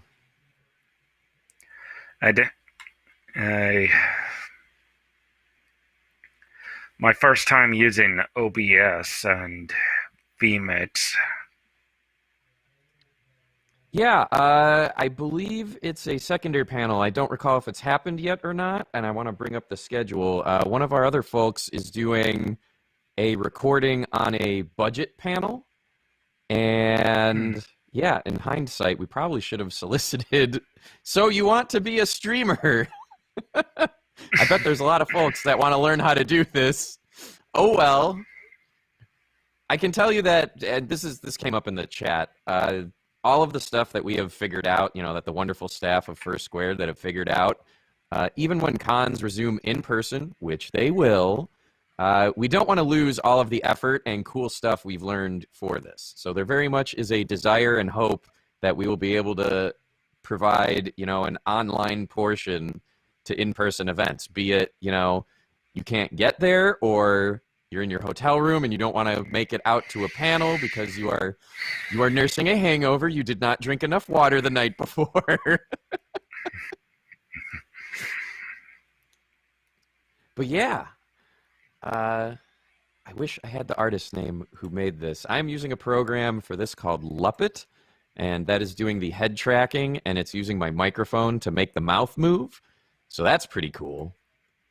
And later, once I get it hooked up, I don't know why it's not working, there's this device called Leap Motion.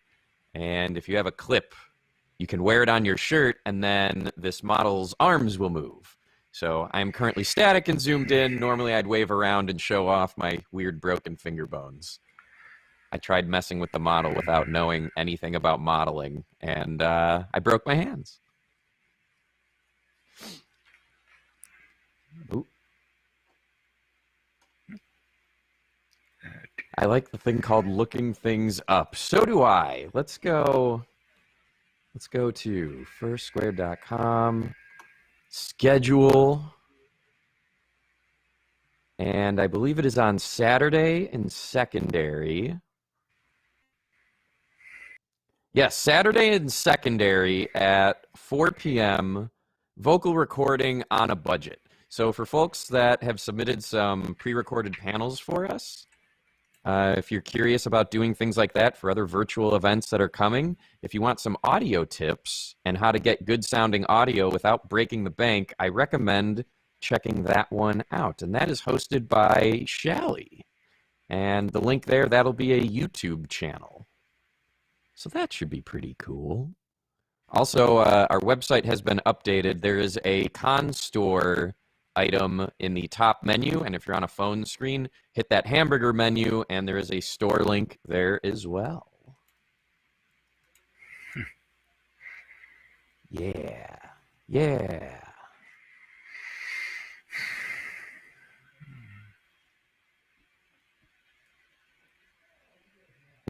Jory Mello says, perfect timing. I need a mic.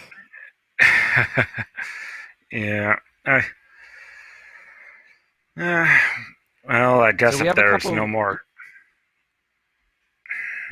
What is a piece of advice or like something that wasn't in your main presentation? What note would you like to end on? What bit of like starter advice, or, you know, let's say someone isn't able to get a hold of you after this, but they want to be able to research and answer a question on the topic of this kind of world building. What would you have to say? Well, I'd say your best resource would probably be the podcast Very Different from Ours. That explores a lot of different legal frameworks for different governments that are not the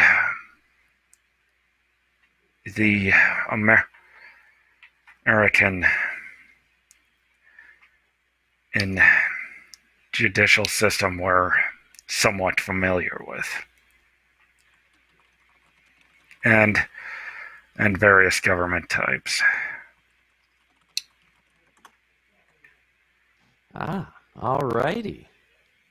Well, thank you for being part of our experimental First Squared Online. As we go on, I think we have smoothed things out quite a bit. Yeah. And as I keep saying to anyone who's just signing on now and checking us out, apologies. We understand. We believe we understand why the YouTube embed does not work, and you have to click through to YouTube proper. For tomorrow's stream, we very much hope to have that addressed. They are telling us they are ready to switch over to the next things lined up. So thank you very much, and we hope you enjoy the rest of your weekend. Bye.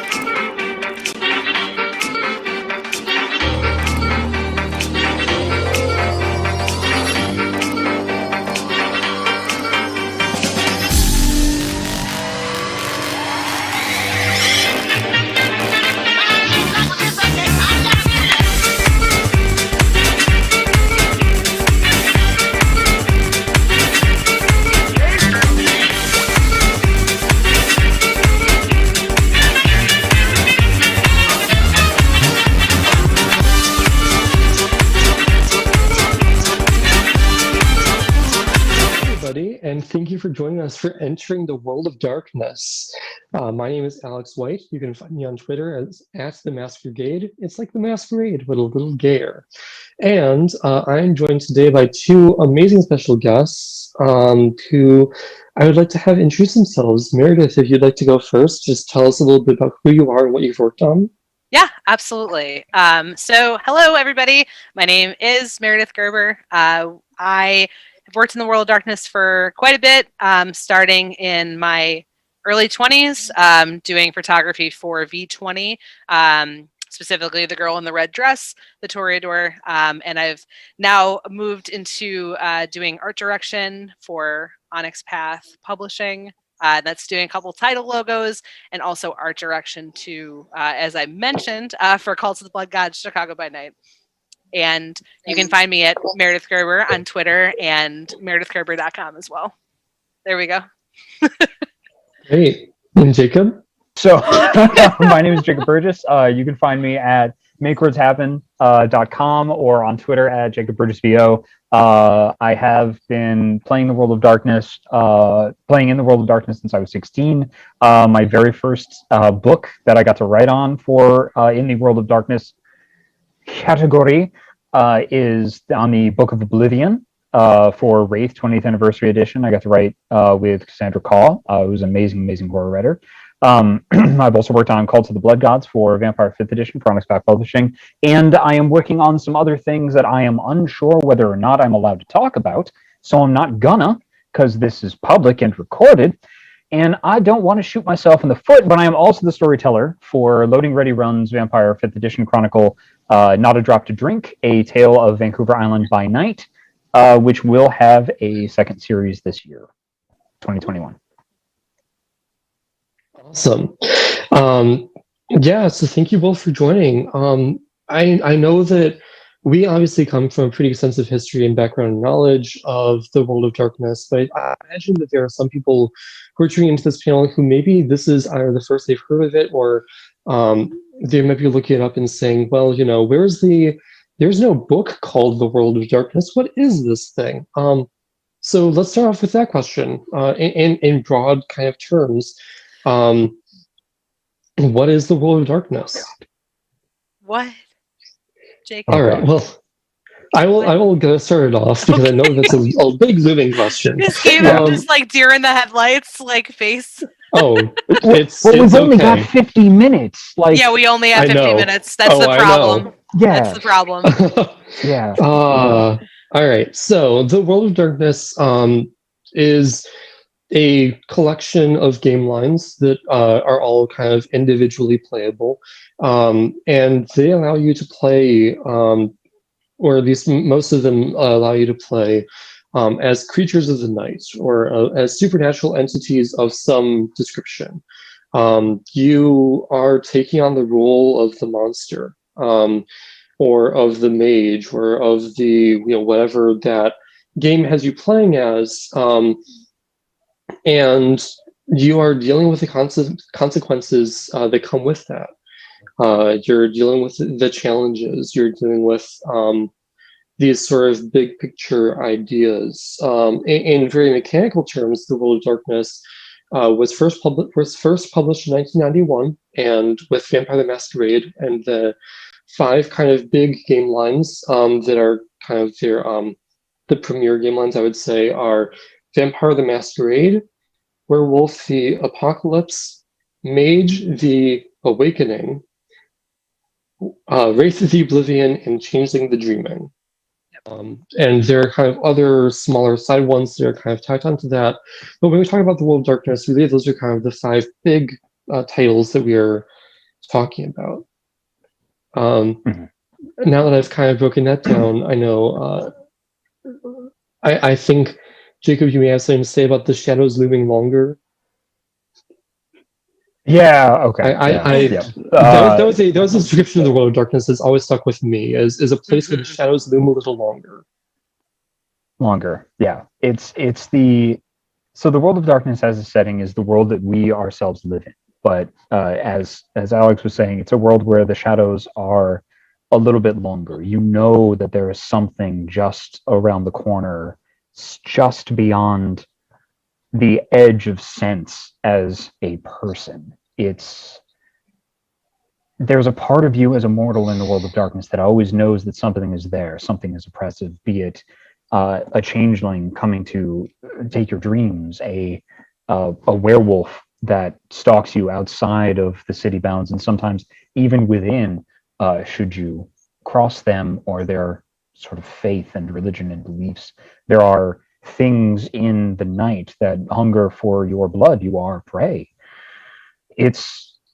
There have been different descriptions and different editions of the World of Darkness and the different game lines, but that's one of the best is the shadows are a little bit longer, and occasionally they whisper to you, and whether or not you listen determines whether or not you get dragged down deeper.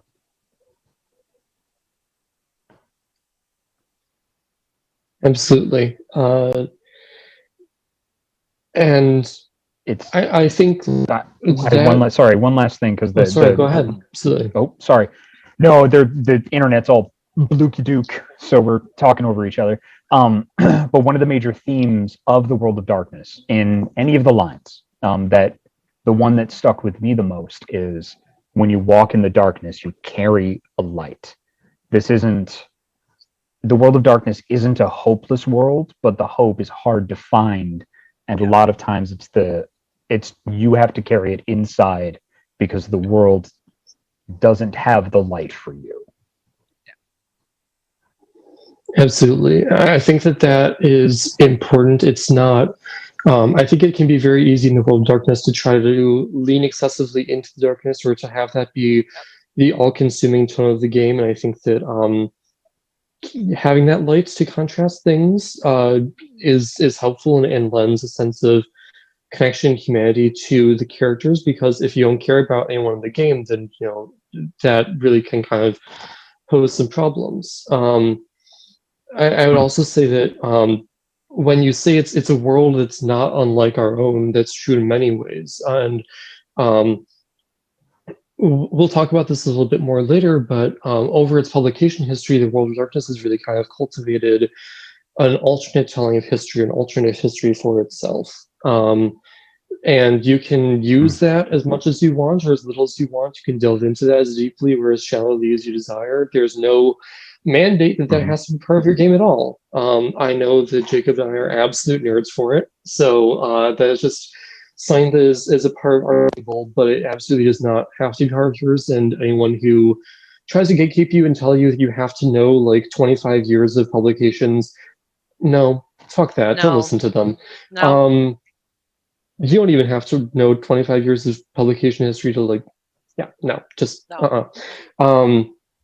but it means that kind of the default assumed setting for a lot of World of Darkness games is, I would describe it as contemporary magical realism horror. And it doesn't have to be contemporary. There are supplements that will allow you to play in any time period you want. It doesn't have to be especially realistic. If you want to take the mechanics and the ideas of the World of Darkness and transport it to a different realm entirely, you are absolutely free to do so, but you may not find as much description or lore work for that in the game setting. It doesn't even necessarily, it certainly lends itself to horror, and it is a horror game by default. But if you want to play it as a dark comedy game, I know that the folks over at Seattle by Night have done that with tremendous success, where they're running a game that has some horrific elements and has not lost touch with that entirely, but is a profoundly amusing game at its core. And so, that's, like I said, the default assumed setting, but you can modify any piece of that to fit your tastes. Yep. Yeah. I would say, and I want to ask you too, is that almost even important to go off of what Alex was saying is, depending on which aspect of the World of Darkness you want to play in, I would say that the philosophical conceit behind a particular game line within the World of Darkness, or when you walk through the darkness, carry a light, I would say almost sometimes, again, and salt and pepper to your taste, you may feel differently. It is a big enough world for everybody. I would say that the philosophical conceit is almost more important than the setting. What would you two say? Alex? I would tend to agree with that. I think especially V5 has done a wonderful job. I think of V5 here being Vampire 5th edition, the most recent edition published. My little baby does a wonderful The big job pink of tying. Yes, my little baby. Yeah.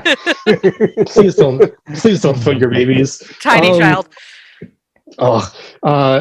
Does a really great job of marrying mechanics with theme and with content. So I think the philosophical conceit of these games really drives forward a lot about how the systems work, and so you can transplant those ideas into almost any setting you want, and I think it really does still work. Absolutely. Yeah. Yep. I agree with that. Yep.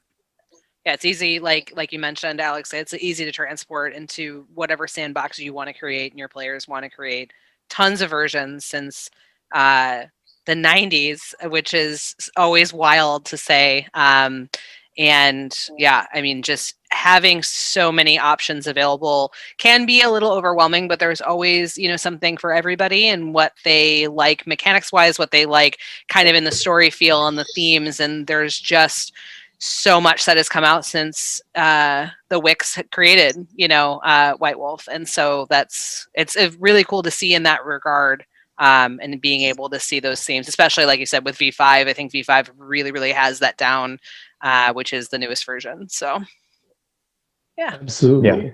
And if it's something that you're just getting into, then don't get overwhelmed. No. Don't allow yourself to get overwhelmed because again, the 25 years of history, you don't need it. Just that big pink book that Alex said, that's all you need. That's it. Just do it like you want to do it. And if it's something that you want to get into, if it's something that you want to get into, just get the most recent stuff and make it what you want it to be made. And don't listen to anybody else that is trying to be like, well, you've got to know about this. And if you play this, you're doing it wrong. Fuck that. Your game is your game. You get to create the world. Yep. It's a big enough world of darkness right now. 100%. I work for one of the Wix, and I still don't know the 25 years of White Wolf, and I just like playing it. It's just fun. So that's really kind of what matters the most, is you're having a good time. Yeah, absolutely. And on the flip side of that, I think it is worth mentioning, if you do play the game, pick up the game, get interested in knowing more about it, there are some really great resources for you to check out that will help enable that, not least of which being the White Wolf Wiki as curated by Honest Paths, Ian, I always forget his middle Watson. Name. Yes, 2 A's. I always forget his middle initials. AA Watson, yeah. Because there is an Ian Watson, and that's not Ian AA Watson. So there's two different people. No, it is not. Yeah.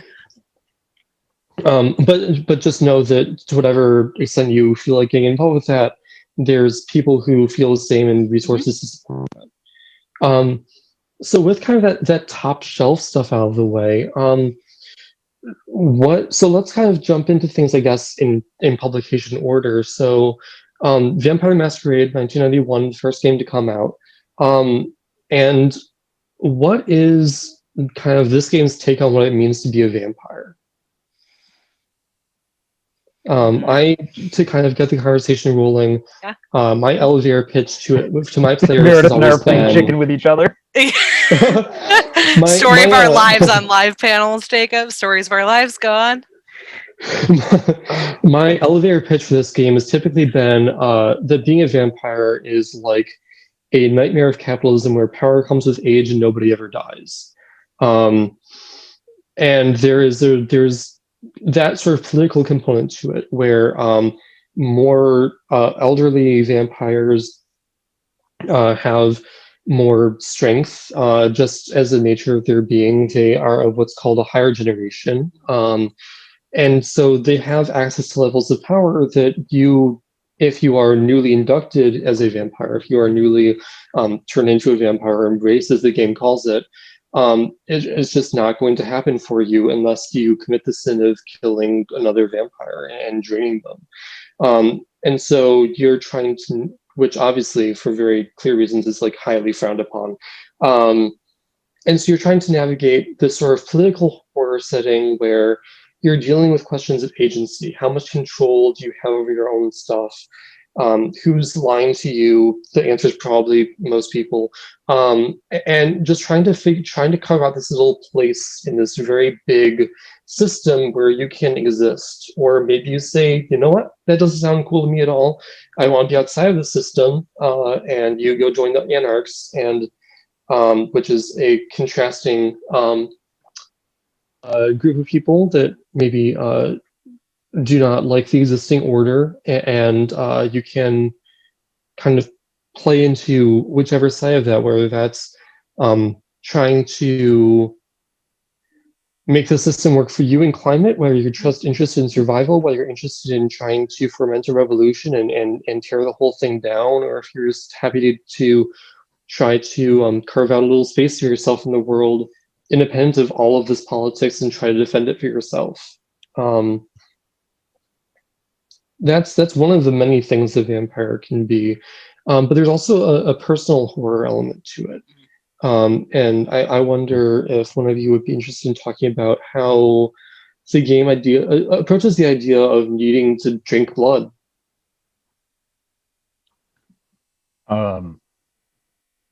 Meredith, did you want to, or do you want me to? You both are doing so well, like having these like waxing poetic lines about Vampire, that I'm just gonna run in and be like, it's like walking on a tightrope of humanity. Go ahead.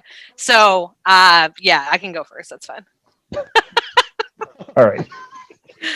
Yeah, there is an aspect of personal horror, and that is dependent on each player. What that definition is I've grown up essentially with Vampire. In the beginning, personal horror meant very specific things. Like when I started LARPing in my 20s, like that was a very big thing where it was like kind of like there was a core set of personal horror.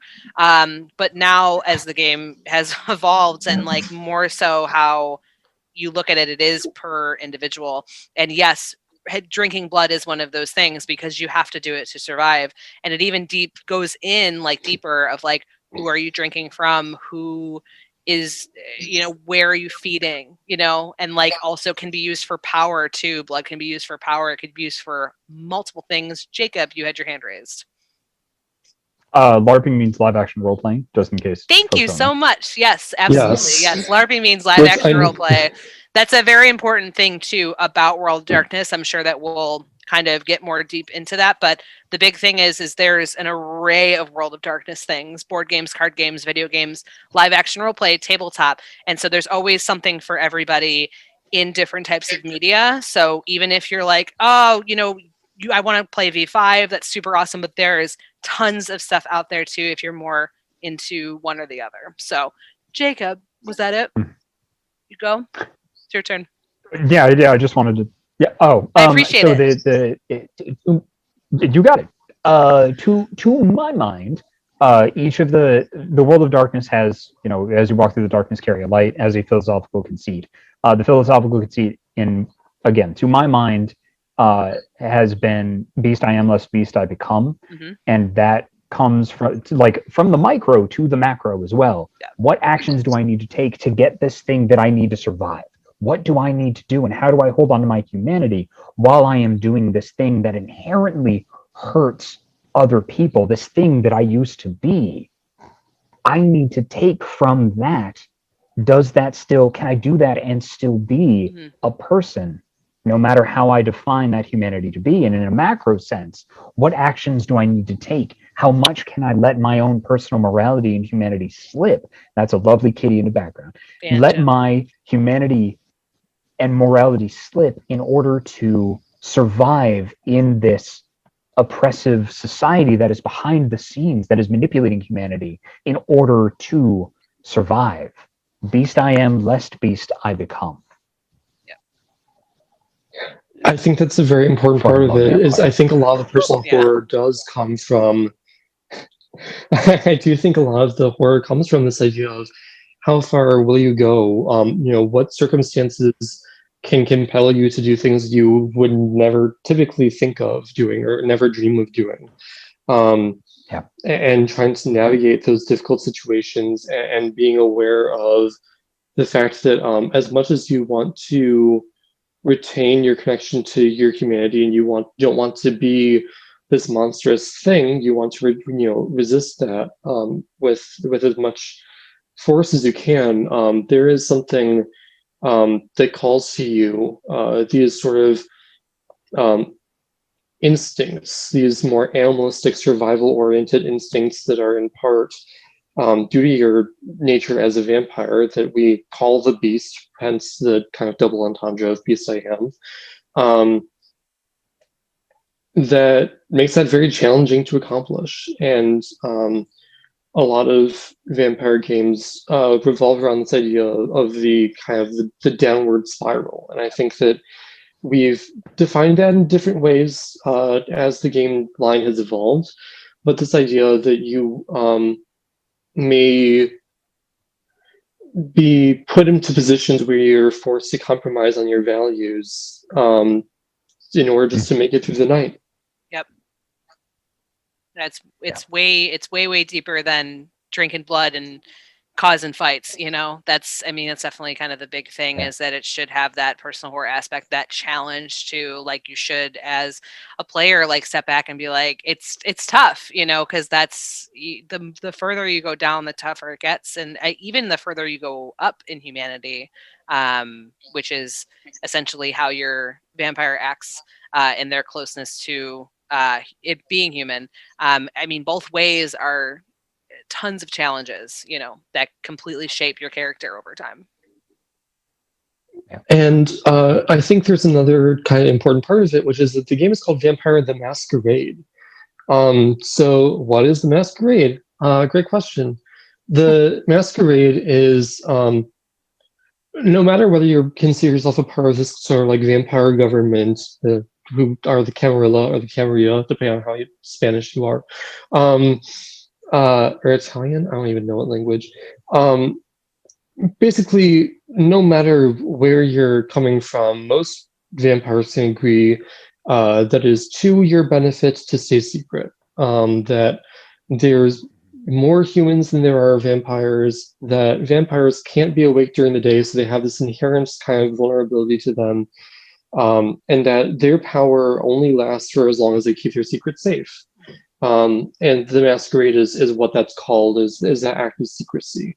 And so another part of the game that I personally really enjoy is that it creates these convolutions of power, where you are this very powerful vampire, but you can't let anyone who's human really know about it, because that's a big no-no.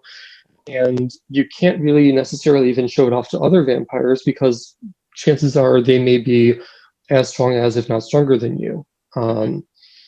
And so there's, as much as you are empowered by your new abilities and the things you receive by being a vampire, there's also this real kind of lack of power or lack of agency that comes along with that.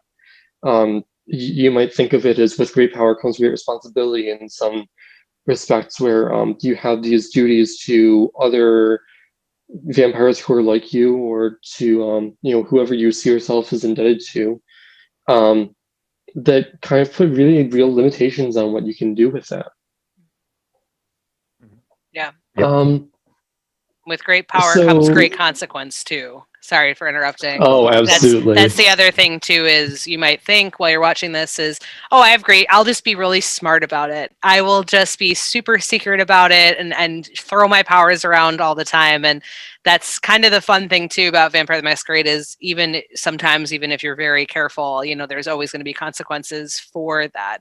And sometimes it might be very soon, or sometimes it'll be 5 years down the line where you have forgotten about it and that you never did that thing. What are you talking about? And it comes up. So that's always a good time too.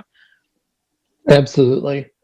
So kind of next in the publication order, we have Werewolf the Apocalypse, which is, you are now playing as werewolves, which I think is very fun in a lot of ways. There's this spirit world. There's an imbalance of spirits. There's a real kind of animism to the game.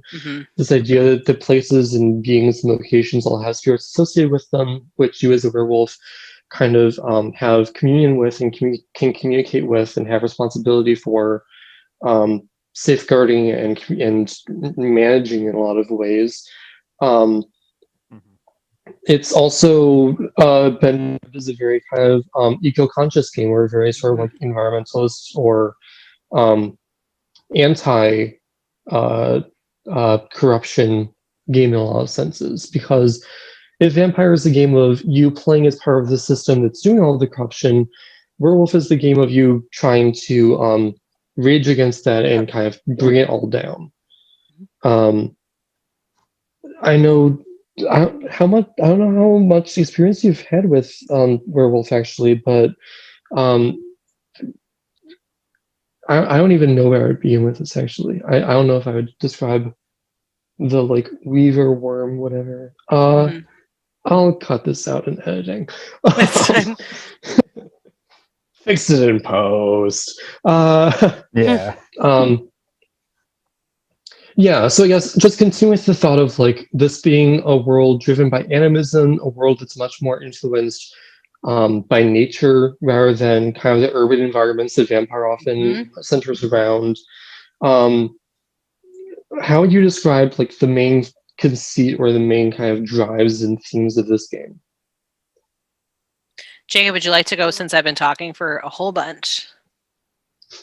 No, not a worry. And I also I have my little pet like conceits for each of the games, each of the game lines too, because this panel I'm super stoked about it, because one of my favorite things to do is to bring people into the world of darkness, especially when they're like, I don't think it's for me. I'm like, man, just let me talk to you for like 2 minutes, just two whole minutes, just two. And it's one of my I love it so much. So Werewolf, it's called Werewolf the Apocalypse. It rage against the dying of the light is the world might be fucked. What are you going to do about it? And doesn't that make you angry? The tagline for a lot of the editions was "When will you rage?" And whereas in Vampire it's a lot of like Chicago by night, this by night. In Werewolf, a lot of the books were titled "Rage Across," Europe and these cities and areas and stuff like that for like the setting books. And it's things might be hopeless and the world might be ending. Fight against it. Like, do everything that you can with all of the anger that you have inside to stop it. But at the same time, do your best, do your damnedest to not become part of the problem. Right. And I think so rage, so hunger is kind of the mainline mechanic, the mechanic that really sets apart Vampire, where you're managing how hungry you are, you're managing your need to feed, and you're exploring the implications that has on your character and their behavior. And in Werewolf, that is rage. And in some ways that carries some of the same questions of, rage can be put to very productive uses. If you channel your rage against institutions, against people, you can get a lot done, where that is, a powerful, fiery speech, or where that's just punching a dude real hard. But rage also, when you carry that inside of you, sometimes that gets directed at the wrong people or at the wrong things. You can you can direct your rage against. Well, am I still here? Yes, I am. Okay. That rage can get misdirected and be turned against your friends or the people who are your allies in this fight. Yep. And so trying to manage the rage that you have, that you carry within you, I think is in some ways similar to humanity, in that it has some real implications for kind of the interplay with your character and other characters in the world around them. Werewolf was good. Yeah. And Werewolf, go ahead. Sorry, go ahead. No, go ahead. okay. I was going to say the other thing too that's different from vampire and werewolf is werewolf has a lot more camaraderie between players too, and working together. You do see that a lot in vampire, of course, with what's called coteries. That's the group of vampires. But you do see that a lot more in werewolf because everybody's raging. Everyone's having a good time with it. So, which makes for, I guess, more teamwork in that regard, which is also good. So. Jacob, yeah, absolutely. Cut you off. Oh yeah, I've been playing the new by Cyanide Studios, Werewolf the Apocalypse Earthblood. Just came out a little while ago, and it's pretty fun. It's good. Pretty damn nice. Yeah. Yeah, and for the video game inclined, Vampire the Masquerade Bloodlines is a 2004 classic that was technically the first Source Engine game ever released, even before Half-Life. They released on the same day, but this one was released a couple of hours earlier. So, yay! Bloodlines 2 coming out soon. Vampire Masquerade Codes of New York, Vampire Masquerade Shadows of New York are some more like visual novel style of games where it's really focused in on individual decision making and conversations, and kind of lean to the political side of things with how deft can you be with sort of the way that you maneuver around this political world. So there's a lot of really exciting things happening in the World of Darkness recently, which is part of why I wanted to have this panel. And one of those things is that I think it must have been about a year ago now, there was an announcement that Werewolf the Apocalypse 5th edition is on its way. So there's no firm release date. We don't have any more information about that. But we do know that that is coming, that Vampire is not the only game line that's going to be getting the 5th edition treatment.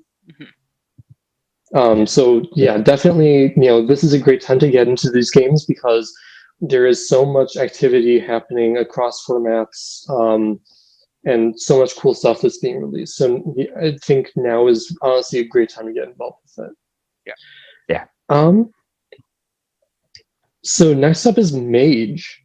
I'm going to be honest. Mage is famously complex. Love Mage. Is near and dear to many people's hearts. I personally don't have the greatest knowledge of it though, and so Meredith, I know that Mage is a game about the imposition of wills in a lot of ways. That it's about taking this vision of what the perfect world looks like and seeing how that plays out and managing how those ideas come into conflict with other people who have their own ideas of what that utopia should be. How does that play? What are kind of the ways that you are a mage in the game? So absolutely. So Mage Ascension, which is the World of Darkness version, and the Chronicles of Darkness version is Mage the Awakening, which is my all-time favorite. It's a lot about having balance. That's one of the big things. I mean, your description is fantastic, where it is having that conflict of how people view things and how things should look, and it's also being super powerful, much like vampire and werewolves, being super powerful and maintaining a balance. That's the big thing, is maintaining a balance. Because mages, unlike, vampires, can walk around in the daytime. There are some vampires that can walk around in the daytime, but they have a lot more, I guess, reach. And so there's a lot more factors that go into it. And there are consequences too for using magic and too much magic. You use a lot and the universe is not going to like that. And there is going to be a consequence for that. So it's, again, maintaining that balance where you're trying to make the world this place that is how you view it and how you want to keep it balanced, but it's always against, other people's ideas and the universe giving you consequences as well. So I mean, it's the best way to put it. Yeah. Jacob, I'm not sure if you have your own mage experience you want to chime in with. I do. I have played literally every World of Darkness line for a very long time. I like I said, I like them very much. I'm trying my best to just kind of keep my shit together because this is my favorite thing. Mage, the philosophical conceit in my mind behind Mage is personal versus consensual reality. Yeah. It's what do you feel like, as both of you had said and alluded to, what do you feel like you want the world to be according to your own belief system, and what can you do to make that happen, and what do you do when the world pushes back? Yeah, absolutely. And I think it is important to note, and we've kind of done this earlier, but none of this is absolute. There are a lot of ways to run this game, and themes are also something that can be variable.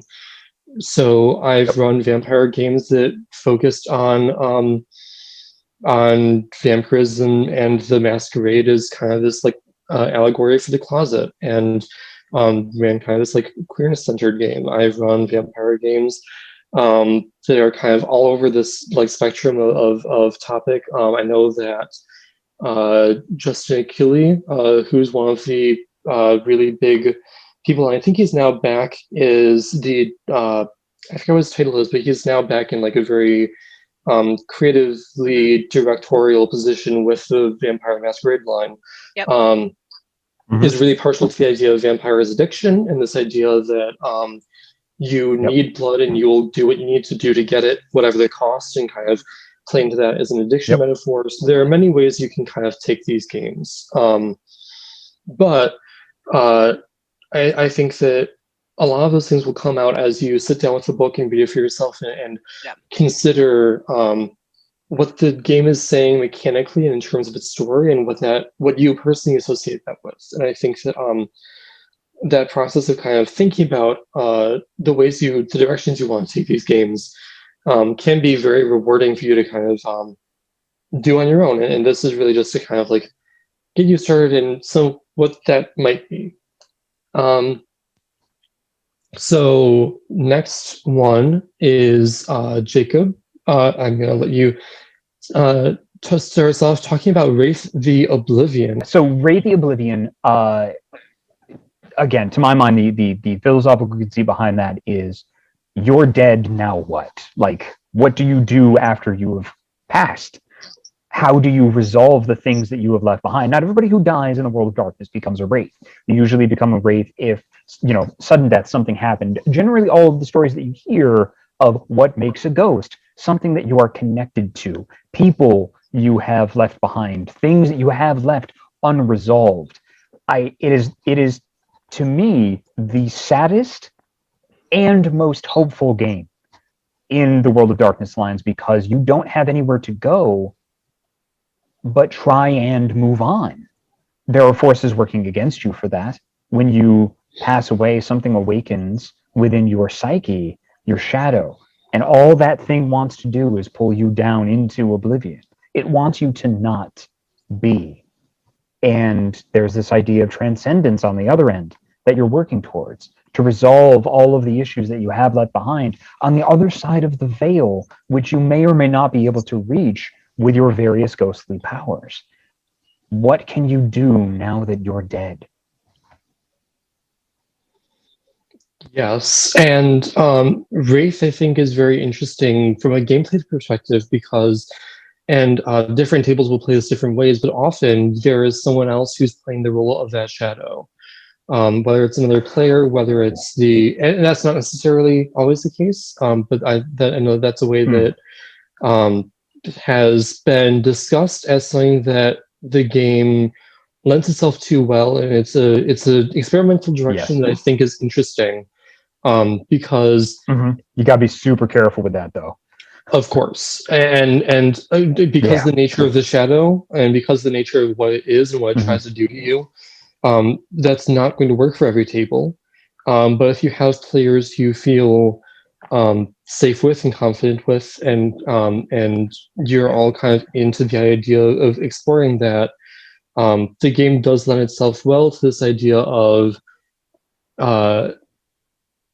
almost, it's not quite an everyone is John setting, because it's not quite to that comedic extreme, but there is this element of personality sharing, or multiple people portraying aspects of a single character's psyche. And that can kind of be fun to explore and to delve into in safe ways. If you want to learn about how to do that safely, you should check out our panel, Empower Consent and Safety in RPGs, which I believe was earlier in the weekend, but should be available as a VOD either here on First Squared or over at Silver Gaudamon's YouTube channel.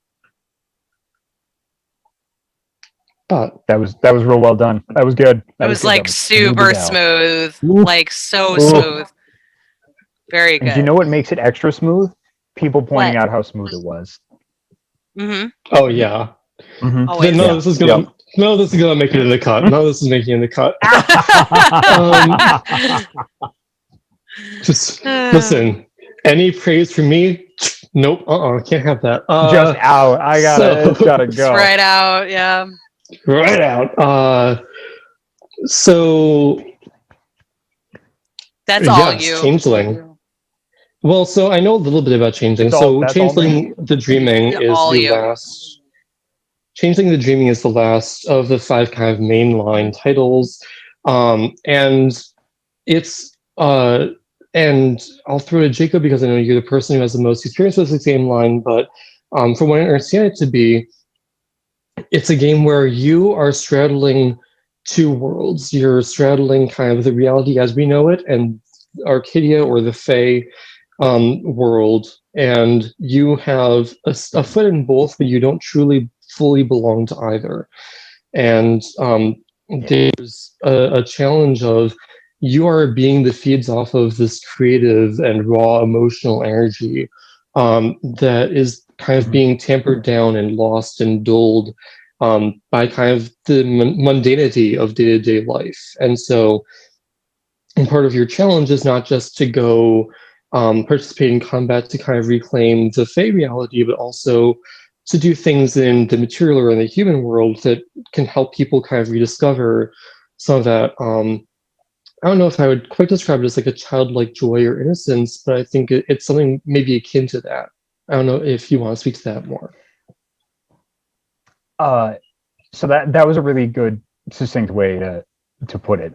Actually, that was really, really good. The way when I do my elevator pitches of the different lines when people are interested in the World of Darkness, the one that I have for Changeling is, you are a creature of dream in a world of banality.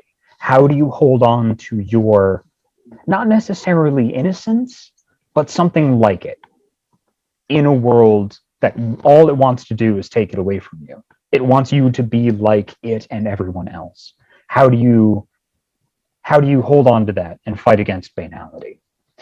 So you are in Changeling, you are a Fae creature of a bunch of different what are called kiths. Those are the different types of Fae that are pulled from a bunch of different cultures, and they're not tied to race or anything. Changeling 20th Anniversary did a really, really great job of laying all of that out. It's trying to exist in trying to just get by day to day as a person, while you also know that you are more than that, while still being a person. You are a creature of creativity, and that creativity doesn't necessarily have to be childlike. It can definitely be. Children are a wonderful source of what is called glamour, which is, general creative energy. It's the catch-all term for creative power, creative force.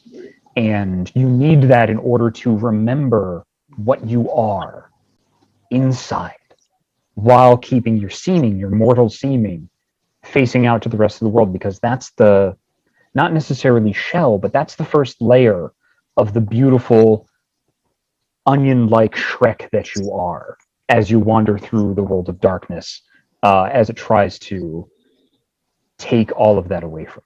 So it's fostering in your mortal seeming in your real life creativity in others, so that you can actually keep where you are, while at the same time in Concordia, in this magical land that only you can see, that is overlaid on top of everything around you. Whereas that truck might also be a chimerical beast that is asking you riddles in order to start it because you're trying to hotwire it. Both of those things are happening at the same time. It's a sad game. It is and can be incredibly bittersweet. And I think it's interesting that you mention it being a bittersweet game, because I think for many people, Changeling was kind of the light to contrast the darkness of Wraith the Oblivion. That the ending the main 5 game lines on Changeling was a very interesting decision for a game series that calls itself The World of Darkness, and I think that a lot of people could interpret Changeling as being a purely kind of positive game, and I think that there's definitely elements of that. But I also think that finding the bitterness in that sweet, finding the sadness in that candy, is very compelling to me and really kind of cements its home as part of that world, as part of that series. We should also mention, I'd agree. So with Mage, Werewolf, Wraith, and Changeling, the 20th anniversary editions are the most recent for those. Just so there's no confusion, and go to look up these books after. And I also mentioned Arcadia, which I now realize is for Changing the Dream. Lost.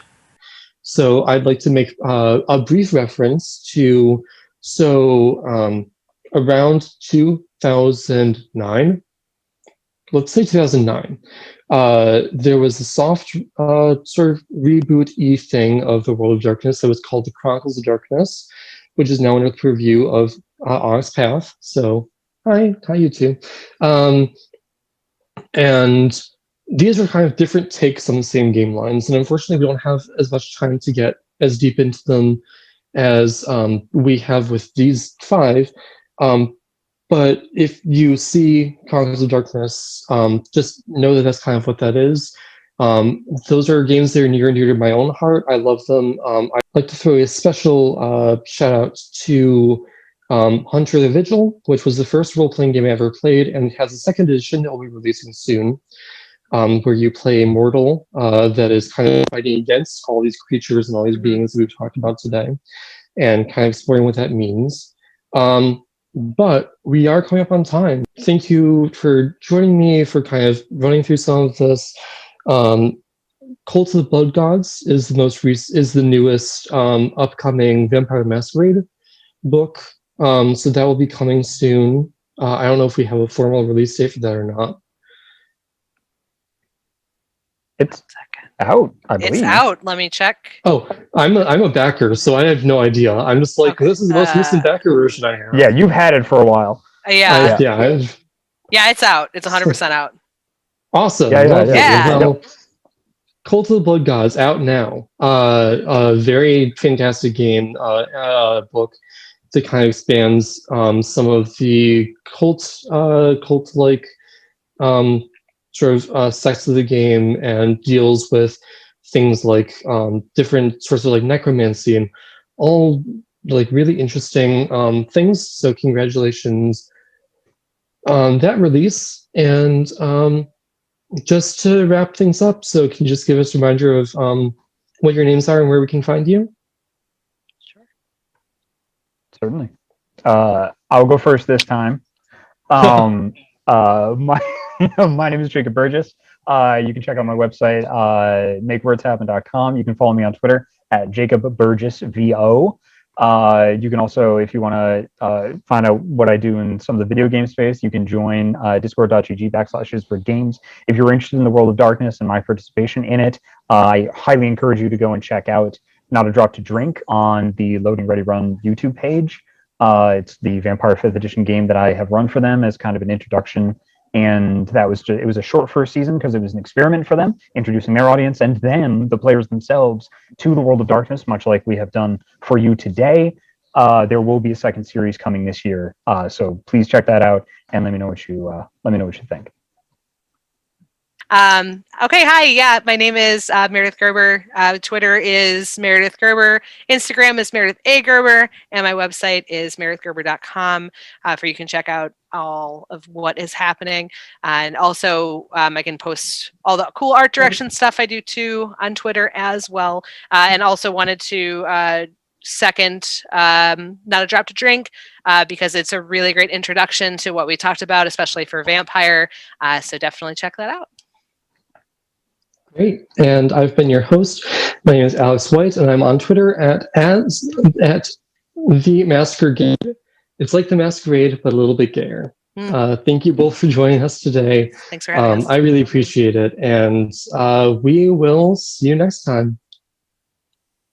This is not episodic. Why did I say that? Enjoy the rest of the convention.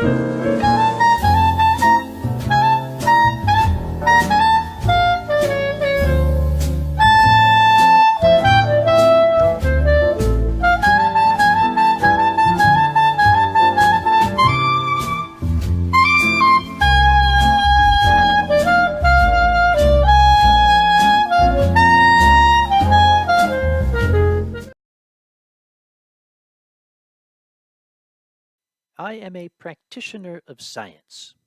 My name is Samuel Conway, and I have a doctorate in chemistry from Dartmouth. I would like to present right now for what I hope will be both your entertainment as well as enlightenment, something I call science, pseudoscience, and outright crap.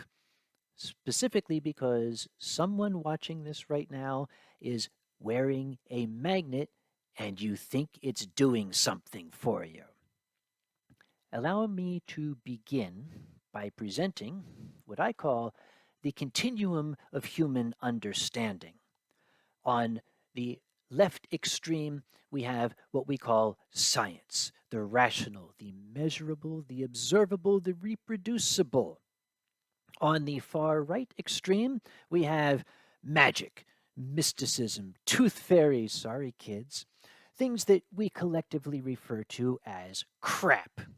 Now, usually it's easy to tell these two things apart because they are separated by that gulf. But what about that bit in the middle where that line comes? What happens when you take the trappings of science and use them to dress up crap? We get something that we call pseudoscience.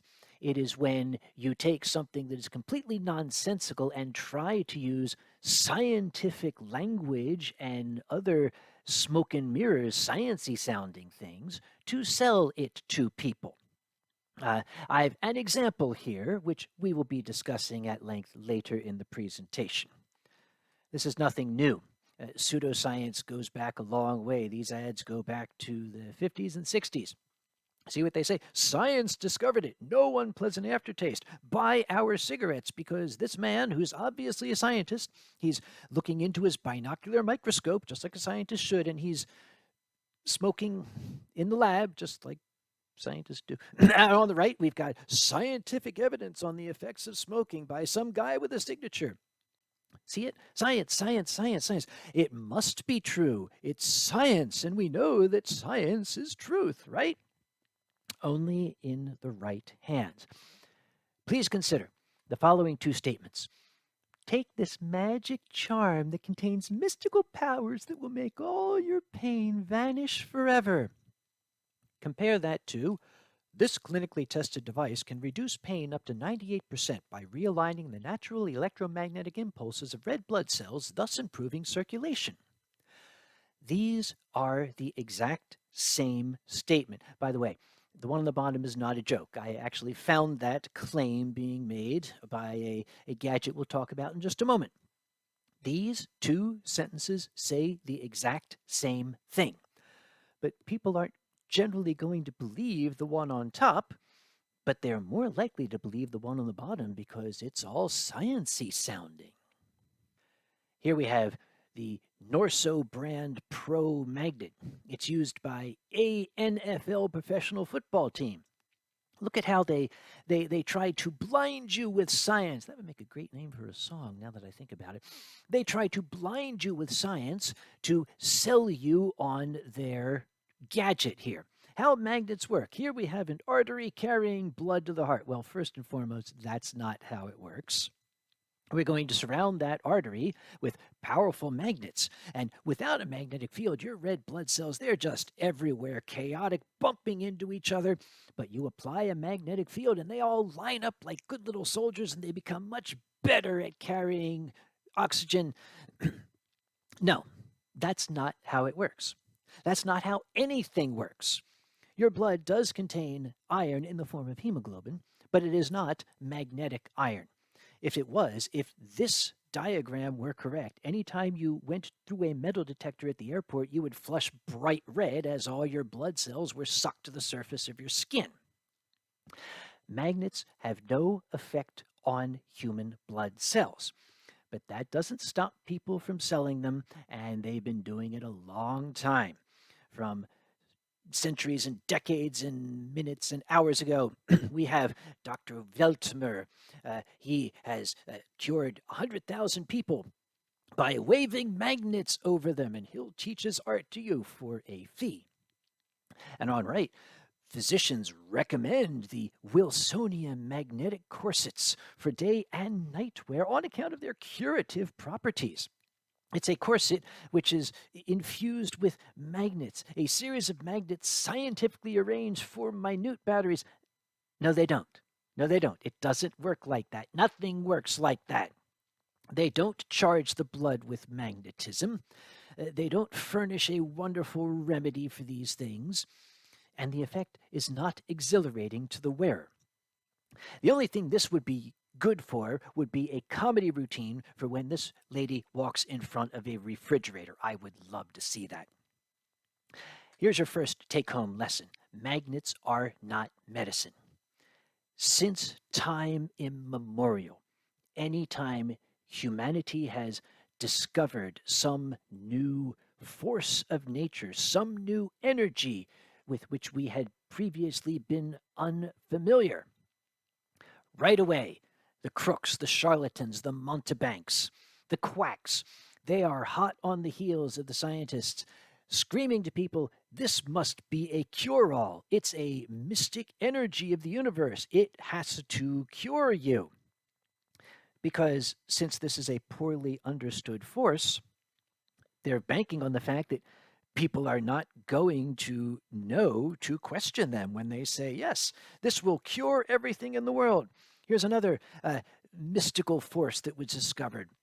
that people immediately claimed would treat gout, rheumatism, arthritis, neuralgia, sciatica, tabes dorsalis, catarrh of the antrum, arteriosclerosis, diabetes, glycosuria, nephritis. My goodness, these are all vastly different conditions. They are not at all related to each other. Gout is caused by something very different from rheumatism, which is caused by something very different from sciatica, which is caused by something very different from catarrh of the antrum, which, by the way, is a stuffy nose. And the causes of a stuffy nose are very, very different from the causes of diabetes. But here is this amazing new energy that is being hawked by people. This will cure everything. It is the panacea. What could this incredible cure-all be? What could this miraculous gift from heaven for the betterment of mankind be? Why, my friends, nothing less than the amazing curative powers of radioactivity. This apparatus gives a high and measured dosage of radioactive drinking water. This is what a common one looked like. The one on the right is the Revigator. It's a clay pot that has been lined with uranium ore. The idea is you would fill it with water. The water would absorb the wonderful curative radioactivity, and then you would pour a teacup out of that little spigot at the bottom, and you would drink it, and it would cure your arthritis, your neuralgia, your sciatica, etc., etc., etc. That should be your first clue. Nothing cures multiple unrelated conditions. We know what most diseases are caused by these days. We can point to this factor for most of them. This factor is causing the condition, and we can then target that factor. Nothing in the world is going to cure your stuffy nose and your tabes dorsalis, whatever the heck that is, and your diabetes at the same time, because nothing is going to affect those very different biological mechanisms. I came across an interesting story. An advertisement was sent to a gentleman named Samuel Clemens in the late 19th century. He wrote under the name Mark Twain, an author that I have greatly admired. He received this ad for the elixir of life, and it said that it could cure bronchitis, mumps, measles, hemorrhage, tapeworm, eczema, influenza, throat disease, oak, poison, tumors of the body, cerebrospinal meningitis, dandruff, corns and bunions, appendicitis, and diabetes, dysentery, dyspepsia, and diarrhea, which must be related because they all start with the same letter. Well, Mr. Twain was not in a very good mood when he got this. He read it and he was outraged. He immediately shot off a letter to the people that had sent him this amazing ad. The handwriting might be a little bit hard to make out, but I'll draw your attention to my favorite part of it, his conclusion. The person that wrote that advertisement is without doubt the most ignorant person alive on the planet. Also, without doubt, he is an idiot of the 33rd degree, and scion of an ancestral procession of idiots stretching back to the missing link. Mr. Twain was a very intelligent man. Even he understood that there is no single agent out there that is going to cure every ill known to man. This is pseudoscience. They tried to paint it in scientific terms, but it was crap. And Mr. Twain knew it. Now, nowhere has science been more bastardized, more perverted than the field of human vanity. Human beings, particularly the male of the species, has been terrified of baldness for centuries. And they have had no hope until 1923 when the thermocap came out. Here we've got Professor Conehead wearing his thermocap on the right.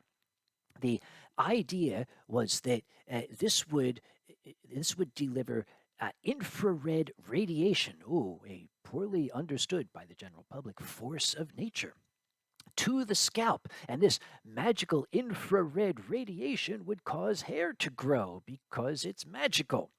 Infrared radiation is known as heat. This is basically a hot cap. You put it on your head and it gets hot. And if you'll excuse me, that plug on the left, that terrifies me. This thing looks like an execution device. But heating up your scalp does not energize your hair follicles and make them grow. It just doesn't happen. Well, people bought thousands of these, wasted their money, and when they found out, they went looking for Professor Conehead there, but he had already skipped town. He'd gone to Argentina with his millions and was living on a beach. So the poor balding fellas miserably waited until 1939 and the arrival of the Crosley Servac, which was available to them in a home model that they could rent. The Crosley Servac used another natural force. It was a vacuum helmet. You would apply this vacuum helmet to your head, and you would turn it on, and I guess it would suck the hair out of your scalp and make it look fuller or something. I don't know. They explained it in the ad. You can read it yourself. Guess what? It didn't work either. The only thing it did was give a bunch of bald men head hickeys. Well, the bald men went looking for this guy, Mr. Crosley, but he had skipped town. He was living with Professor Thermocap there down in Argentina, and they were laughing at everyone. So the poor balding men had to wait until 2013 when the magical Theradome laser helmet came on the market. Well, if infrared radiation didn't work and vacuum didn't work, surely lasers will work. Oh, let's see what the Theradome laser helmet has. It's got a master switch. All good laser helmets should have a master switch. It's got built-in speakers so it can talk to you, I guess. It's got proximity sensors.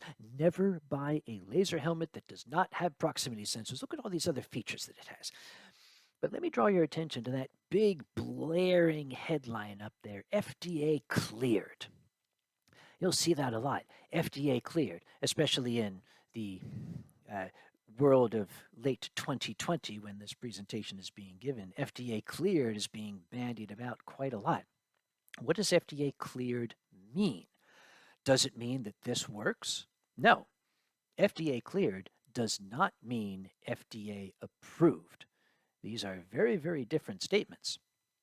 FDA cleared has a specific meaning, and that meaning is the FDA has looked at this and is pretty certain it will not kill you. That is exactly what FDA cleared means. You can go ahead and use it because it probably won't kill you. That doesn't mean FDA approved. There's another thing you're going to see a lot. This is my favorite one. Clinically tested, clinically tested, clinically tested, clinically tested, clinically tested. Clinically tested. That's great. What were the results of the test? We tested it. It's in the clinic. It's clinically tested. Clinically tested does not mean clinically proven. You should be very, very careful anytime you see an advertisement. Remember, the first thing you need to watch out for is it claiming it cures multiple conditions that are not related to each other? Look very, very carefully then at the exact claim. What are they promising you? If they only promise that they tested it, full stop, then they're hiding something. Maybe they tested it and it didn't work.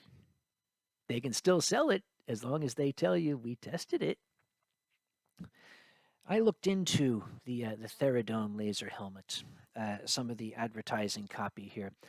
You can read this at your own pace, but I do want to draw your attention to the specific claims, to the promises that they make you. It's all sciencey sounding language. It sounds so promising, doesn't it? But what are they offering? Hair loss might soon be a thing of the past. It seems that they might have found the cure for thinning locks. Apparently, it's been proven to grow new hair by presumably brilliant people.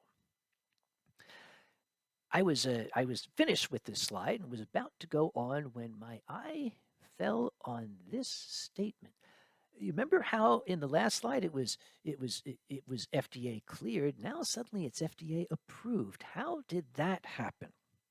Well, that happened through a little bit of subterfuge. The FDA, that's the U.S. Food and Drug Administration, if you were not aware, came up with a means for drug products and medical devices to get to market faster without going through the long, tedious registration process. If you are putting something out that is substantially similar to something already on the market, all you have to do is prove that yours is the same as theirs. Aspirin, for example. We already know that aspirin is safe. We know it's effective. We know the dosage. You don't have to go and reprove all of that if you want to market an aspirin. You just have to show that your aspirin is substantially similar or substantially equivalent to aspirin on the market, also known as the predicate material or the predicate device.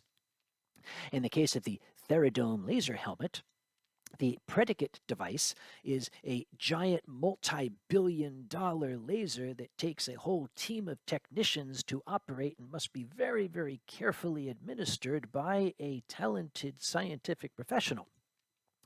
It has shown promise in treating a single type of baldness, androgenic alopecia. And that is the only thing that it has shown promise for, and it doesn't cure it, it just makes it a little less bad. So, yeah, a certain kind of laser can help a certain kind of baldness. So, here they come with the Theradome laser helmet, and they say, oh, we're going to show that ours is substantially the same. Here's their claim.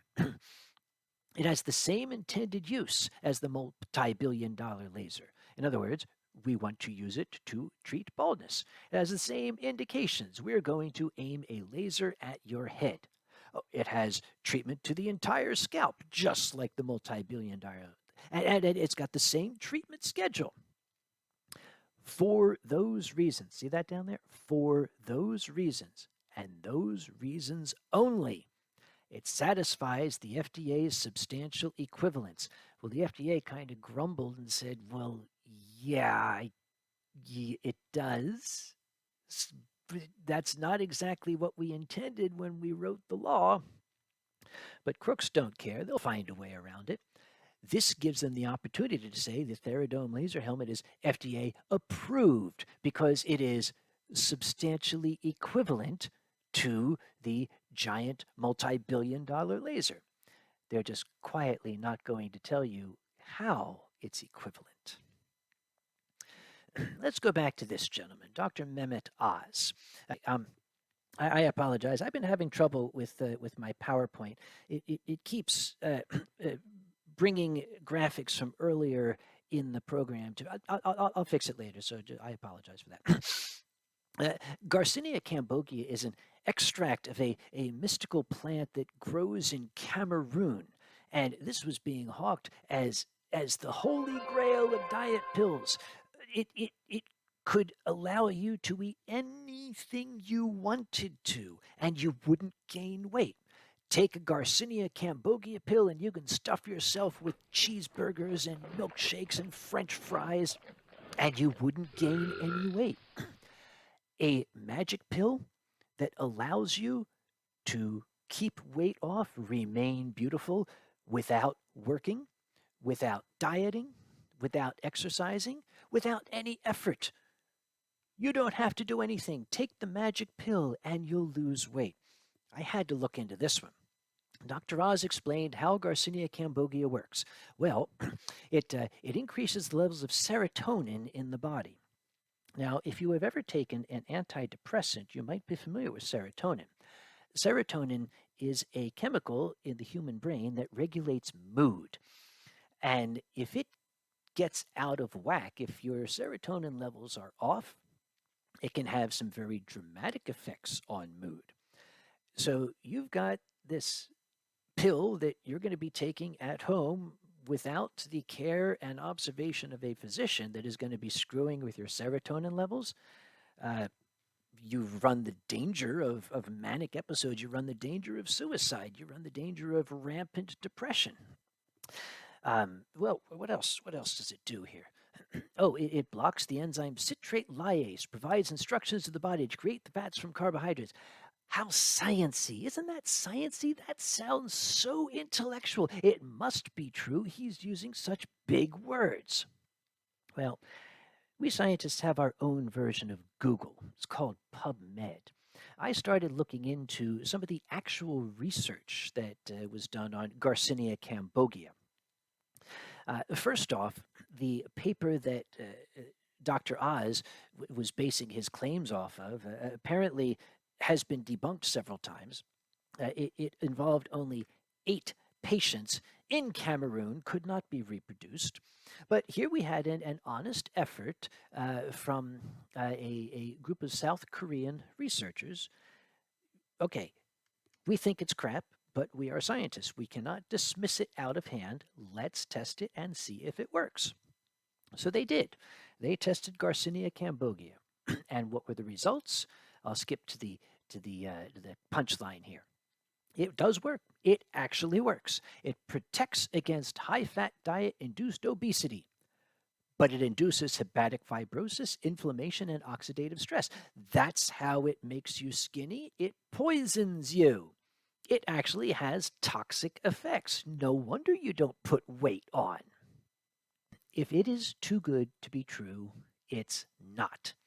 And we've been telling people that for generations, but people still buy this stuff.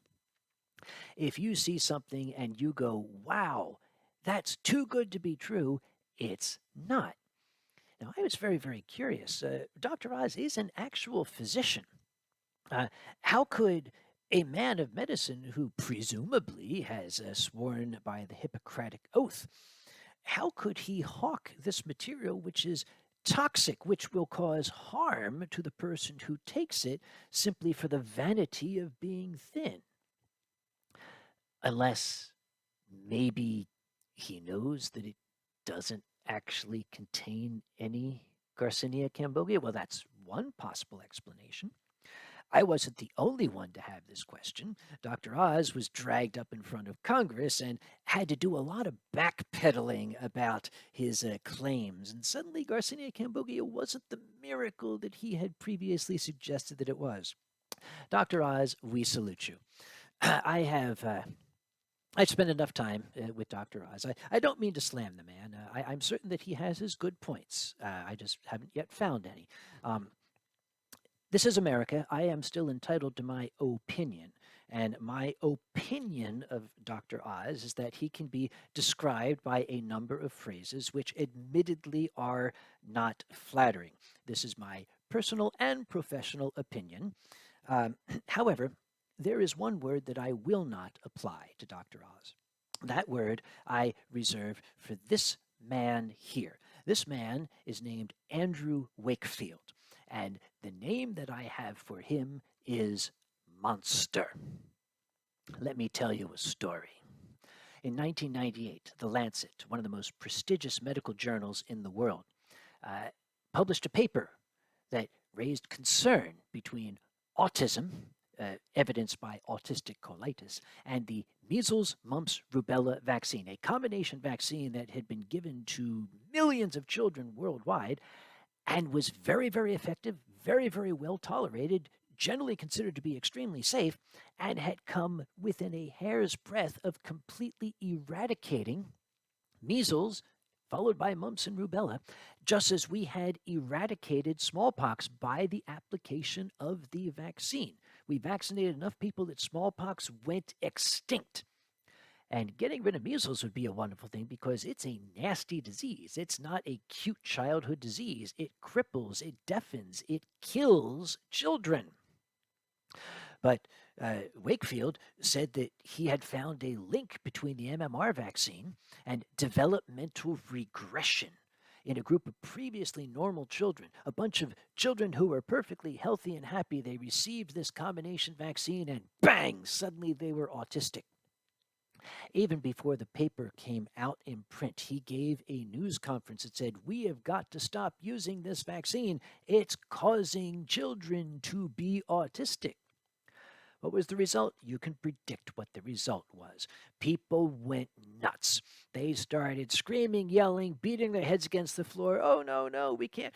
No vaccines. Vaccines are causing autism. They were dreamed up by evil scientists at evil pharmaceutical corporations who want your children to be autistic. Yeah, right. Sure we do. What was the outcome? Vaccination rates in the UK dropped from about 93% and nearly eradicating measles to about 73%, some measured as low as 50% in the city of London, and measles came roaring back. Almost gone and now everywhere. Mumps came roaring back in Chicago, Nova Scotia. 2008, measles was running rampant in the United States. One outbreak in San Francisco they were able to trace to a single child whose parents had deliberately not vaccinated the child. 2011, 26 cases in a single county. And my favorite, in December of 2014, the sickest place on earth, the now famous measles outbreak at Disneyland. Somebody brought in unvaccinated children. Other unvaccinated children got it, and it just went crazy. Well, people believed that vaccines caused autism, so they stopped vaccinating their children. Immediately, the rate of measles infection skyrocketed. The rate of rubella infection skyrocketed. The rate of mumps infection skyrocketed. But there was no effect on the rate of autism. You stopped vaccinating children, and the diseases the vaccines are designed to cure just went wild in the population, but it didn't affect the rate of autism.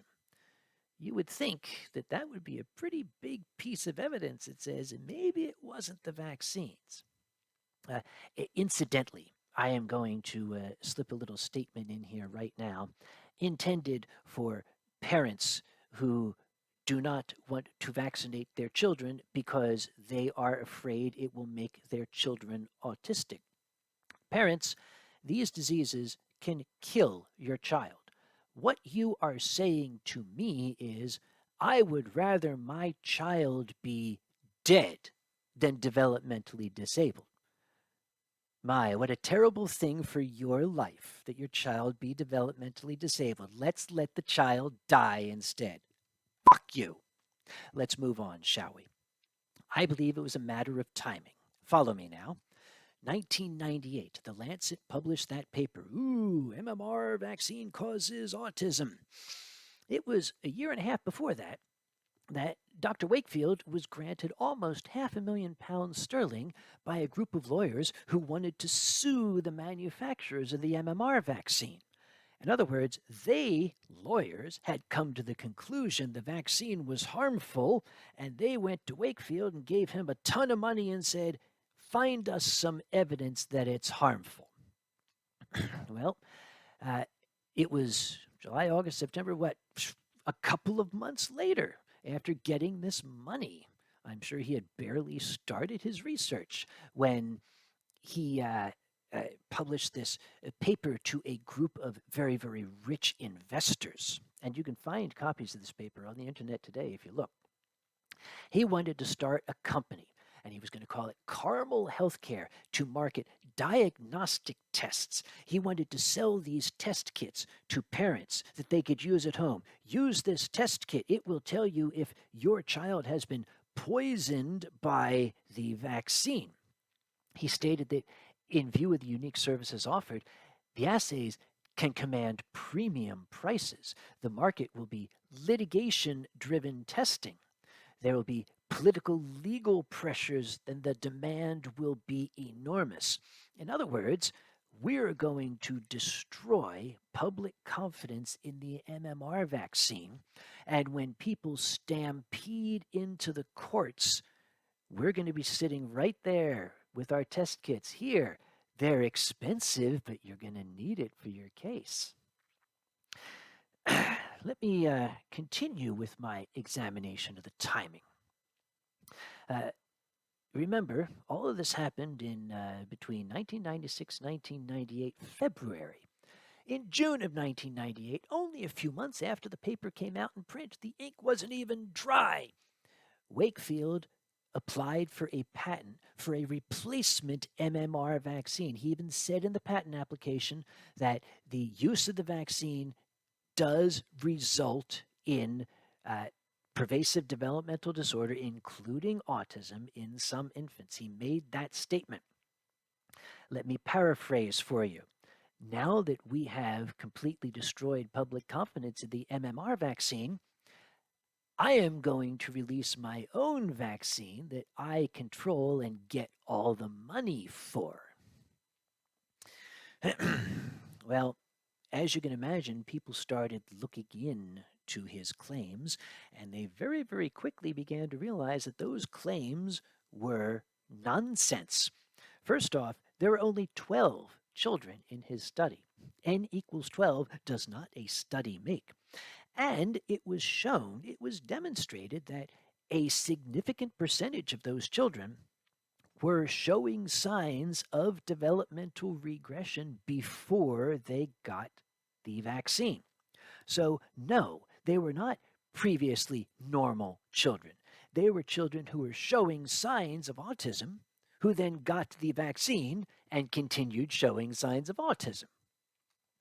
Well, this, of course, blew up in his face. In 2001, he had to resign his hospital post because he said he was unpopular. In 2010, The Lancet actually retracted the original paper, stating that the claims had been proven to be false. Not just questioning them, they've been proven to be false. He was stripped of his academic credentials, stripped of his medical license. The British Medical Journal lambasted him, using phrases like falsification of data, fraud.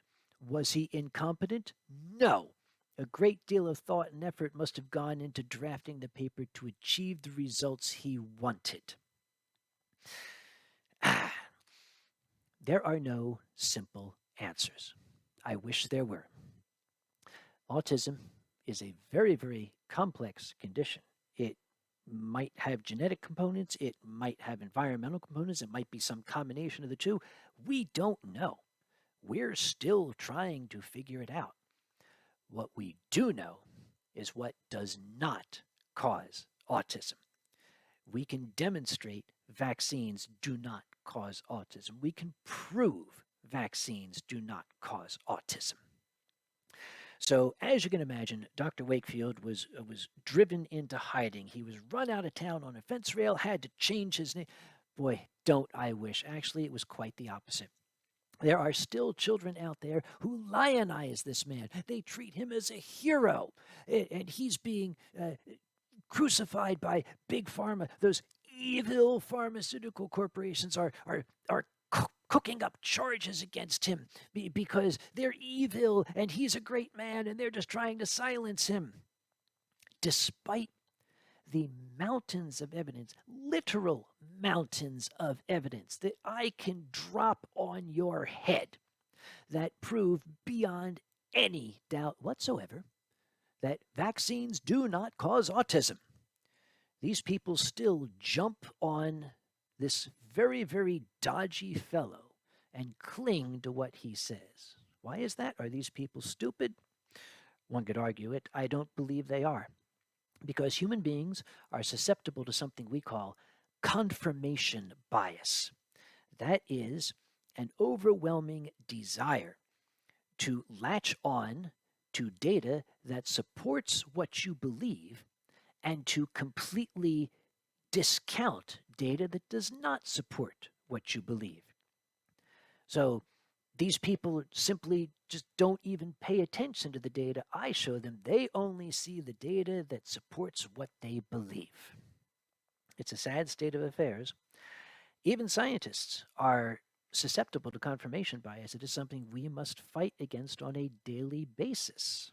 Fortunately, we are trained to do so. Let's move on, shall we? Here's a package that I found when I was flying to Australia. I was flying through New Zealand, or as they say down there, New Zedland. And I saw this stuff, and I had to look closer. no jet lag. It's designed to I guess alleviate the symptoms of jet lag, which according to this package are weariness, you're overly tired, but apparently jet lag also causes nausea, upset stomach. I've traveled a lot. I get tired. I've never had upset stomach, but let's go with that. Let's assume that this is a therapeutic agent to treat both exhaustion and tummy troubles. So I'm going to draw your attention to that little word right there, homeopathic. Everybody knows what homeopathic means, or do they? You might think you do, but the chances are you don't. Let me enlighten you, if I may. By the way, remember I told you always look at the promise. What exactly are they selling you? Guaranteed to help you cope. It's not going to cure you. It's not going to treat you. It will help you cope. This gentleman is Dr. Samuel Hahnemann, who lived in what is now Germany in the 1700s and who apparently could have benefited from the Theradome laser helmet. In the late 1700s, he became very, very fascinated with this little plant, the cinchona plant, or cinchona, or chincona. I'll have to look it up someday. This plant. And he discovered that there were natives in the New World who were using an extract of this plant to treat malaria. Well, let's look at the cinchona bark, which is what they were using. They would use it against malaria. Now, malaria is a very, very uncomfortable disease. It gives you fever, tremors, joint pain, sweating. Well, Dr. Hahnemann, being a good natural philosopher, got his hands on some of this cinchona bark, and he, I guess, gnawed on it for a while and made tea out of it. I don't know. And in very, very short order, he started to experience fever, tremors, joint pain, and sweating.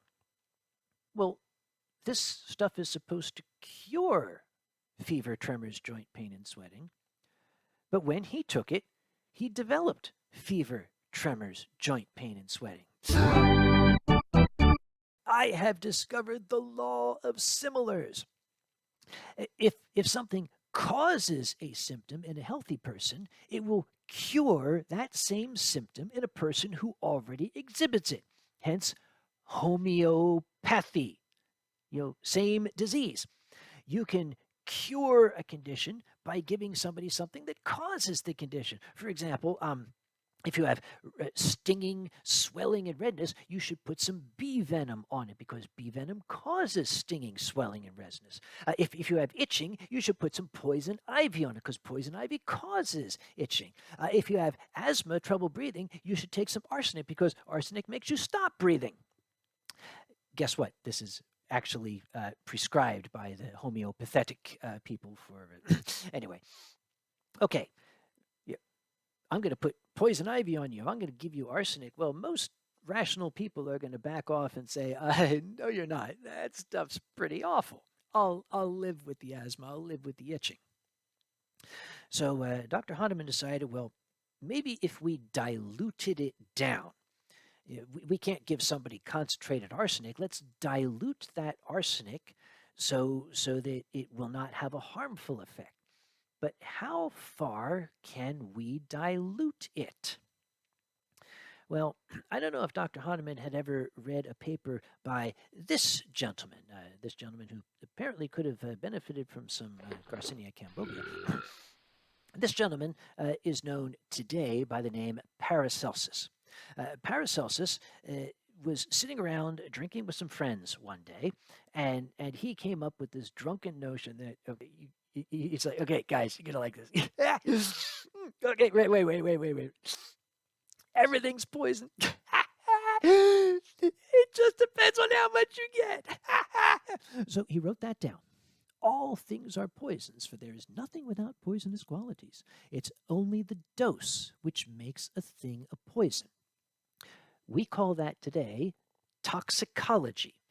The theory of toxicology, which we attribute to Paracelsus, that everything out there, if you get enough of it, will poison you. And if you get a smaller dose, it will not. We have taken that to the next step. We can predict, based on our experiments, if you take a tiny amount of something, it won't have any effect on the body. If you take a certain amount more, it'll have a beneficial effect, such as aspirin. If you take too much of it, then it becomes a poison. That is toxicology. Let's look at no jet lag. I had to look at the label and see what this had in it. Let's see, it has Arnica montana, which contains a toxin known as helenoline. That produces severe gastroenteritis. It gives you a huge tummy ache. Well, remember, one of the symptoms of jet lag is nausea, so if this causes it, it should cure it, right? It contains a ipecacuanha, which contains 2 alkaloids, emetine and cephaline. They're both strong emetics. If you don't know what that means, it means they make you barf.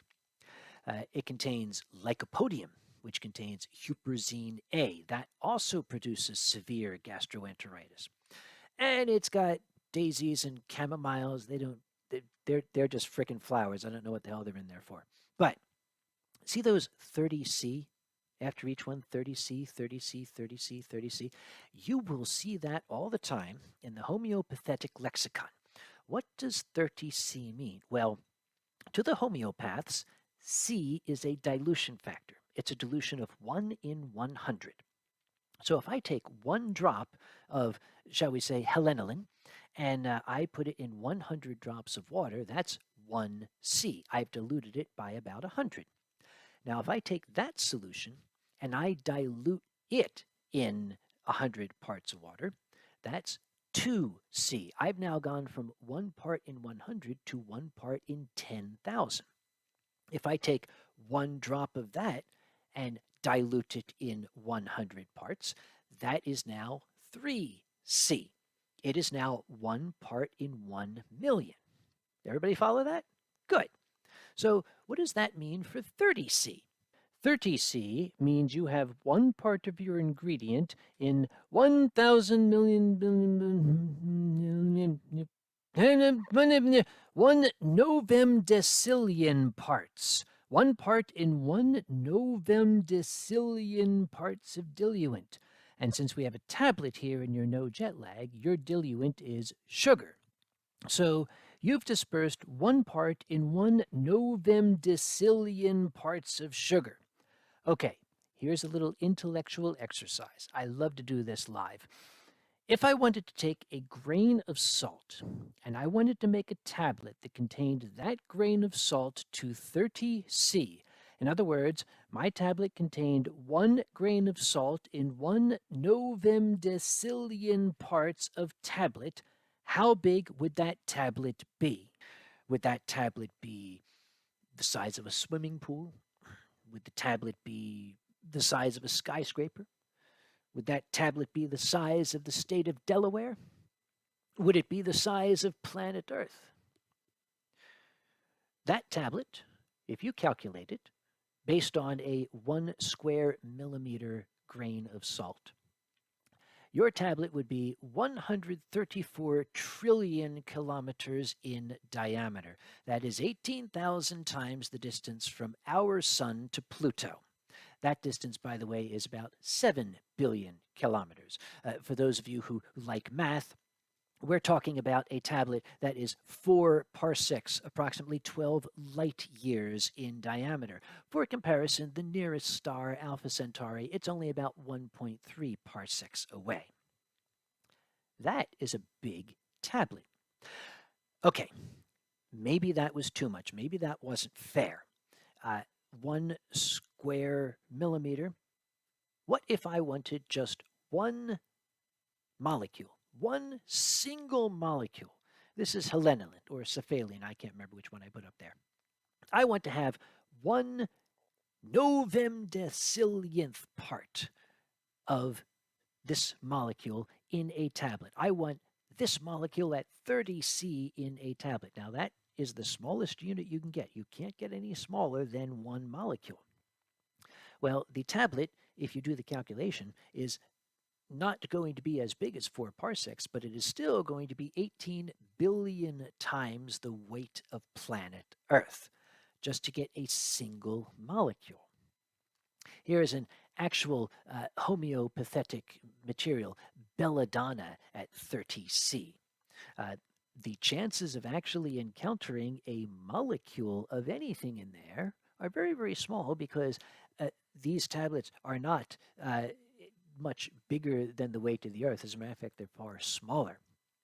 This contains belladonna, which is known as deadly nightshade. It is deadly because it contains some very, very nasty things like atropine, scopolamine, and hyoscyamine. What do they do? Well, if you get these into you, they will cause sweating, flushed skin, tachycardia, that's a fast heartbeat, fever, and delirium. Just think of somebody being poisoned by belladonna in old detective novels. They die horribly. But you can buy a belladonna 30C tablet to treat fever with sweating because it causes sweating and fever. So if you take a diluted quantity that is now so diluted it doesn't exist, it should treat fever and sweating.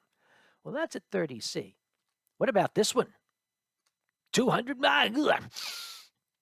Ignore the K. That's just more homeopathic crap they're throwing in there. 200C. This is 1 part in 10 to 200. I can't tell you. I tried to calculate how big the tablet would be. Microsoft Excel choked on it. It can't do numbers that big. What I can tell you is that to get 200C of any molecule in a tablet, the size of the tablet will exceed the total theoretical number of molecules in the known universe. In that tablet, is there any belladonna? No. It's a sugar pill. It's all that it has in it. But people say, but it works, it works. It doesn't have any belladonna. You've diluted it out. It's gone. There's nothing in there. But it works. How could it work? Remember I mentioned confirmation bias? And even scientists can be susceptible to it. There was a scientist who decided that it was already gospel that it does work, so he started looking for a reason. And when you start with a conclusion and then try to backtrack to justify it, sometimes things can get a little weird. This is Jacques Benveniste, who passed away, unfortunately, in 2004. He stated that the structure of biochemicals can be impressed on water. The water will display some of the activity of the original biochemical. What that means is that if you have a biochemical dissolved in water, it's not the biochemical itself that has the health benefit. The biochemical leaves behind a hole in the water that is shaped like that biochemical, and it's that hole in the water that has the health benefit. You don't need the biochemical, you just need the hole it leaves behind. In this case, the addition of the prior graphic was intentional. Now, I've given this talk before, and I've been criticized, rightly so. A fellow scientist said, I didn't like your talk. I said, why? And he said, well, you spent a lot of energy simply criticizing and making fun of homeopathy. You did not present any evidence to the contrary. And he was right, and I was actually quite ashamed. So I'm going to do it now. Why homeopathy is crap. Number one, it's based on a fundamental lack of understanding about the nature of disease. In the 1700s, they didn't know what viruses were. They didn't know what germs were. They didn't know about bacteria. They didn't know about parasites. They didn't even know how the immune system worked. They believed that disease is a manifestation of like an evil spirit, the miasma theory, that there was bad air, and the bad air causes disease. And disease was caused by your body's humors being out of balance. And all you have to do is balance the body's humors by opposite effects. As I said, they had no concept of what causes disease. They believed that disease was entirely a collection of symptoms. They didn't even have a concept of cause. They felt that as long as you treated the symptoms, you were treating the disease. We now know that that is not true. Number two, very simply, if the theory of infinitesimals is true, then everything is homeopathic. I will give you a glass of water. It contains homeopathic quantities of every known material in the universe. You already have it. Why should you pay for it? Just open a tap. It is contrary to the dose-response relationship, which I discussed back when I talked about Paracelsus. That is measurable. It is reproducible. We can demonstrate that that works again and again and again and again. Also, guys, water's a liquid. It doesn't hold shape. And even if it did, your tablet is made out of sugar. I could go on. But I only have limited time. People say, oh, maybe it's a placebo effect. Can it be a placebo effect? Actually, it's entirely possible. Like I've told people who believe in this stuff, if it works for you, that's great. The placebo effect is real. You can actually convince your brain that something is working. It only works for pain, though. It only works to reduce pain because pain is a sensation. Our brain can convince itself that it's not sensing that pain anymore. If you think the placebo effect works for other things, try it the next time you have diarrhea and let me know how well that works. Let me give you a homeopathic birth control pill. Let me know how that placebo effect works for you there. Something else about the placebo effect that is very, very important. It only works if you're the one that's believing it. I've seen this stuff in the stores. Infant earache drops that are homeopathic. Your child is crying and in pain. Here, put this water in his ear. The parent will believe that the child feels better, but the child's still in pain. Oh, let's put some water in your cat and dog. You will believe your dog looks like he feels better, but he's still in just as much pain. He's still just as sick.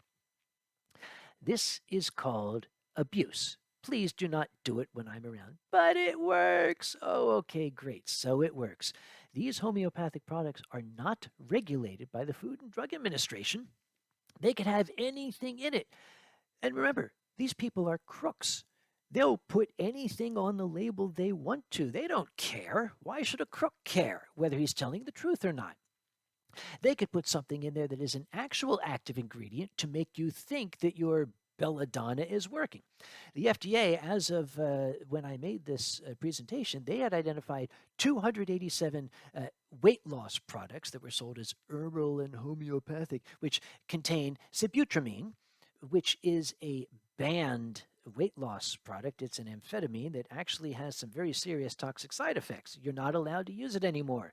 These people who put it in the pill, if it kills you, they don't care. They got your money. They contain Prozac, phenolphthalein.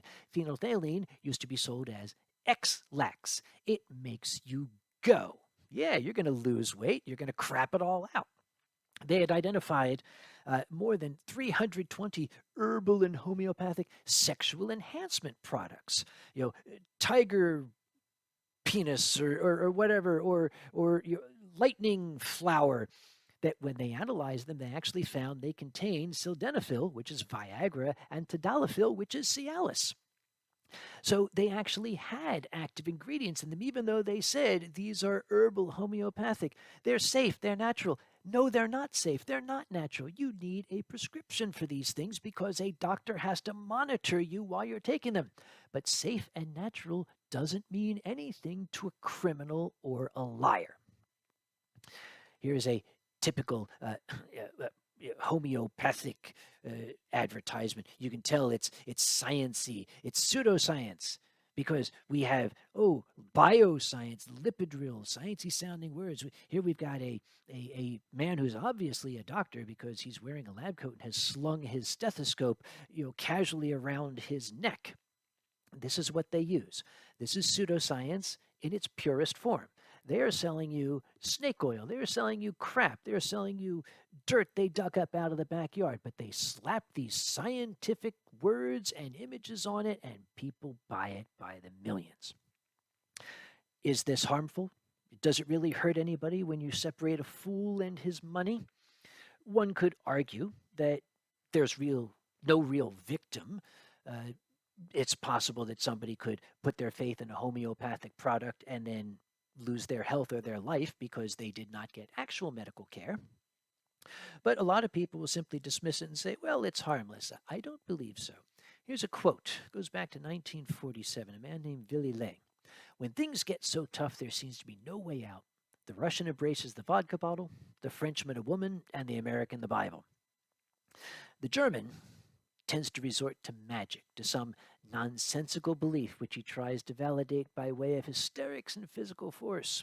It was the willingness of a noticeable proportion of the Germans to rate rhetoric above research and intuition above knowledge that brought to power a political party which was frankly and loudly anti-intellectual. The Nazis not only burned books they disliked, they also classified theoretical physicists with Jews and Marxists. Anti-intellectualism leads down to a very dark path, and if you have a political force that is screaming anti-intellectualism, you are in for some very dark times. Fortunately, we live in the United States of America, at least I do, and there is no way that could happen here. Thank you very much for your kind attention. You can email me. My email is all over the internet. Just look for it. If you have any questions. If you want to bring up Godwin's Law because I mentioned Nazis. Oh, yeah, you broke Godwin's Law. First off, that only works for an online discussion, and it does come from a legitimate source. It's appropriate to the current discussion, so screw you. I'm out of here. Bye.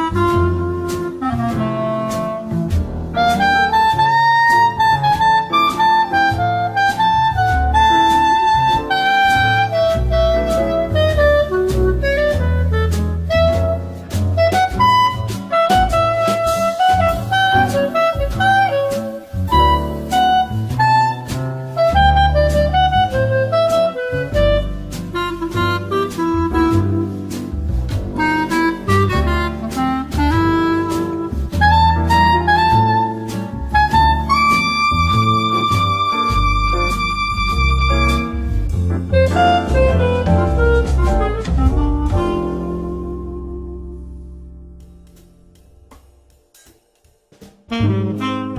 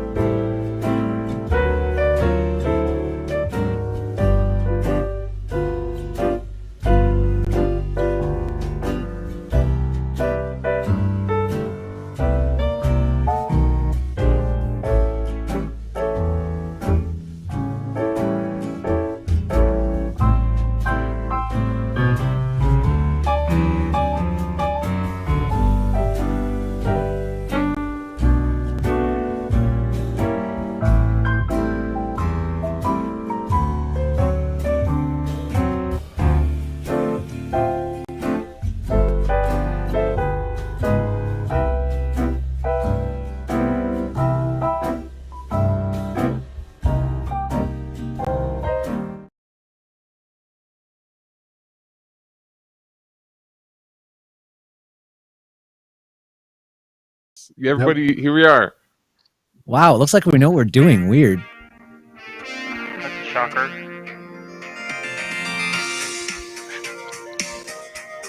Everybody put your hands in the air. My arms are broken, I can't. Ladies and gentlemen, my model does not allow me to put my hands up. I got the moves like Bloomberg. My arms are broken. Oh no. The moves like Dragor. Oh, I'm sure that joke's been done to death already.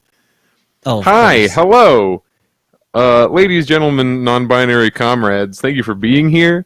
My name is Pepper Coyote. I am joined by two others. Yes. Xander, that's your cue. You're in the middle. Oh, I'm Xander. Hi. Hi, and I'm Dragor, and I have a quick PSA. We are acutely aware that our code of conduct says no politics or no excessive politics. This is the one reprieve because this is a political podcast. As well, the final disclaimer. I am here as a panelist. Anything I say here does not reflect the organization of First Squared, nor its parent company conglomerate. This is something we do wholly separate. So, hooray, I said my part. My ass is covered. My name is Pepper Coyote, and everything I say is reflective of my opinions and the opinions of Pepper Coyote Incorporated. The buck stops. Everybody's a corporation now. Yay. That's right. All right, what's going on? We usually have 2 hours where we get to like settle in and have fun and bibble bop around. This is our first time doing a live panel, and it is digital, so this is good. We get to kind of ease our way into this pool, into the shallow end. So I'm starting out. Intro subject. Here's a thing that's happening, and it kind of segues into a bunch of stuff. The Oakley Union High School District, I'm saying the name of it, I don't really know where it is, and it's not super important. They were doing a video chat for like a town hall of parents, come listen and hear what the school board is thinking about thing, mostly related to bringing kids back from COVID, which is a hot topic right now all over the place. Wherever you live in America, they're fighting over whether or not school should be going on right now. But they left the call open, and they didn't realize that it was just public and anybody could listen, and so somebody recorded it, and it was them. I thought it was going to be horrible. I was expecting, like, somebody was, like, throwing out either horrible slurs or something outrageous, right? They did say that... Yeah, they did say, like, the worst that I got out of this was they were joking about how parents wanted their kids back to school because they can't smoke pot all day with their kids in the house. And it's like, okay, probably wouldn't say that, but that's still not... That's a responsible thing. They are trying to participate. They're not going to do it around their kids. Just because you have a kid doesn't mean you can't drink or smoke. You need a pot sitter. But I get it. They're also talking about how, the parents are just concerned with getting their babysitters back. That's another thing that was off, like, people were upset about. And, but that's about as horrible as it got. And since then, they've all resigned. Everybody on that entire school board, like, everybody who was on the call has resigned. Just all these people were fired, and then you remember that most school board positions are unpaid anyway, so this probably wasn't like people lost their livelihood or anything. They just it probably messed up their local political careers. But other than that, so like the thing, most of the stuff they were mad about was them joking about like, these parents just they don't understand, like they don't value they don't value what we do here. They just want to send kids back to school so they can have their free babysitters again, and that strikes me more as like just some real shit got said on mic, and I don't fault them at all. Like, it was said angrily, but it's like that. It's not the parents aren't really the ones who. It's not really their responsibility. They don't run the government, but to a degree, I'm sure you both agree with this statement.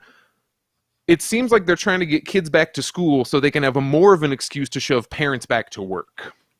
Know what I mean? Oh, absolutely, of course. And I think it's kind of messed up that in a brief moment of like truth getting thrown out, everyone has to resign because they said the thing that is really a thing. The parents aren't the ones who are like the oppressors of teachers in the situation. Obviously, the parents can't decide whether to open or close. It's up to governors. Like here in Arizona, I think we're like kind of closed, but most places have worse numbers than ever, and they're definitely and there's not a matrix, a metric for when to send people back. They seem to just be like, get back as fast as possible. Like, what have things been like in your experience? What do you think about this topic? I hear the parent. So all right. So my day job, I'm overall fortunate that I was not impacted. All that happened was I started working remote full time. Otherwise, I am in software. I am in tech. My team is just fully distributed. And it's really easy to tell who has a lot of kids in a perhaps small household and who doesn't. The additional stress and burnout that people are experiencing in different ways is very noticeable. So I empathize with the fuck it, I don't care, get them out of here urge. You know, I'm not going to fault someone for being frustrated in a candid moment. They might not even fully believe it as they're saying it. They're just frustrated. Oh, yeah. When they had kids, they were like, listen, I had a plan. This was part of the deal. You take care of the kids. I go make the lawyer stuff, and I come home, and I say, I barely know you. Give me a hug. I'm not saying, no, we know good lawyers that do that, but I'm just saying. You had to pick lawyer. You're not going to live that down. I know. I already screwed up. Good. It does put the public education system in a weird relief when you end up in pandemic time, and then you start realizing that the only kind of quote childcare that we offer is public schools, because that essentially is, geez, it's a blessing once you get to kindergarten, because you no longer have to pay for babysitters or people to watch your kids, which is already cripplingly expensive. People are mentioning this in the chat, just how financially insane it is to have a kid. How many people do you know in your age group who don't have kids? Well, we're all most of the people I know are same-sex couples, so we don't have to worry about too many kids like flying around unplannedly or whatever. But how many people you know don't start families because it is just impossible? Like, if you really sit down and think about how much it costs, it is Boozy, I'm not calling you out. I'm sorry. $1,000,000+ to raise a child. Yeah. I'm sorry. Boozy's getting angry at me. Boozy's mad. We're saying Okay, Boozy Boozy, we know you children. couldn't afford crazy, awesome taking care of people things. Anyway, I'm going to shut up. Xander, I appreciate the words that just fell out of you. Caretakers. But yeah, I will that's a send you common my we all kid. talk Is about. that an offer, So Boozy? how do we make it Jesus Christ. socialism? Look, Well, now I have a like- socialist time in the future. All right, let's keep going here so we can. It is only an hour. I want to get to more than just one thing. I got a phone full of things I'm going to be talking about today, I think. I got a what full we're phone going through. Yeah, it's full all- of problems. You have a phone Phone made by full of capitalism, binders yet full you of rail women. against it. Okay, let's do. This is like a mini one. I just heard this on usually. So the more the closer to the farther left you get in your political things, and the more you start recognizing the like neoliberal band-aids over problems, and how kind of the whole conversations are just usually about the wrong kind of thing. How we framed COVID to be like the fact we politicized COVID. We made masks like, if you're a Democrat, you wear a mask. If you're a Republican, you don't. And then once you start seeing the matrix and being like, they're keeping all the pores fighting with each other. And so somebody brought up a thing in a new perspective for me, a new perspective on COVID and personal responsibility, which if you want to go personal responsibility route and blame the spread of COVID specifically on just individuals being irresponsible, they were talking about how come we don't do the vaccine rollout instead of going, you come to us, the government, and try to get your appointment. Why doesn't the government send you a card in the mail like jury duty that says your vaccine is this day, this time? If you cannot make that, return this prepaid card and we'll figure it out. Why isn't that how it works? I'd never even thought of It's it like that a way. And somebody Valentine's threw note. that on NPR. I'm like, shit, why not? Yeah, that, and They know who we as are, we've they know said who we on we've said this on a couple of previous episodes, where the cost to send 5 masks to every registered address in the United States is nothing. It's if like you do 2 one batch missiles. order and you use, let's not be that aggressive. It's like half a missile. 2 missiles. Yeah. A missile full of masks. Start. That's my new punk rock smartphone, band name. they blow up and then masks fall on your suburb. We're sending the mask missiles. No, the missile They're is coming to wearing save the mask. ya. when they bomb you, you're not killed by COVID. Freaking SEAL Team 6 comes in your window, slaps a mask on you, back out the window. Up in the sky, it's a barrage of healing. Vaccine needles. Well, that's a little scary, actually. Ooh. All right. But you know what I'm talking about? I'd be much more comfortable with the personal responsibility narrative if it was up to us to mess it up and not up to us to make it work somehow. That's how you get the gun-loving conservatives on board. Okay, you can shoot people, but you have to use these special COVID vaccine rounds. Be very, very quiet. I'm vaccinating Wibbles. Oh no! That sounds like a QAnon idea, but I bet if it happened, they'd be all about it. They'd be like, "Are you shitting me? I can camp outside of a Starbucks in a duck blind, pop up and pop and vaccinate some fools, scare the shit out of them," and they'd be like, "Oh, it's okay, honey. It's a vaccine, redneck." And then they turn into gators and scurry into the swamp. It's just me. It's me. Surprise. Yeah. Oh shit. Yeah, not the face. Yeah, please don't vaccine me in the face.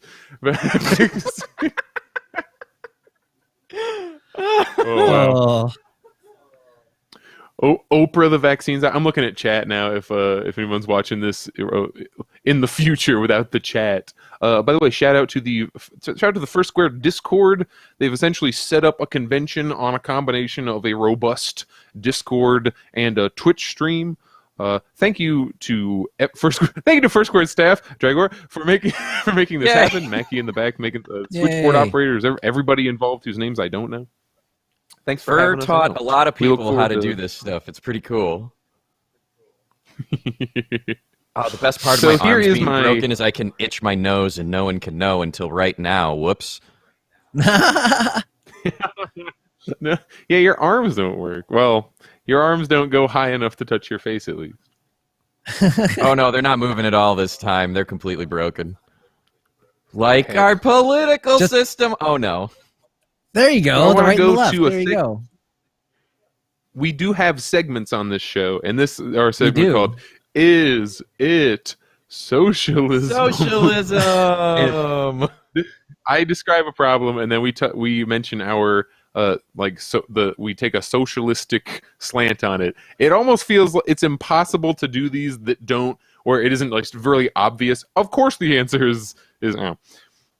They used to be a little bit coy, but now everything's too on the nose. So, all right, still talking about COVID aid, and this is less like a problem and more just I'm gonna say it and then go discuss and then just tell me your thoughts on this because you're gonna agree with. I'm assuming we're on the same page with this.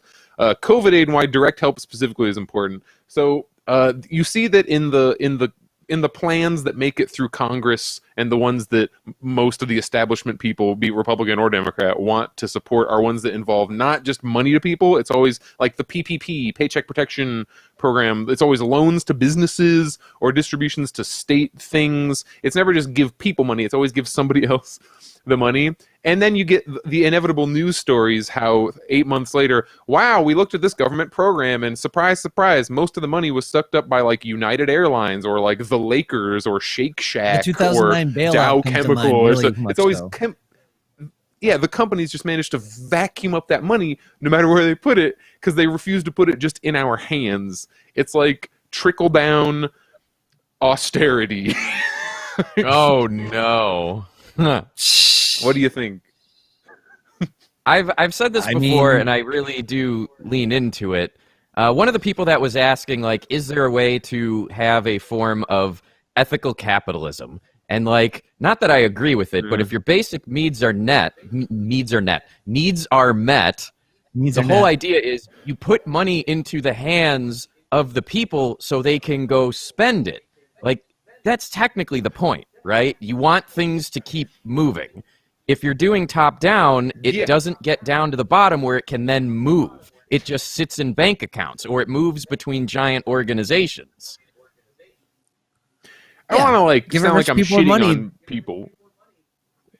Oh yeah, go ahead, Xander. Sorry. Yeah. Give a rich person a $5 bill. They're gonna just put it in their fucking wallet because they don't need it. Because it's the same thing. Oh yeah, that's not even to mention the fact they don't spend their money. Their money just sits in bank accounts. That's what I'm saying. They're like they just sit on that shit. Yeah, Or Bezos stock couldn't spend buybacks. all his money even if he tried. He just gets more. Wasn't that the 2009 thing? Didn't they find out that like basically just it's like bought a shit ton of stock? A lot of these companies that were being saved.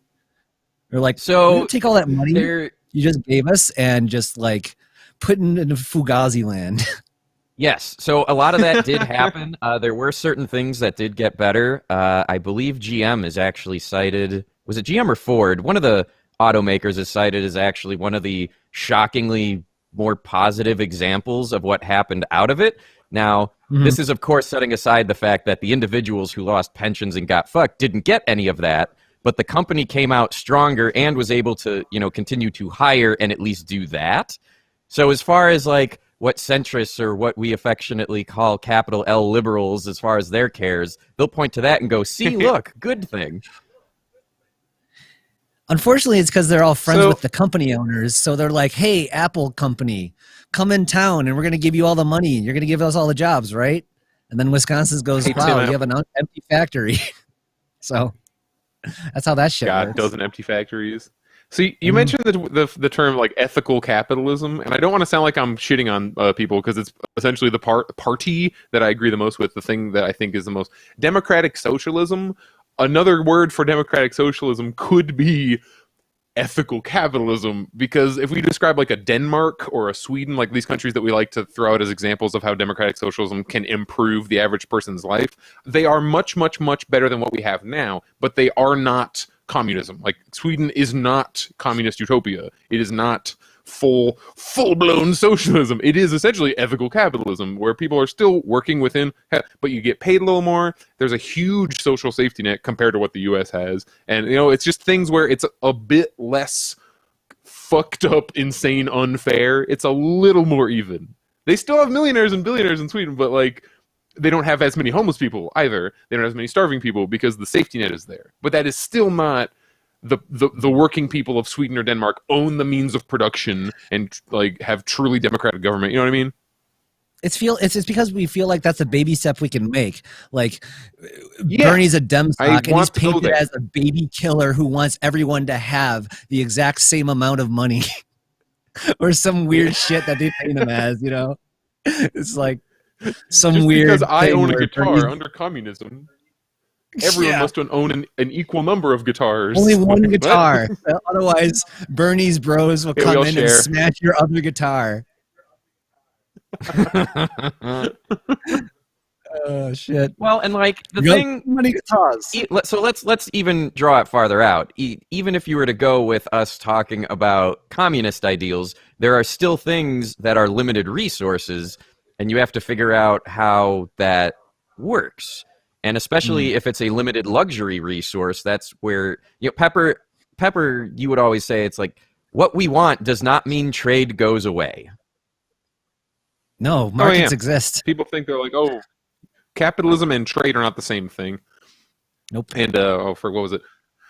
It's all we're really talking about is what the motivating factor about how you organize your economy and resource distribution is. With capitalism, it's profit. So it's essentially the goal is to fuck over as many people as possible because that's what profit is. Profit is the value somebody else created. You keep it. It's how your boss gets a paycheck, even though you do work. So okay. If my work is worth the amount they paid me, how would my boss make any money? Because I would receive all the value from the work I did, but I don't because it's capitalism, and that gets sent up, and then eventually that's all concentrated up into one CEO, and that becomes profit. If instead your economy is organized around like feeding the most people or making sure no one dies for no reason, if that was your goal instead of money. I think so much stuff would be different because how many things are we very, very capable of doing right now that we don't do only because it doesn't make money? That's most things. The one who sent me the thing about like Latin American countries, like they're like withholding the vaccine in weird ways. It's, Bill Gates convinced a company to. It's Africa. Yeah. Do we want to talk about that? Do we want to talk about the Bill Gates vaccine shit? Oh my god, I don't even know if I wanna. Because when you say Or we those can words skip it. together, you're like, It's pretty quick, actually. Remember how there was a headline of some company was like, we're going to make this vaccine free. Once we make it, we're going to make it essentially open source. We're going to hand out the formula. Any lab can recreate it for free, no royalties. Fuck it. Just distribute as much as you can. And then the Gates Foundation was like, if you do that, we're going to stop giving you money. And they said, sorry, daddy. And then they wrote it. And now Africa, Sorry, South daddy. Africa, specifically that's how it fucking is. Specifically, South Africa now can't afford the vaccine that was tested in South Africa on South Africans, and now they can't have. It's like if you wrote it, people go, "That's cartoonishly evil. That's too evil. That's unbelievable. No one would ever do that." money, and they make a product, and then you charge you for said product when we paid tax dollars to make that fucking drug, and they sell it back to you at a crazy premium. It's not like that shit happens all the time. That is also the trope in this day and age is basically if you ever grew up watching Captain Planet and you sit there and go, no one's actually like that, and then it turns out, yeah, they are. Except Captain Planet is the part that isn't real. Yeah. Oh. Just in make Captain everyone Planet, they're more relatable. Those villains are much smaller scale in what they're trying to do. I would prefer the Captain Planet villains. That's like how the great lie the Gates Foundation. Swordfish sold us was that there are these like weird vengeance ethical billionaires that are going to go take out the bad people, and no, the billionaires are the bad people. Yeah, John Travolta lied to me. Like Batman is the only good billionaire. And even then, no. I watch Twitter. A bunch of my friends on Twitter. Go ahead, Pepper. I will argue for Batman sometimes. I'm not. I don't say everything he does is ethical, but he also fulfills my like. Sometimes the motherfuckers just gotta like. Yeah, but it's like a drug dealer and not Jeff Bezos. Bruce, we got these workers' rights issue, but I gotta beat up these guys in costumes. Okay. This is assuming that the Wayne Corporation just is extremely ethical in how it behaves. It's like everybody gets paid a lot, everybody has great benefits, and we don't try to nickel it. But because in general, it's like, what if a really rich person used all their resources to help at least someone? Well, so Bill Gates Batman might be that a cop. argument. Yeah. So Bill Gates Batman and the might Gates be a cop, but at least Foundation. he's a cop that does work sometimes. He like does Bill solve Gates and the cases. Gates Foundation are basically responsible for doing a huge hit job against malaria, and that is a good thing. It should not have been in the hands of a billionaire to do it. Because we all realize that while the good thing is good, it also is kind of nakedly a cover for him to be seen. It's PR you're buying, and it's influence you're buying. That's how you influence national governments, is you start controlling their vaccine supply. And that's where QAnon shit comes from, because they think Bill Gates is putting microchips in the vaccines. Like, it's not that specifically, but there is some shit with Bill Gates and vaccines. Oh, like, boy. You have the pieces. You said influencing You're just governments. putting You them have another together topic wrong. for that. Don't Oh, you have sorry, another say topic that for again? that, for influencing governments? Influencing governments? Oh, yeah. Let's transition to that.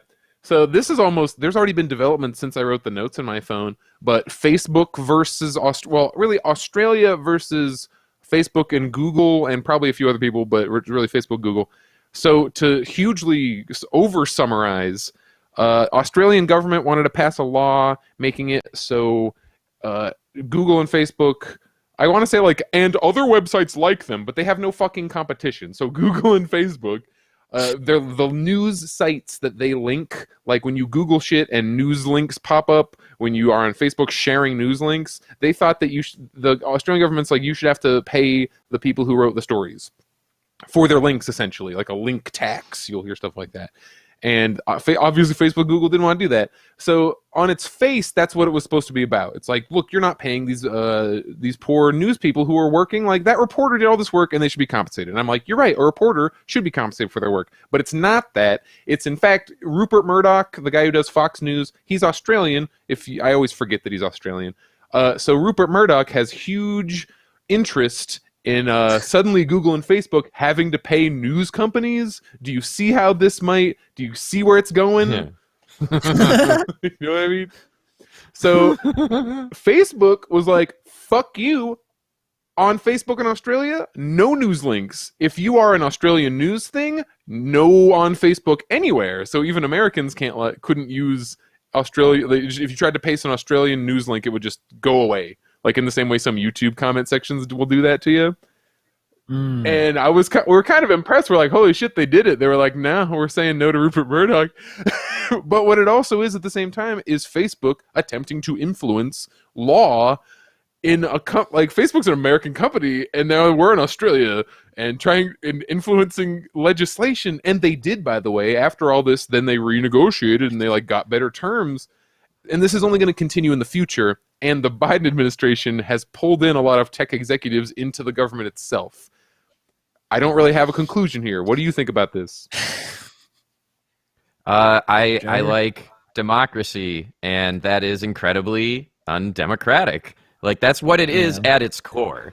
You know, even if you say in a representative democracy, you can vote someone into office, but you have no control over how they represent you other than voting them out next term.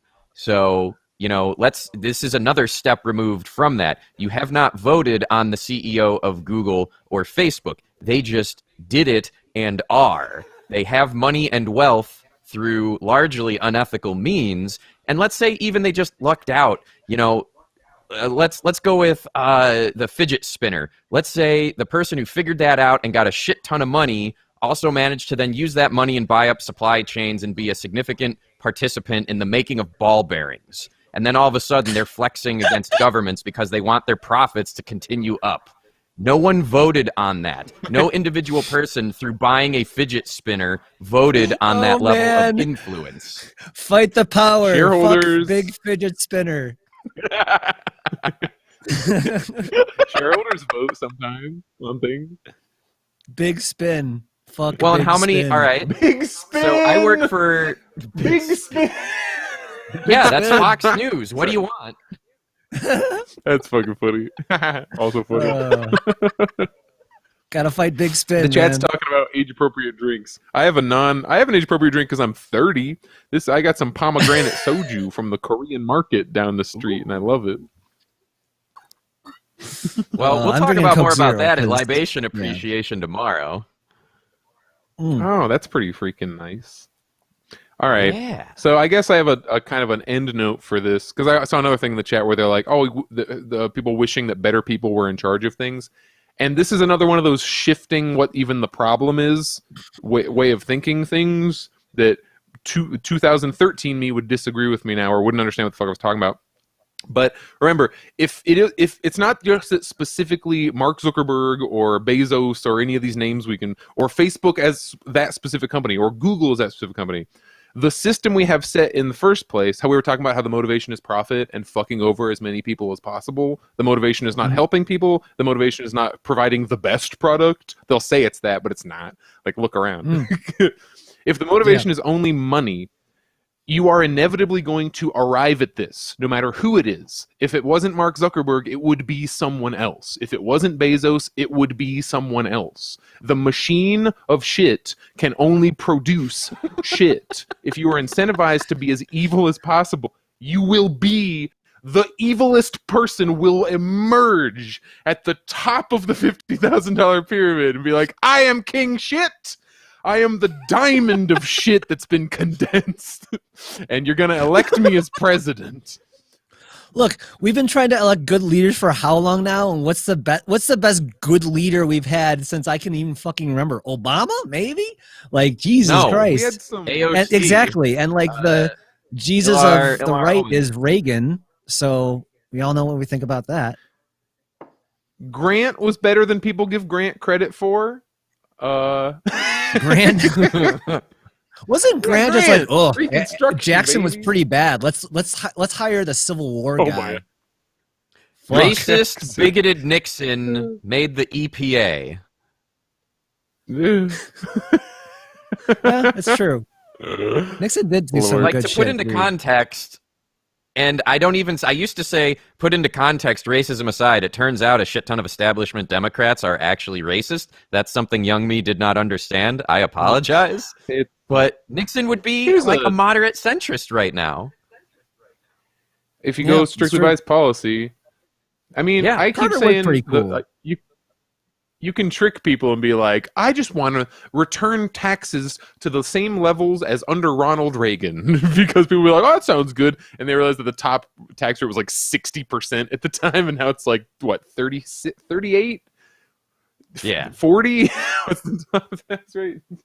And that's assuming you're even playing the game where you get taxed that much. Mm. Oh yeah, where you don't deduct to zero, like everyone does. Yes. Oh yeah. Like, I'm not even a giant yeah. business. I can deduct to paying basically no taxes every year, and I'm a nobody. Oh yeah, it's tax season. So now we're here. Do you want 99% of your paycheck taken by Bernie? Comes knocking on your fucking door. Give me your fucking paycheck. He's like, I'm here for your Listen, money. Hand it over. Hand it over. We can do this the easy way or the hard way. Really nice. Look, you Pepper, I'm just gonna happy. wiggle I am finger once again to asking death you. until you give me your So fucking give me paycheck. your wallet. Give me your wallet, you son of a bitch.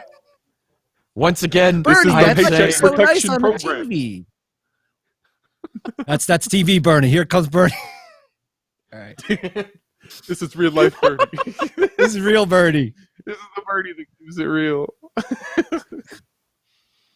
Word life Bernie We're coming no at you. longer asking for you to...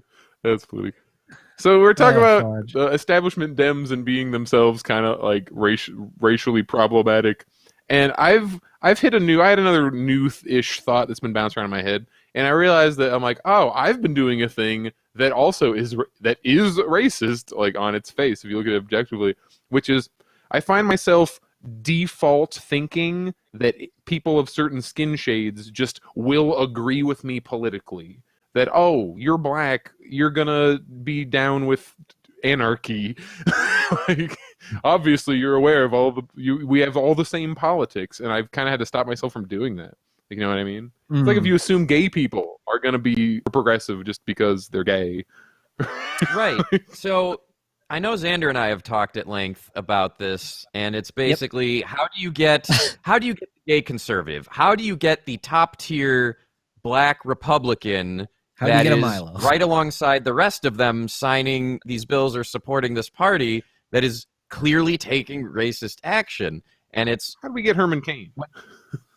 when things get socially normalized enough, when you are in a particular class where regardless of the things that, you know, a party or group at large is prejudiced against, well, you got the money though, and they care about that more than the prejudice, it seems. So if you're not growing up as, let's just call it, a cis gay white male, you are not facing the same levels of oppression that you used to. What's the saying? A leftist isn't born, a leftist is made. So there's a lot of routes where you don't have to get faced with those things. Were it not for the sheer level of medical issues I have to deal with, I could see myself being a much shittier person, but I know how bad it can be.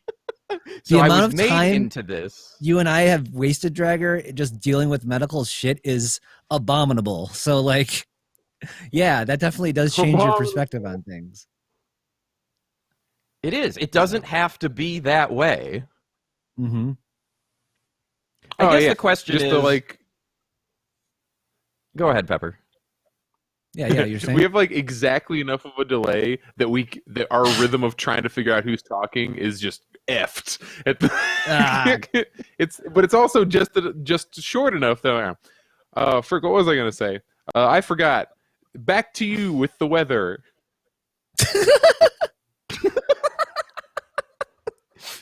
The main thing, that's the stance I try to take in my own life is and it sounds like some form of weird fucking proselytizing or conversion, and in a way it is. But the thing we learned with Bernie Sanders, a lot of my leftist friends were like, why the hell is Bernie Sanders going on Fox News? And what happened? He had a small audience where he could one-on-one have a conversation with someone or a small group that were actively listening and lay the case. And when they asked questions or these what ifs, he had the answers, and it was in a small enough space where no one was getting judged, where they could hear it. And it's not without bias. They could hear it without attitude, shall we say. They weren't being shamed, which I'm very guilty of the shame aspect. Holy shit. But it turns out if you can actually like take the time and convey a message, there's a good chance someone's going to hear it. Not right away. It might take years, but you've planted the seed. It's true. I think being able to tie things into terms that like regular ass people care about is also a big part of it. And yeah, Bernie is a good communicator. That's why he's an effective politician. And I think it's very frustrating watching the mainstream Democratic Party's messaging and just seeing the level of like a communication ability. How like why can't we message our way into more wins? Because to everybody who's paying attention, it is so clear of the two parties we are allowed to vote for, which one. Like, how don't we have those motherfucking checks out yet? How is it possible? They fucked up. That's why. How is it? Dragger, do you want to tell your story? Holy fuck, or no? They weren't campaigning on it. It's not happening. Go for it. There is a friend of mine who, Pepper has introduced the term to me, capital L liberals. And so there is, I'm going to go and run with this, and goodbye, I'm canceled, good night. All right. But I basically said, there's no liberals, only us anarchists. This person has been a friend of mine since high school, so a very long time. So we get very cheeky and snarky and outright sardonic with each other. So I just kind of, very jokingly but with purpose, said, my latest hobby is pissing off capital L liberals by bringing up kids in cages and $2,000 checks. And hook, line, and sinker, he responds, $600 plus $1,400 is $2,000. As if that wasn't owned to me. That 600 was Trump bucks. You got owned, Dragger. Guy. Damn. That was 600 Republican dollars. And like, to did he slam on a math hat? And like, I want to be clear because we're punching down at liberals right now, and it's not completely undeserved. But this is a person who I have known for a long time and genuinely cares about the well-being of people. He genuinely cares about the advancement of our species and doing better. But the way that worldview manifests in what we call capital L liberals, I'm the crazy one. Everything that Biden's doing right now is seen as good and just and the right thing. Either through some means of can't imagine how it would be better, or doesn't believe in what a lot of us lefties think is actually possible. It's like, that's the dividing line. Mm-hmm. This ties into you talking about Bernie being effectively like able to communicate to Fox News people. It's that we are not even presented with an alternative. So I completely understand. This was me in 2013. This was Obama voter Pep over here, where you essentially, like, you know the term capitalist realism, where people go, look, everything you've said is beautiful, but let's get real here. Capitalism is the only thing that can be. If you go with like American current system realism, where people go, look, at the end of the day, it's the Democrats or the Republicans, and anything you say to hurt the Democrats is bad because there's only two options, good and bad, and you must choose good. And once you whittle it down to just lock in where you have no other options, suddenly that's why the Democratic Party is no longer really responsible for doing anything, because what are you going to do? Vote for the bad?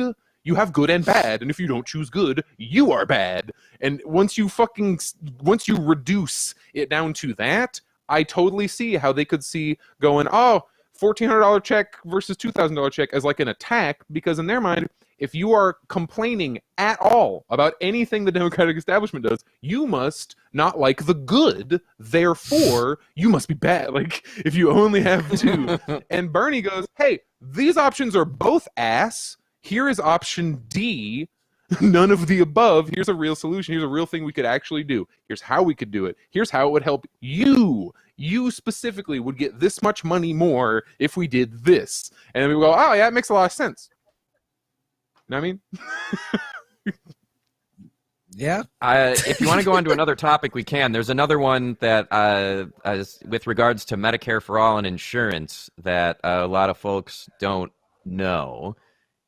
I'll just recap it. So a lot of the discussion around Medicare for All, the reason why that's so scary to a lot of middle-of-the-road folks, it's not that they don't believe in Medicare for All. It's that if you are going through any form of corporate America, if you are going through any form of salary job, of which is a lot of people, it's not about your doctor. It's not about keeping your doctor. It's not even about which insurance company you are with. It is about the plan.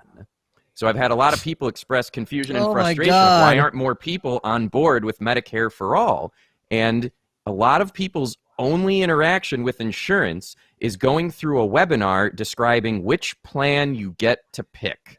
The idea of Medicare for All is so far removed my first salary job, and I was like at my job, and they're like, "All right, you can pick Pokemon Silver or Pokemon Ruby for your health plans." And you're like, I don't want Pokemon. I want healthcare. Yeah, what the fuck is this shit? Yeah, exactly. You have to do all this shit paperwork just to like, okay, you have to predict your future illnesses. Now, how sick do you think you're gonna get? Like, fuck you. Like, and then like if you win, you're like, I did the good thing. I must have prepared correctly. These people didn't do the thing right, so they can't pay their bills, and that's where a lot of capital L libs get that shit because they like, yes, I did the good thing, like you're saying, Dragger. Yes.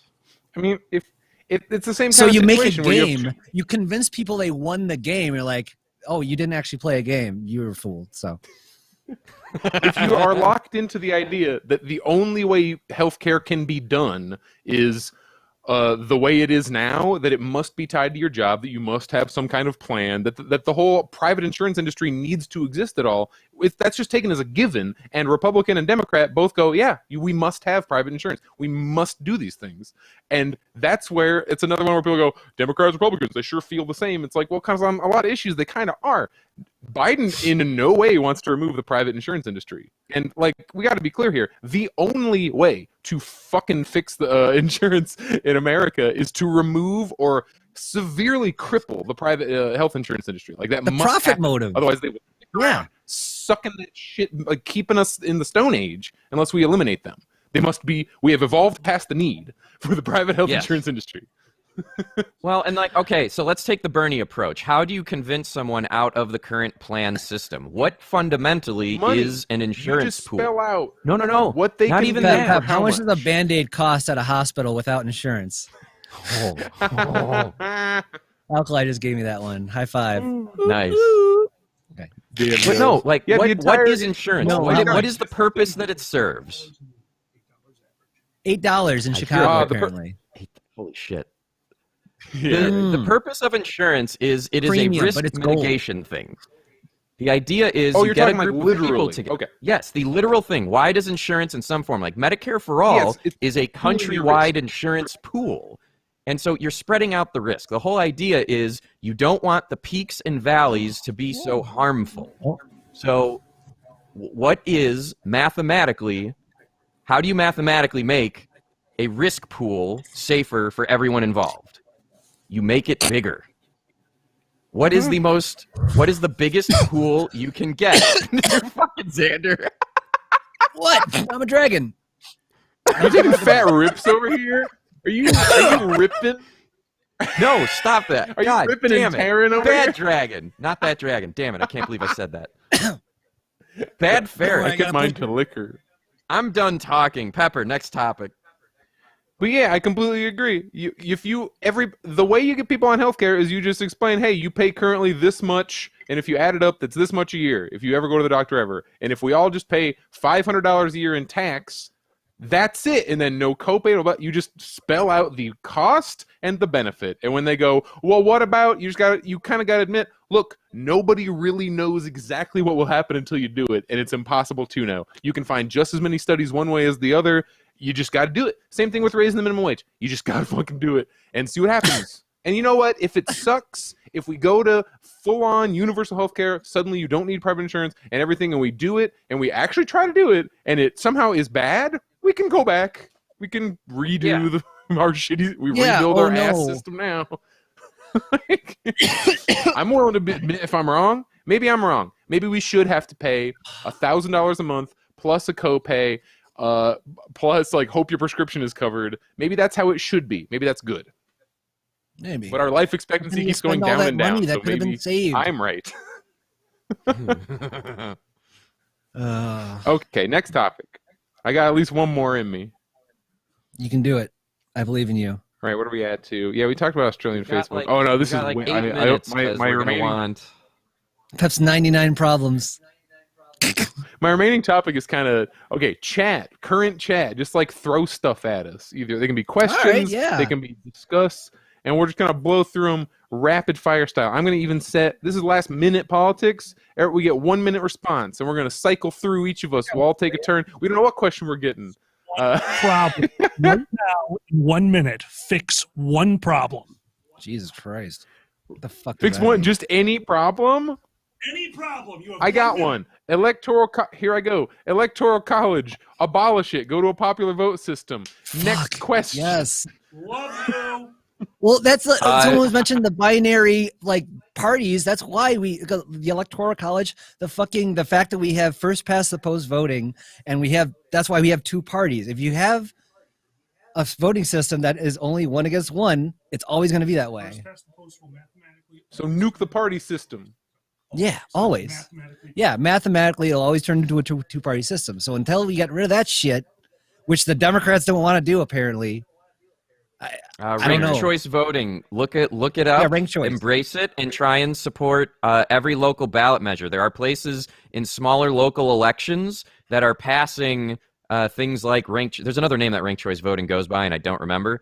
But look that up and be on the lookout for it at your small local elections and continue to get that going. Part of it is people aren't even aware that there are other better representative voting systems out there. Mm-hmm. All right, I got a problem. One's done with the animals, actually. When the CGP Gray does a good one? Yeah, check that out. Did you pull one from the chat? Because I got one. Go from the chat, and then I got one. Oh, you were asking. So I don't have one from the chat yet. I'm reading this chat. We had somebody. How do you convince the GOP to do things? That's to summarize. It's longer than that. But okay, there's 1 minute on the clock. Their whole message is you have to do it yourself. Yeah. Like that's the whole thing. Oh. You convince the GOP to do things by stop voting for them, and basically you money, power, whatever, shame them into doing the right thing. That's how you got Cheeto giving out a fucking $600 check. Yeah. The right is just the worship of power. The Democrats has only do stuff when you force them to do stuff. The Republicans are naked about that. Any attempts to quote reach across the aisle are pointless. The Democrats are corporate stooges. The Republicans are corporate stooges, and they just tell everyone that they are corporate stooges. They don't give a shit, and they win elections based on fuck the people you don't like. Fuck the libs. Fuck the libs. Vote for me, and they win basically all over the place. Mostly a lot of this fuckery. philosophy. I want to say something real quick. Yeah. Yeah. A lot of this philosophy boils down to when you have power, if you think you deserve it and you like inherited it, and this is mine, and no matter how I got it, I deserve it, and other people can't have it. That is conservatism in a nutshell to me. So like, it's the consolidation of power and saying, a piece of paper anywhere? I deserve this kind of thing. So. Another minute on the clock. UBI. Just Yay. talk about it. Somebody threw it out there. Whoever wants to go. The best thing Andrew Yang did by being on the stage was start the national public discussion of even what universal basic income is and how it could work. Because a lot of people think, oh, UBI means no one's ever going to work. And when you listen to Andrew Yang's proposals or things that are coming out of other countries, it's basically the price of things is the same and are done, but you get guaranteed, let's call it $20,000 a year. You can live, but you're not going to live as well as you probably want to. It's not going to remove the desire to improve your situation. It just means you don't get fucked when something that's out of your control takes away your means to live. It's a universal basic baby steps on the way to gay space socialism, basically. Yes. So Yeah. Hey, that was a All right, we're 7 seconds wait, Pepper, through a I minute. got That was one. like perfect. Yeah, a minute. All right. Public school funding based on property taxes. Oh, that's it. That's the subject. Oh, sorry. Started it by a minute. Oh, no, Mackie, we hear you. Sorry, that was distracting. Is that what that has been? Tying right now, a lot of places tie public school funding to property taxes, which means the more expensive the properties in the area, the more money goes to the public schools. Which the problems with that are immediately obvious if you think about it for even a second. So, like, you make it a state thing, and you kind of like how if you change the motivator away from just making money to do, we need to change our motivations away from like, oh, you better live in a rich neighborhood. It needs to be like, oh, this school needs help, therefore they get more money. Because right now it's your school is doing bad. Here's less money. Like it's real dumb. Well, Yeah. why do property? We're not going to give you any more money. It shouldn't matter. Like, why does a child's education matter on the total sum of how much money the parents in a particular community are bringing in? What does that have to do with anything? Right. That is inherently unfair. All right, that's a minute. Who else do we have? Yeah, Joe Manchin. Or essentially, I could generalize to like the couple of Senate Democrats who seem like who always are like, we won't vote for it. What do you think we should? What do you do to that? What do you do with them? What do you do about them? Like now, not vote them out later. Like, what do you do now? Voting minefield barbed wire match. I don't know. There we go. Xander made it about wrestling. We're done. I don't know. Nice. I do like the wrestling talk. I say, fuck them. Hold the vote. Force Joe Manchin to actually vote no on the checks or whatever. Make sure the thing you want is very, very good, and then bully the shit out of him. Be like, do it, bitch. Do the not vote for it. They should you be bully the one him, person like- who stands in the way of universal basic income or healthcare or whatever. Make them do The it. Dems They should be like, absolutely look will at not. this fuck. Yeah. Yeah, hold Well, them and up. those When the things- Republicans step out of line, they get smacked down immediately, and you know that because Yeah. they never step out of line. Yeah. Or they have sufficient amount of power where they don't care and they have another money Where you or can't. base. Yeah. Because even Mitt Romney, like Romney's like, oh, he's the renegade Republican. No, he's in Utah. In Utah, that's like the one state where the Republicans don't like Trump. So it completely makes sense for even him to do his like protest votes. It's for Utah. the Romney's state a that he renegade. I represents- doubt he even has medium salsa. Jesus Christ. Xander, don't spice And shame, FKP. okay? Okay, fine. I'm not going to spice shame.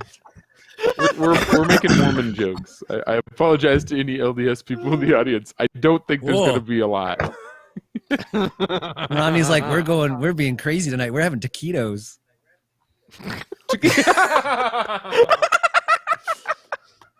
I thought you said Tostitos at first, and I'm like, both work. Both work for the joke. No. All right. Okay. Oh, they're talking about Uh, Are we you all done? keep going, Oh, and I'm no. going to check in and see if we have to stop now or if we get 5 more minutes. I was gonna Okay. say we only got a little bit. Cut us off whenever. Oh, I'll play the ending theme song now for Plug everyone our to thing. enjoy.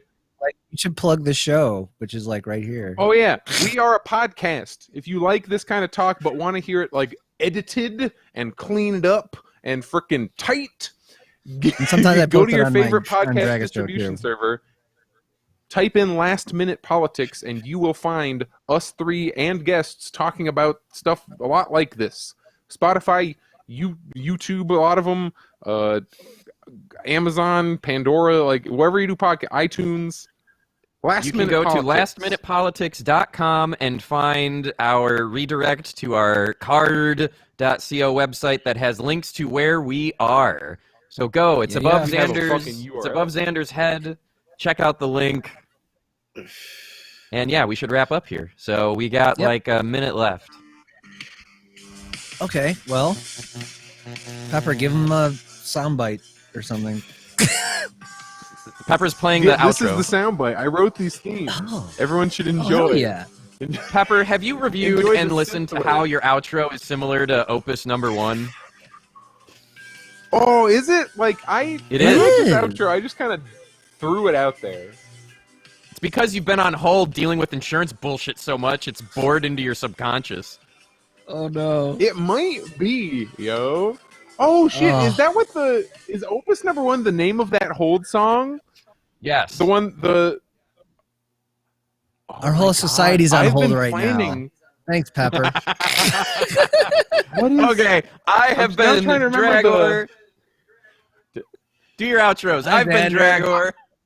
I've been Xander. I think we're rapping. I'm Pepper Coyote. Listen to my music on Spotify. I love you all. This has been Last Minute Politics. And we'll see you on the internet later. Yep. Okay. This is the part where we get to talk at the end until we get cut out. You all can switch over. I don't know if they're listening. Are we done? Looks like we're going. They think it's...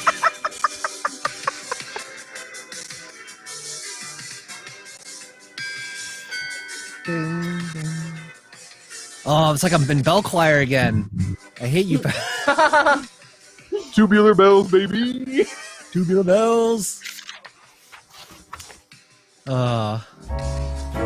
Yeah, we did it. Yay, thank you both. That was a fun time. It was good.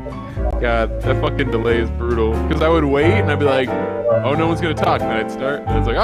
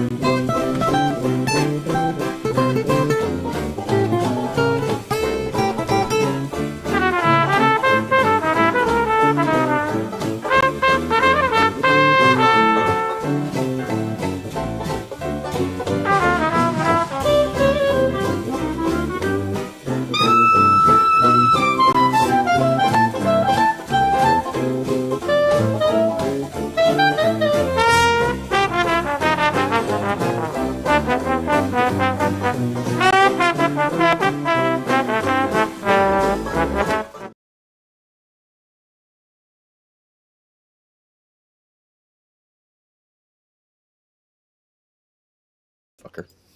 What the heck are you saying, Boozy? Oh, it was over there. Yeah, he's on the live screen. Rent to the live screen the moment he said motherfucker. So that was nice.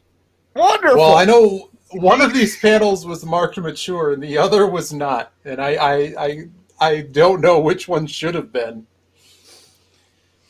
I should hide that text overlay. Probably. Yeah. Although it's nice to know I can just click it in. Are we live? Oh, yes. Tech just disappeared. Did you not know what thumbs up? Thumbs up means live. That's it. I thought the thumbs up was like, I have a thumb. Hello. I was not aware we were live. Jesus. Yeah, that's what that meant. You gotta warn me. Hello, everybody. Welcome to Masturbation. Yes, I know what the panel sounds like. It's intentional. I am Boozy Badger, your moderator for a series of absurd debates that I'll be holding with our panelists here tonight, and I am the only one who got the memo that this is a 1920s themed con because I'm the only one in black and white. The rest of you newfangled time travelers are sitting in your homes with your fancy things, your color. We have Jimmy the Hobo, the Wall Street Kid, and the lawyer in his basement speakeasy with his trusty bartender. I love it. Oh, welcome to Masturbation. The way that this normally works is I have a series of panelists up here. We take a series of suggested debate topics from the audience. I mash them up and decide what I think is going to sound funnier, and I hand it out to any of our panelists. Our panelists tonight are going to introduce themselves because I just did my version of an introduction, which is Jimmy the Hobo, the Wall Street Kid, and my bartender. So, would you like to introduce yourselves? We'll start with I think Jimmy the the person Hobo. sitting next to you should start. I was going to say, not really. I mean, I'm Iggy. You probably know me from all kinds of stuff, game shows, emceeing, all that kind of fun stuff. I'm a dinosaur, and apparently I'm doing this. Excited. I thought this was Tattletales. I am the master debater, Alkali, as we all know from my previous showings on the show where I screwed everything up. And my saving the best for last, the most important person in the room, my bartender. Hello. I'm QM. Thank you. Please say your name. We need that to move forward with the panel. We can't just stop with, hi. Jesus Christ, it really is a fur con. Like the awkward hello has now happened. Are you going to follow me? You know what? The sad thing is you did the awkward hello and you're going to follow me to my room later. So this is like I'm getting the full first squared experience in one go. No, you are not. Awkward hellos at First Squared usually involve property damage. We destroyed 2 different window treatments. I know. The methodology of the panel is as follows. I will choose a debate topic. Tonight I took to Twitter to ask people to give me their debate topics, looked at the ones that we had, such as pineapple on pizza or pizza on pineapple, paws v. maws, kale pancakes v. waffles, and I decided I'm just going to mash them up the worst ways possible. They are assigned to our panelists. The panelists get 3 minutes for their opening statement in favor of the assigned side. They get a 1-minute rebuttal, and then we open the floor to questions. I will have the main chat up here. Not to take away from the hilarity of deciding, I did go through my Twitter responses earlier, and I chose the panel topics. We will be timing our panelists, and I will, at my own whim, decide when they have and have not offended me and thus had time added to the time they must talk. These are unscripted debates, and the panelists have no idea what I'm going to throw at them. Before we do that, though, would somebody like to talk about the charity? I would absolutely love to. Just reminding everyone that this weekend we are supporting our favorite charity in Wisconsin, the Hawes Association, which has been with us through the entirety of the Fur Squared existence. This group has done as much for our convention as we have done for them, and it is an honor and a privilege that they keep returning to us year after year after year after year. What is wrong with them? Like, they have better things to do with their time, but they genuinely enjoy us. Also, one of them handed me a puppy once, so let's give them money. That said, we also have a wonderful ASL interpreter on stream with us tonight. Thank you so much. I am so sorry for the things I'm going to make you sign. The panel is not rated 18+. That's because it's never intended to be 18+, but if you've watched me long enough, you know it's going to get there. Without further ado, let's jump right in. Our first panelists for this evening are going to be Alkali v. Iggy. Winner will move on to the next round. Our topic tonight from two of our wonderful Twitter people is kale versus anal bleaching.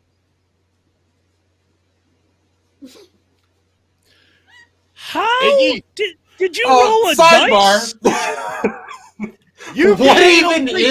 What even is the second option? You get anal bleaching, Iggy. Frankly, looking at your picture, you could use it. Alkali, I know that you have been waiting years for this to argue in favor of your favorite of all greenery. You will be arguing in favor of kale. We'll do the imaginary coin flip. Fuck that, Alkali. You have 3 minutes on the clock. And as soon as my phone lets me unlock, it's much harder to do this on stream. Go! No shit, right? Kale. I vomited in my mouth a little bit right there. And that's why it is the greatest dietary supplement ever. No mortal being could keep down that putrid, bitter, horrible, magical leaf. We have a lot of magical leaves in this world. In fact, I had a whole can of them. They were very happy. It was a can of bliss, you could even say, which I finished right before this show. But this magical leaf, it does so much more. Well, we're going to stop you right there, sir. We're going to stop you right there because it is not legal in all 50 states. This is an under-18 panel. I cannot abide by you promoting people to engage in illegal activities. We are restarting your clock at 3 minutes. Please abide by the rules. Go. You know, I could really use these rules written down beforehand. No, I'm just saying. You know what? You know what? Criticizing the moderator, you got an extra 10 seconds to your 3 minutes. 3 minutes, 10 seconds in favor of kale versus anal bleaching. Go! So we've already went over what a great dietary supplement it is. Also, what a money-making scheme it was. Kale was one of the greatest money-making schemes by one of the Hutts. Not Jabba the Hutt, not something else the Hutt. I couldn't think of another Hutt. But Pizza the Hutt. Pizza the Hutt. Pizza Hut, that works. Pizza Hut was the largest purchaser of kale prior to what I assume was First Squared 2013 when the kale market began booming. Which brings me to my next topic. By the way, that's actually a true fact. The largest purchaser of kale was Pizza Hut. Why? Because Pizza Hut used to have buffets in all of their stores, and they used the kale as a barrier to separate the pizza from the salad bar. And if you have never been to a Pizza Hut, I will remind you the salad bar always had two different types of puddings. That's why the kale was there. Offset the pudding. Next, we're going to go into the fact that kale might be the funniest of all vegetables. Why do you say that? Well, one, every time you eat it, it makes you gag. I mean, that's funny in and of itself. But that's notwithstanding the moment that it happened. Some of us remember the moment that it happened, don't we? I had left the room. I wasn't there for Whose Line Is It Anyway? I had to deal with an issue. And when I re-entered the room, the entire room was in hysterics. They were playing Questions Only. No, they were playing, Questions Only. And as I walked in, somebody said, "Do you mean behind the kale store?" And the audience roared with laughter, and I was confused. And the other gentleman said, "Kale?" As though a question mark had been put after the word, just haphazardly. And the audience laughed. I don't know where it began. I will never know where it will end. But I will know this. 2 jokes landed better than entire sets of comedy that I have painstakingly written and performed in front of a mirror to then spew out in front of you like so many kale chunks. Yet those 2 lines, using this miraculous vegetable, brought down the house to a point that we are still talking about it to this day. Sir, I give to you, no matter what you shove up your ass, no matter how many bottles of bleach go into that puckered hole, probably puckered because you viewed kale in a non-closed environment, but kale will prevail. Kale will prevail because it is a leafy green. Kale will prevail because no matter what topic you have, kale can be used for it. Kale is the scrubbing brush of the ass, and that's my final statement. And I'm so sorry you had to sign all of that. Actually, that's not your final statement, sir. I'm pausing the clock. You have 12 seconds left. Thank you Please for the heads continue. up. I actually thought I had that. So, to finalize my final statement, I would finally like to talk to Kale itself. Kale, I am addressing you. Kale, we've had a lot of issues, but in the end... Well, that's it. Kale. You're done.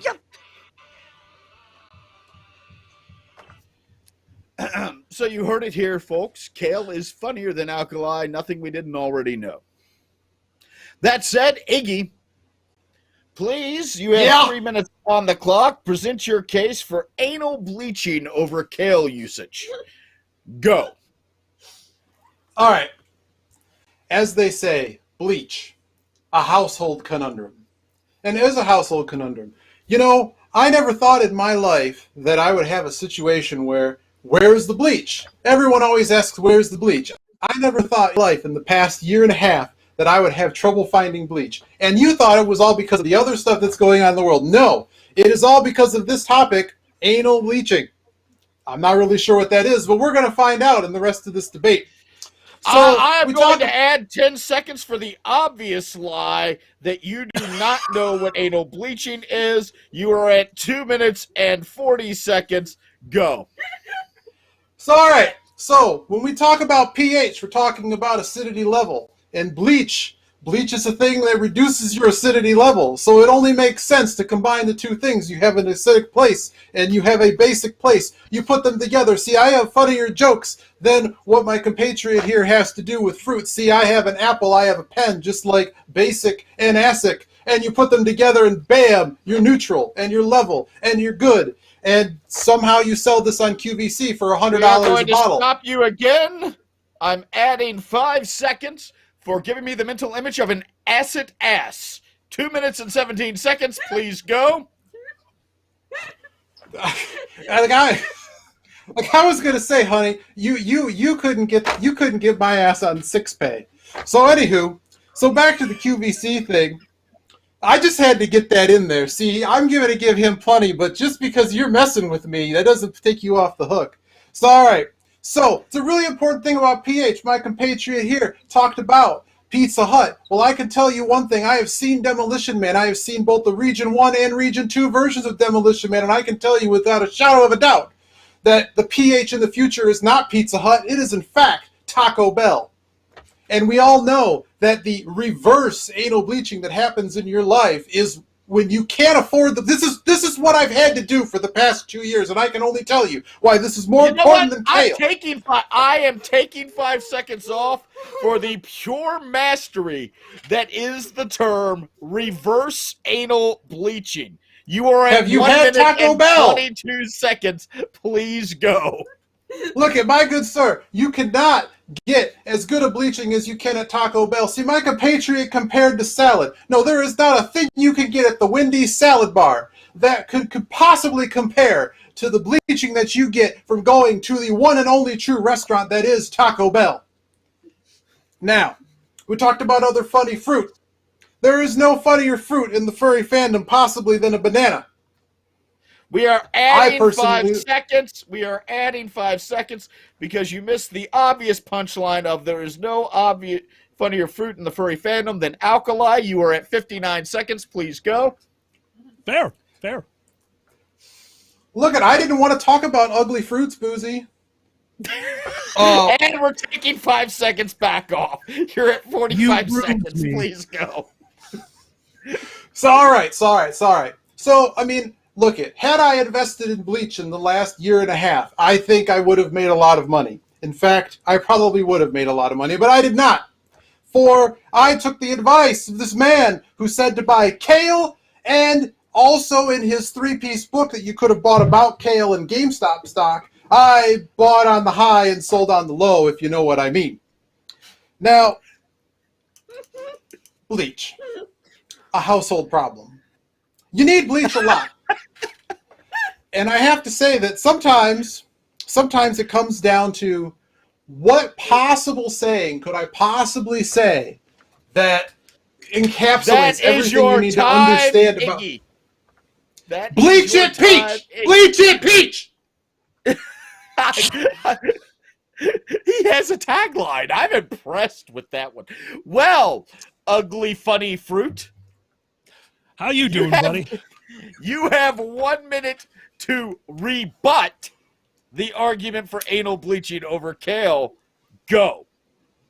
I'm going to use a visual aid for this one. Are we ready? Oh, God, Bleach. please do not. Bleach. Bleach. Bleach. All right. Kale. Kale. Kale. Kale. Did you see how Bick had to point to his wrist for kale? You're not getting out of it that easy, motherfucker. You're not getting out of it that easy. I know what you're doing. I really thought I could get away with that. I'm adding 4 seconds. You are at 49 seconds before the end of your time. Go. Add an extra 10 seconds. I actually was thinking I could just repeat the words bleach and kale for a minute and see how long it took him to call me out on it. I was going to wait until you thought you'd ate up the scenery. Yeah, that's... It's simple logic. Bleach, a known poison. You can't consume bleach. I mean, you can put it in your asshole and it obviously makes things crisp and clean, but kale does the same thing. It's ridged. Kale is also a poison, but no one knows that. And you can tell because the way it has totally killed my argument. I stand right now that kale is the greatest assassin tool ever. Your time's up. Shut up. Shouldn't have chewed up all that fucking scenery. Huh? Huh? Got it backfired on you, didn't it? Little bit. Yeah. Iggy, I do not think that that it's going to be hard, but I'm going to assign you the task of overcoming the rebuttal to anal bleaching. You have 1 minute. Go. I mean, what is there to rebut than to butt again? That famous Mr. Dr. Clorox, who wrote the great Shakespearean Bleach Diaries, I'm not really sure how that works, but I mean, go with it. I mean, we got this man trying to sell you on kale, and if I can only say one thing, It's 10 seconds to your time.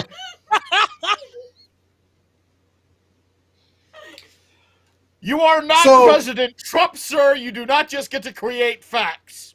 49 seconds. Go. I'm doing what NBC should have done during the debates. Go. So you have all kinds of various uses for bleach. It is a wonderful, marvelous tool. How many different tools do you actually have for kale? You can make it into shakes and you can eat it. And apparently my compatriot here seems to suggest that you can do things that are also fake. You cannot. If you shove kale up your butt, it is not going to end well. Come to think of it, the other thing wouldn't end well either. I'm but, going to I mean, add I don't 5 know. seconds for kink shaming. You are at 24 seconds. So if you were to invest in one of these two tools, which one would you use? The one that is the most universally used, or the one that you can go buy at a health store and pretend it's better than spinach? Because it's not. Popeye was a liar. Sir, he was a I liar will too. beg you to be silent while your opponent is speaking. I will give you back your 2 seconds of time, Iggy. Bleach it, peach! Bleach it, peach! Bleach it, peach! Bleach it, peach! Bleach it, peach! Thank you. We will now open the floor for questions. I am monitoring the main events chat over here. We will have a 1 minute and 30-second time period for questions on here. Oh, this is going to go so well. Oh, yes, it's going to go swimmingly as I stare at the main events chat. We have our first question. I assume this is directed towards everybody. It is from Kabuki. It is chant. Iggy, I will let you take the floor first for this.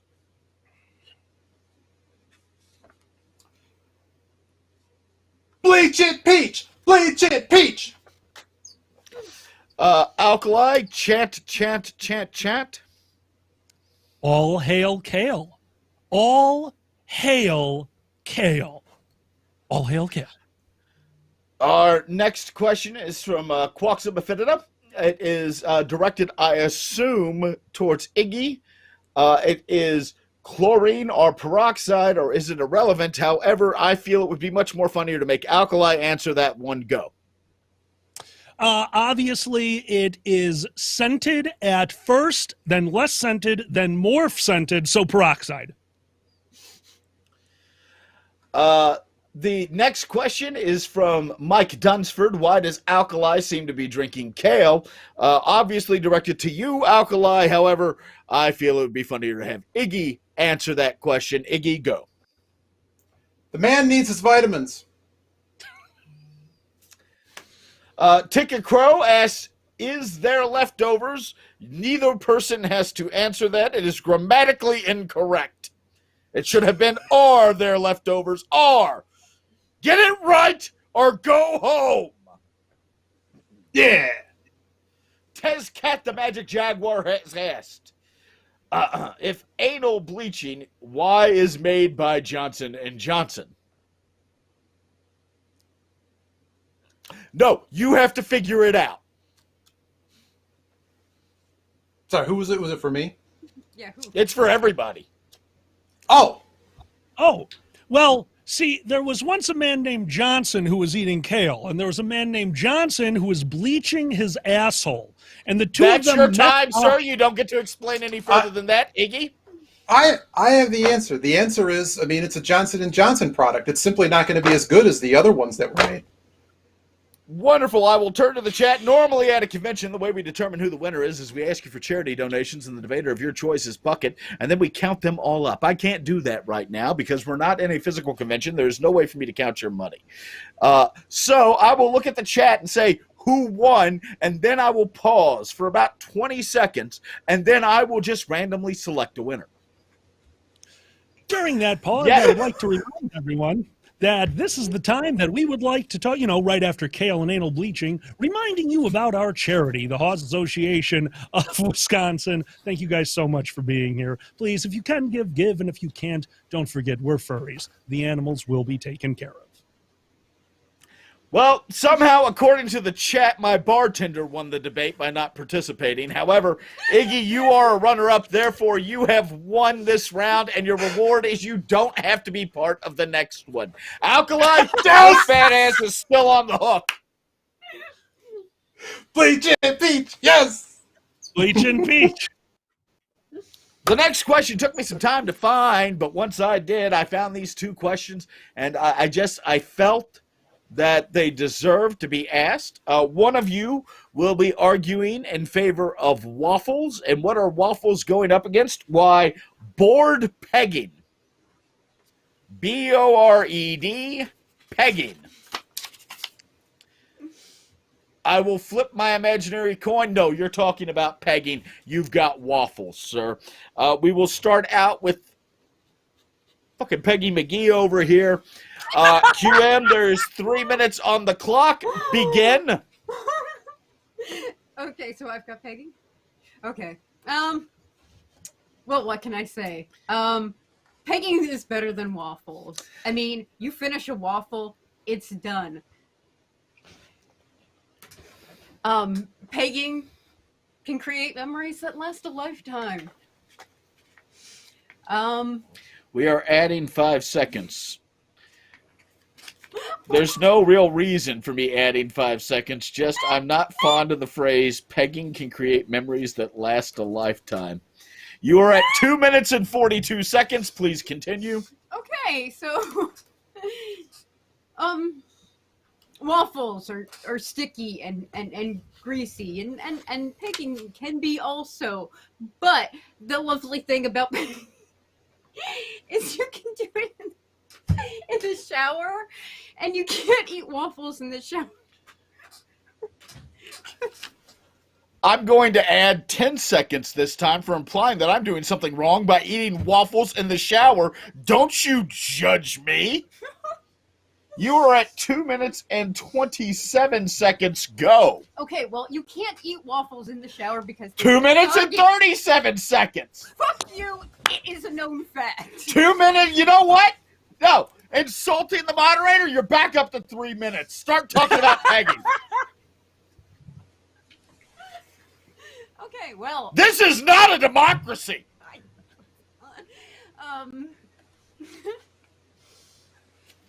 Okay, so pegging can be done in the shower. Quick cleanup. You can peg at a kitchen table.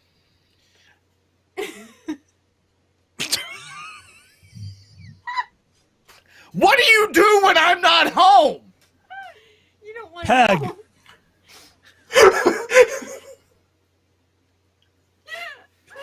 Continue.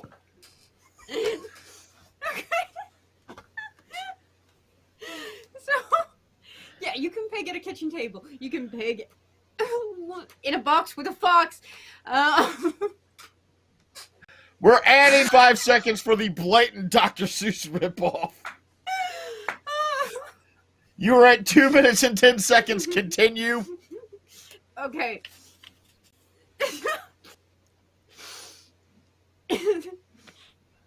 Well, you can take pegging anywhere.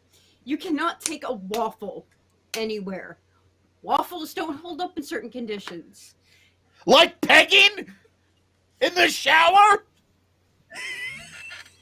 Do you get them after you peg at the table? Yes. Our children eat from those Eggo boxes. Continue. Okay. Well, I mean, you can peg while eating Eggos at the kitchen table, and it would be assumed that you would clean up afterwards. I mean, do you not clean up after any, sex that you do in your house? You have 1 minute and 13 seconds. Please use it expeditiously. Okay. Well, what I am saying is you can peg anywhere. You can't eat waffles everywhere. It's just not a good idea. Waffles are also... You can use waffles, though, in the process of cleaning up if you so wish. So we're adding. No, I wanted you to finish fast, but we are definitely adding 5 seconds for giving me the mental image of shit waffles. That you were the one. You have 44 seconds. Continue. Okay, well, you know, waffles can. You can eat the waffles while you're pegging. You can have waffles.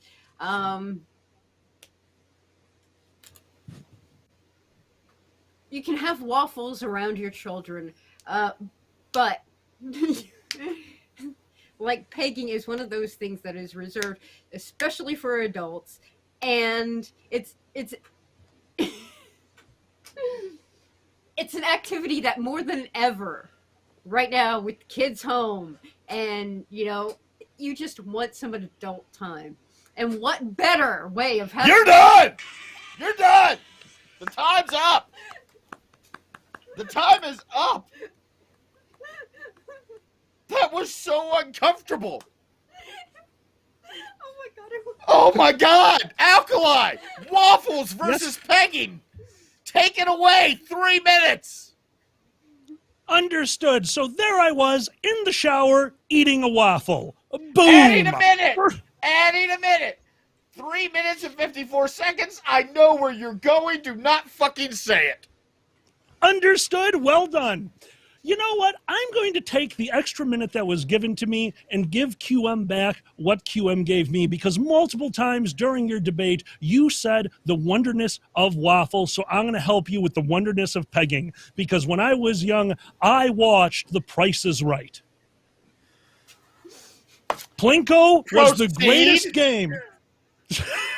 Plinko was the greatest game. Lots of pegging going on. The chip fell down. Somebody won $10,000. Pegging is truly the gentleman's sport. But I digress. You know what? You get 10 seconds taken off of your time for remembering that this is an under 18 panel and bringing it back to an innocent period in my life. Proceed. The worst part was I was actually thinking, like, how can I talk about that without getting kicked off the air at a place you can't get kicked off the air from? So waffles.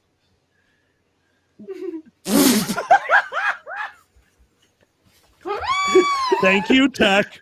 Thank you so much. Hold on, no. This gets paused to be explained why everybody is Tech wrote in here, under 18 my ass. Well, we've talked about anal bleaching and pegging, so I think you should be very careful when you say under 18 my ass.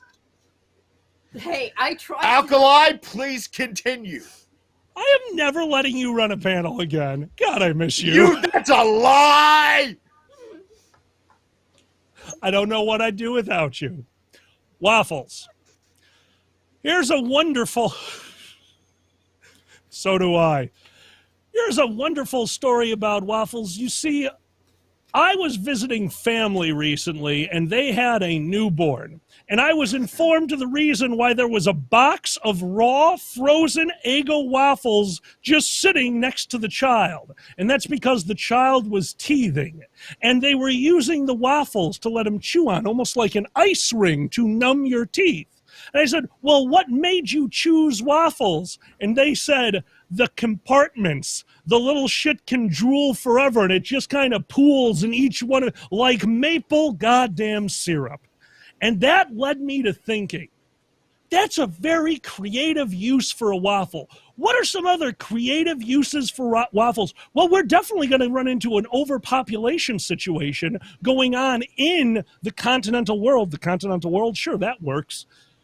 We need a solution to this housing situation. So if we make a nation-sized waffle, all of the rooms are recreated. You can eat out a few doors.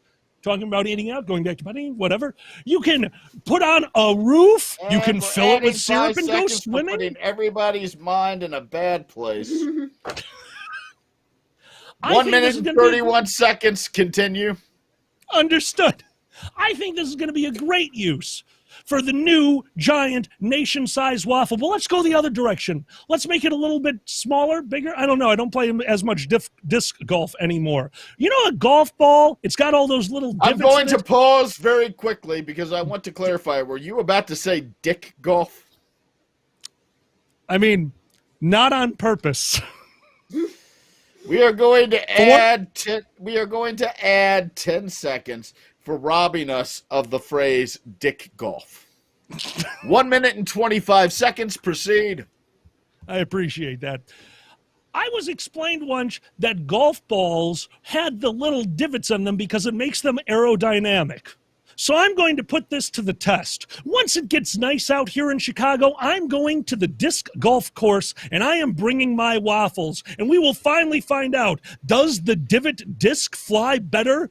Does the Eggo fly straight?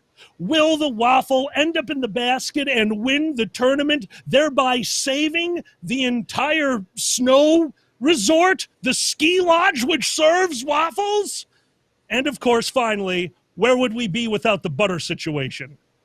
In a joyless planet, that's where we would be. And that was caused by waffles. Sir, I rest my case. That was a very creative way to try to run your time out. I would like to say that the moment that you took more than a 2-second break between words, I hit pause on your timer. And we are now going to add a minute, you cheating asshole. You will have 1 minute and 34 seconds to continue your case. Go. There once was a waffle from Nantucket. I grilled it up in a bucket. The syrup went on, the song went on. And with pegging, you can only fuck it. Do you understand the difference between the waffle and the pegging? It's truly an awe-inspiring sight. We've turned them into disc golf. We've turned them into other things that I've talked about and henceforth forgot. So we'll end the same way that QM began, with a Dr. Seuss poem. The Great Waffle Off. You know, in the laid-back town of sunny Sandrafil lived a girl named Patty Sweetcake. I think you know her well. She's been waffled 16 of her 18 years, and the story said, did I hit a minute yet? Well, you would have, but that's a Shel. The Great Smoke-Off is a Shel Silverstein poem, isn't it?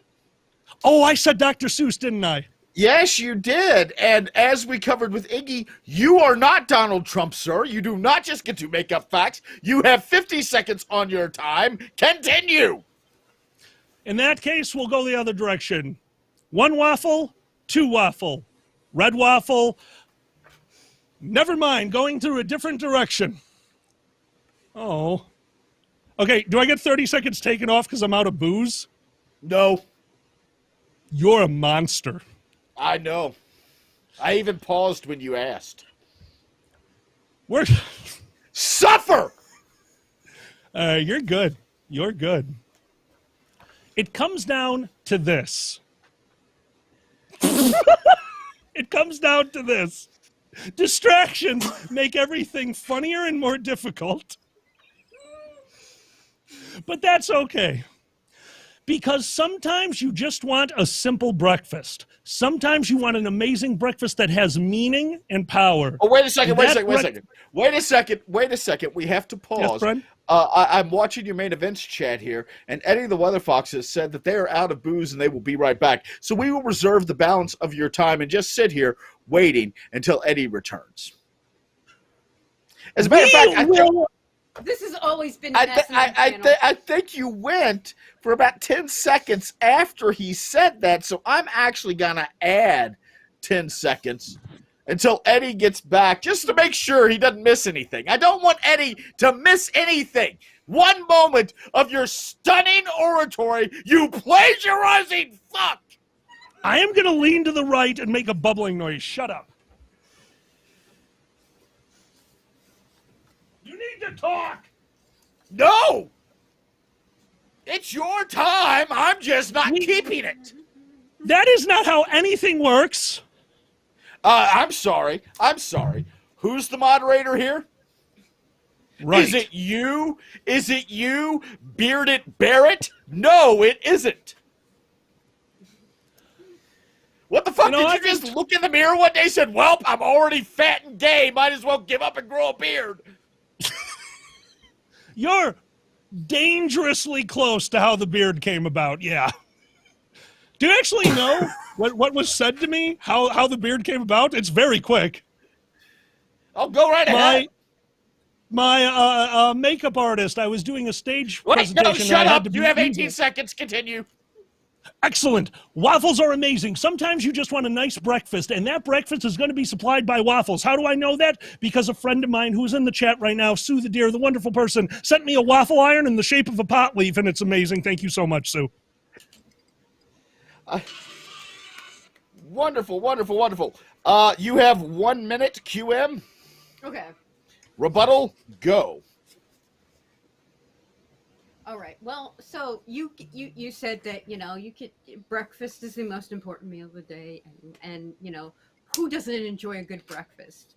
But did you know you could also peg that breakfast? Continue. You can have fun with that food. You can't do the opposite, but you can certainly peg your food. You still have 35 seconds, and Okay. I'm fixing breakfast tomorrow. Good. But as saying that, you can also, there isn't anywhere you couldn't take a strap on and just go at it. It's a little harder with waffles. They won't even let you take a waffle into the airport with you. What nonsense is that? But you know what you can take with you? A dildo. Well, that's your time. Alkali, would you like to rebut? You have 1 minute. I don't care whether you want to or not. Go. I'm just imagining how you're getting your item past airport security. Is it in a golf bag? Like with one of the golf hats on it? And you just kind of wheel it past like, no, there's drugs in here, and they search it and they take off the golf hat and they slowly put it back on while shaking their head and looking at you. You know what they wouldn't have done? If they would have found waffles in that golf bag, if they would have found waffles in there, they would have went and washed their hands because waffles are covered in tasty, tasty syrup, not lube. You still have 25 seconds. Damn it! Time flies when you're having waffles, and that's why I'm so far off. For this entire time, waffles are so good to you that after you ingest them, they just hang around for a little while and keep feeding you, keep giving you nutrients. Dildos do that too, but we're not going to talk about that. Don't think about that. It's the waffles. They mean it. They mean it. Wonderful. Okay, so who won? We're not even going to do the questions because I'm watching the chat and we have one more topic to cover. Oh, who God. won, chat? I'm going to wait 20 seconds and then I am going We to... don't have questions, but Yeah. I did want to rebut one thing. You said time flies when you're having fun. Time also flies when you're having buns. Fair. Wonderful. Well, Alkali, you lost handily, and that means you're still here for the final round to determine who is the biggest debate loser. That would be me. I will flip the coin. As a matter of fact, you know what? No. You're always going to be the biggest debate loser unless you win this. Therefore, you're not going up against one person. No. You're going up against Iggy and QM, the two winners, to try to redeem yourself, something your parents wish you had done in childhood. And for our final topic, our mashup is, as Edmund Burke once said, a representative owes his constituents his unbiased opinion, his mature judgment, his enlightened conscience, and he ought not sacrifice it to you, to any man, or to any set of men living. Your representative owes you not his industry only, but his judgment, and he betrays instead of serving you if he sacrifices it to your opinion in espousing the trustee model of representation. Our final topic this evening is the pros v. cons of the trustee model of representation in constituent government versus the delegate model of representation in a constituent government. Trust me, the mashups were much worse. Now, Alkali, I trust that you are very familiar with the writings of Burke. Therefore, you will be arguing in favor of the trustee method of representation in a constituent government, whereas QM and Iggy, you will be arguing in favor of the delegate model of representation in a constituent government. Which one of you two would like to take the 3 minutes? I'll take it. Your call, QM. Iggy, you apparently have the 3 minutes. And thanks so much, QM. You want the 3 minutes? Alkali volunteer. I'm good. No. Well, you each get 3 minutes. You two need to figure out who's going first. Figure it out later. Alkali, because I know you are going to look at Google to figure out what the fuck I'm talking about if I don't hurry up. You have 3 minutes to argue in favor of the trustee model of representation in constituent government. Go. It's nice and simple. What we're really looking at here is, do we trust a single person to take everything that we have and mill it down? The problem with the system being, obviously, that one person will never be able to represent a group of people that large, which is why that we do have means to make this representation work. Now, you're never going to get what you want, but that's not what this is about. The government is about being able to take what you have and finding the best method. If we made everyone happy, we would have a single form of government. Everyone would use it. It would be done. That doesn't exist. So we have to do the best that we can. And the way that we can do that is by having a representative for us going to our government. Now I know what you're thinking. How could this representative possibly understand my needs as an individual? And they cannot. This representative is not alone. This representative doesn't just represent you. He has your help. He has your power through emailing, through mail-in letters, through anything that you can do to get your voice heard. That is what your constituent is going to do. That is what your representative is going to do. That is what your representative is going to hear, and that is what your representative is going to learn. This is the form of government that we have. It's not the one that we need. It's not the one that we want. But this is what we need to do to keep it moving. A million voices cannot be drowned out, but one voice will be heard, and that is what matters. Wonderful. I paused you the moment I realized, because at first you had me hopeful. I was like, oh, he's not a complete dumbass. He knows Edmund Burke. And then you started talking about voices coming in. And I feel that I should tell you that you actually made a very coherent argument for the other side, you dumb shit. No, it's what I was doing, okay? Therefore, you have 1 minute and 39 seconds left. Please, in that 1 minute and 39 seconds, make a coherent argument in favor of the trustee model of representation in a constituent government. Go. Burn down the target. A single person will never be able to have the voice of millions. Millions need to be heard. Yes, it takes more time. Yes, it's going to slow things down, but that doesn't matter, because if every voice is heard, then that means that we will be able... I'm wrong again. Oh, no, that's the wrong one. I hate you so much. You're welcome, motherfucker. You still have 1 minute and 29 seconds, because the second you talked about millions of people, I paused it again. Learn political science.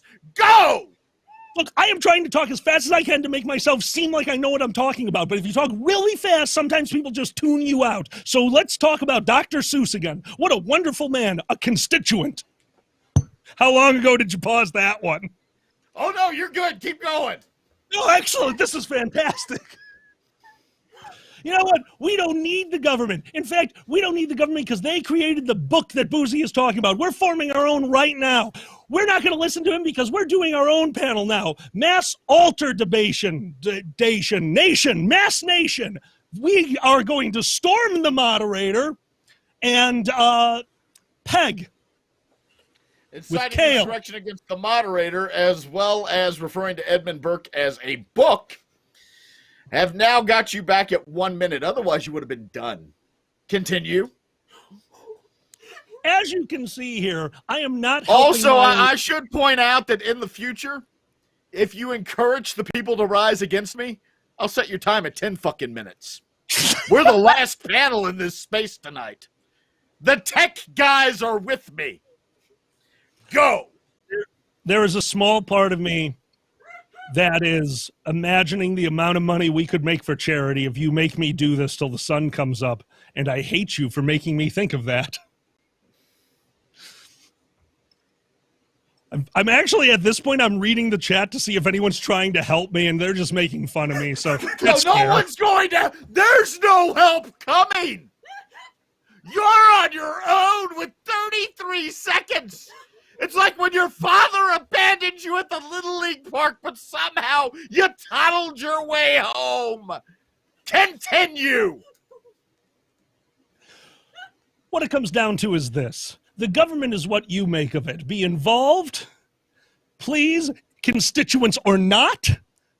Email, call, write in, figure out what you can do to have your voice heard. And that is the core message of the gentleman in question, whose name I have forgotten.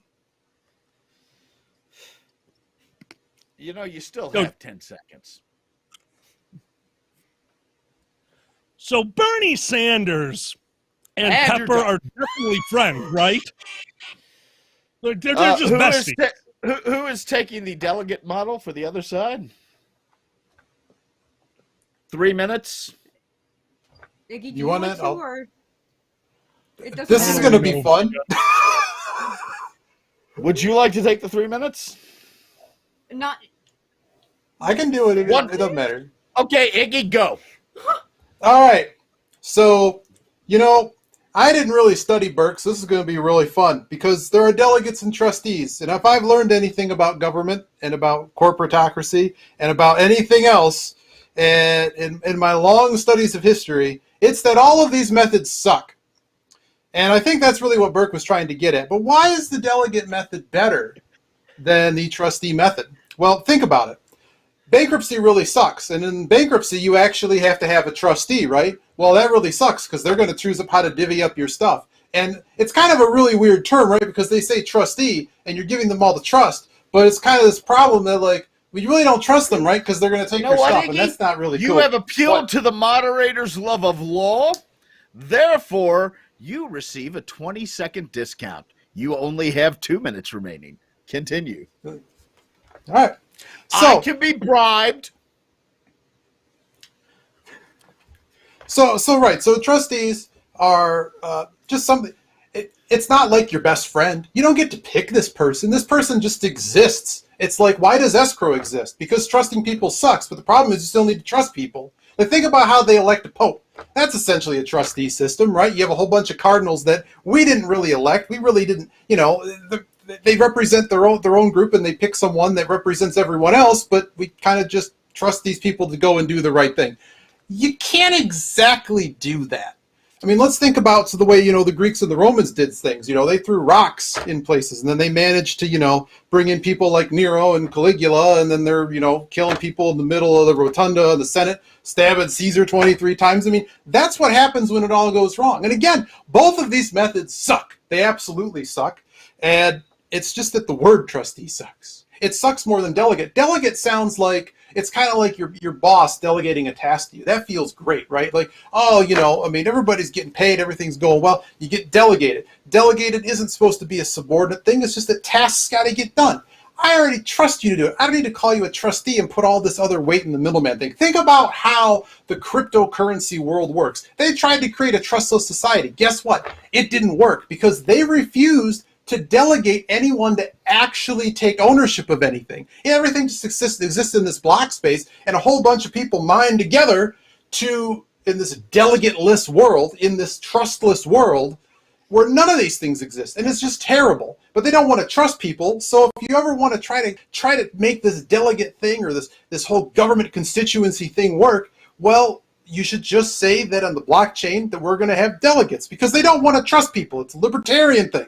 Libertarianism, you don't want to trust things. There are no rules. There's nothing going on. Time but is up. By the way, I am very impressed with your usage of word salad to make it sound like you knew what you were talking about. Alkali, your rebuttal to Iggy's argument for the delegate system of representation. 1 minute, go. Well, first off, I have an objection. I don't think it was fair. Iggy obviously understood the question. I was still mesmerized by your pre-words, which is what I will pause very quickly to say that while I also believed Iggy understood the question, it became clear towards the end he did not. Continue. Sidebar? Absolutely. Yes. Me and you, right? Yeah, me and you. No, Iggy, we got this. What do you got? There's an entertainment aspect to things, and just the crypto world's really entertaining. We only have ASL for 3 minutes. Go. Oh, I'm sorry. When Iggy said sidebar, I thought we were going to go to a bar. That's my bad. My fault. My bad. All right. What was my topic? God Which damn it. side am I on? The other one. You're on I the was other really one. hoping that you would tell me what my. Damn it! You're not... It comes down to this. Cryptocurrency is something that we can't even begin to talk about in the political atmosphere. Why? Because that would be another currency that would be used to bribe the constituents or the Democrats or the other one. Whatever I'm supposed to be arguing for will be bribed with 1 Bitcoin. Oh, 1 Bitcoin, you say. The number 1. What a small number. $4,000. Like normal, the green ones. The green ones. You're done. You're done. It's fairly obvious. You simply heard the word blockchain and went immediately to money. QM, 1 minute, go. Okay, so a pure democracy is, when you think about it, a little like it would be ideally the best idea of representation, but it isn't like till we got all of the votes counted. Is that really practical? So what we do is we put somebody in our place that we elect who makes the decisions for us. This is the basis of the delegate system of representation. Well, that's a completely incorrect statement, but please continue. I think you have the other one too, QM. Just go the opposite way. It's really difficult. It's not entirely incorrect. Yeah, yes, it is. Continue. QM, you have no idea how many people, like Dragor is dying over here. Oh my I will God. now say very quickly in the 40 seconds we have left, the trustee system of representation in a constituent democracy is you trust your representative to use their own judgment to make the decision that is best for you without your input. Whereas in the delegate system, they act as a delegate for the constituency, and their decisions should reflect the wishes of the constituents they have been elected to represent without exercising their own judgment at all. You both made coherent and wonderful arguments for the wrong side. Folks, that is masturbation. I am Boozy Badger. Iggy. My name is Elk Lion. Really quick, tonight at 10:30, watch the, where are we announcing it? I announced it in the announcements channel on Discord. Announcement channel on Discord. There is a movie going on, 10:30 tonight. Thank you so much for ASL Interpreter. My friend, it is so good to see you again. I'm sad that we can't be in person. Thank you for being here, dude. And just because I've never seen it before you go off, Bick, fucking a bagel. I thank you. Thank you. Good night, everybody. Good night, y'all tomorrow.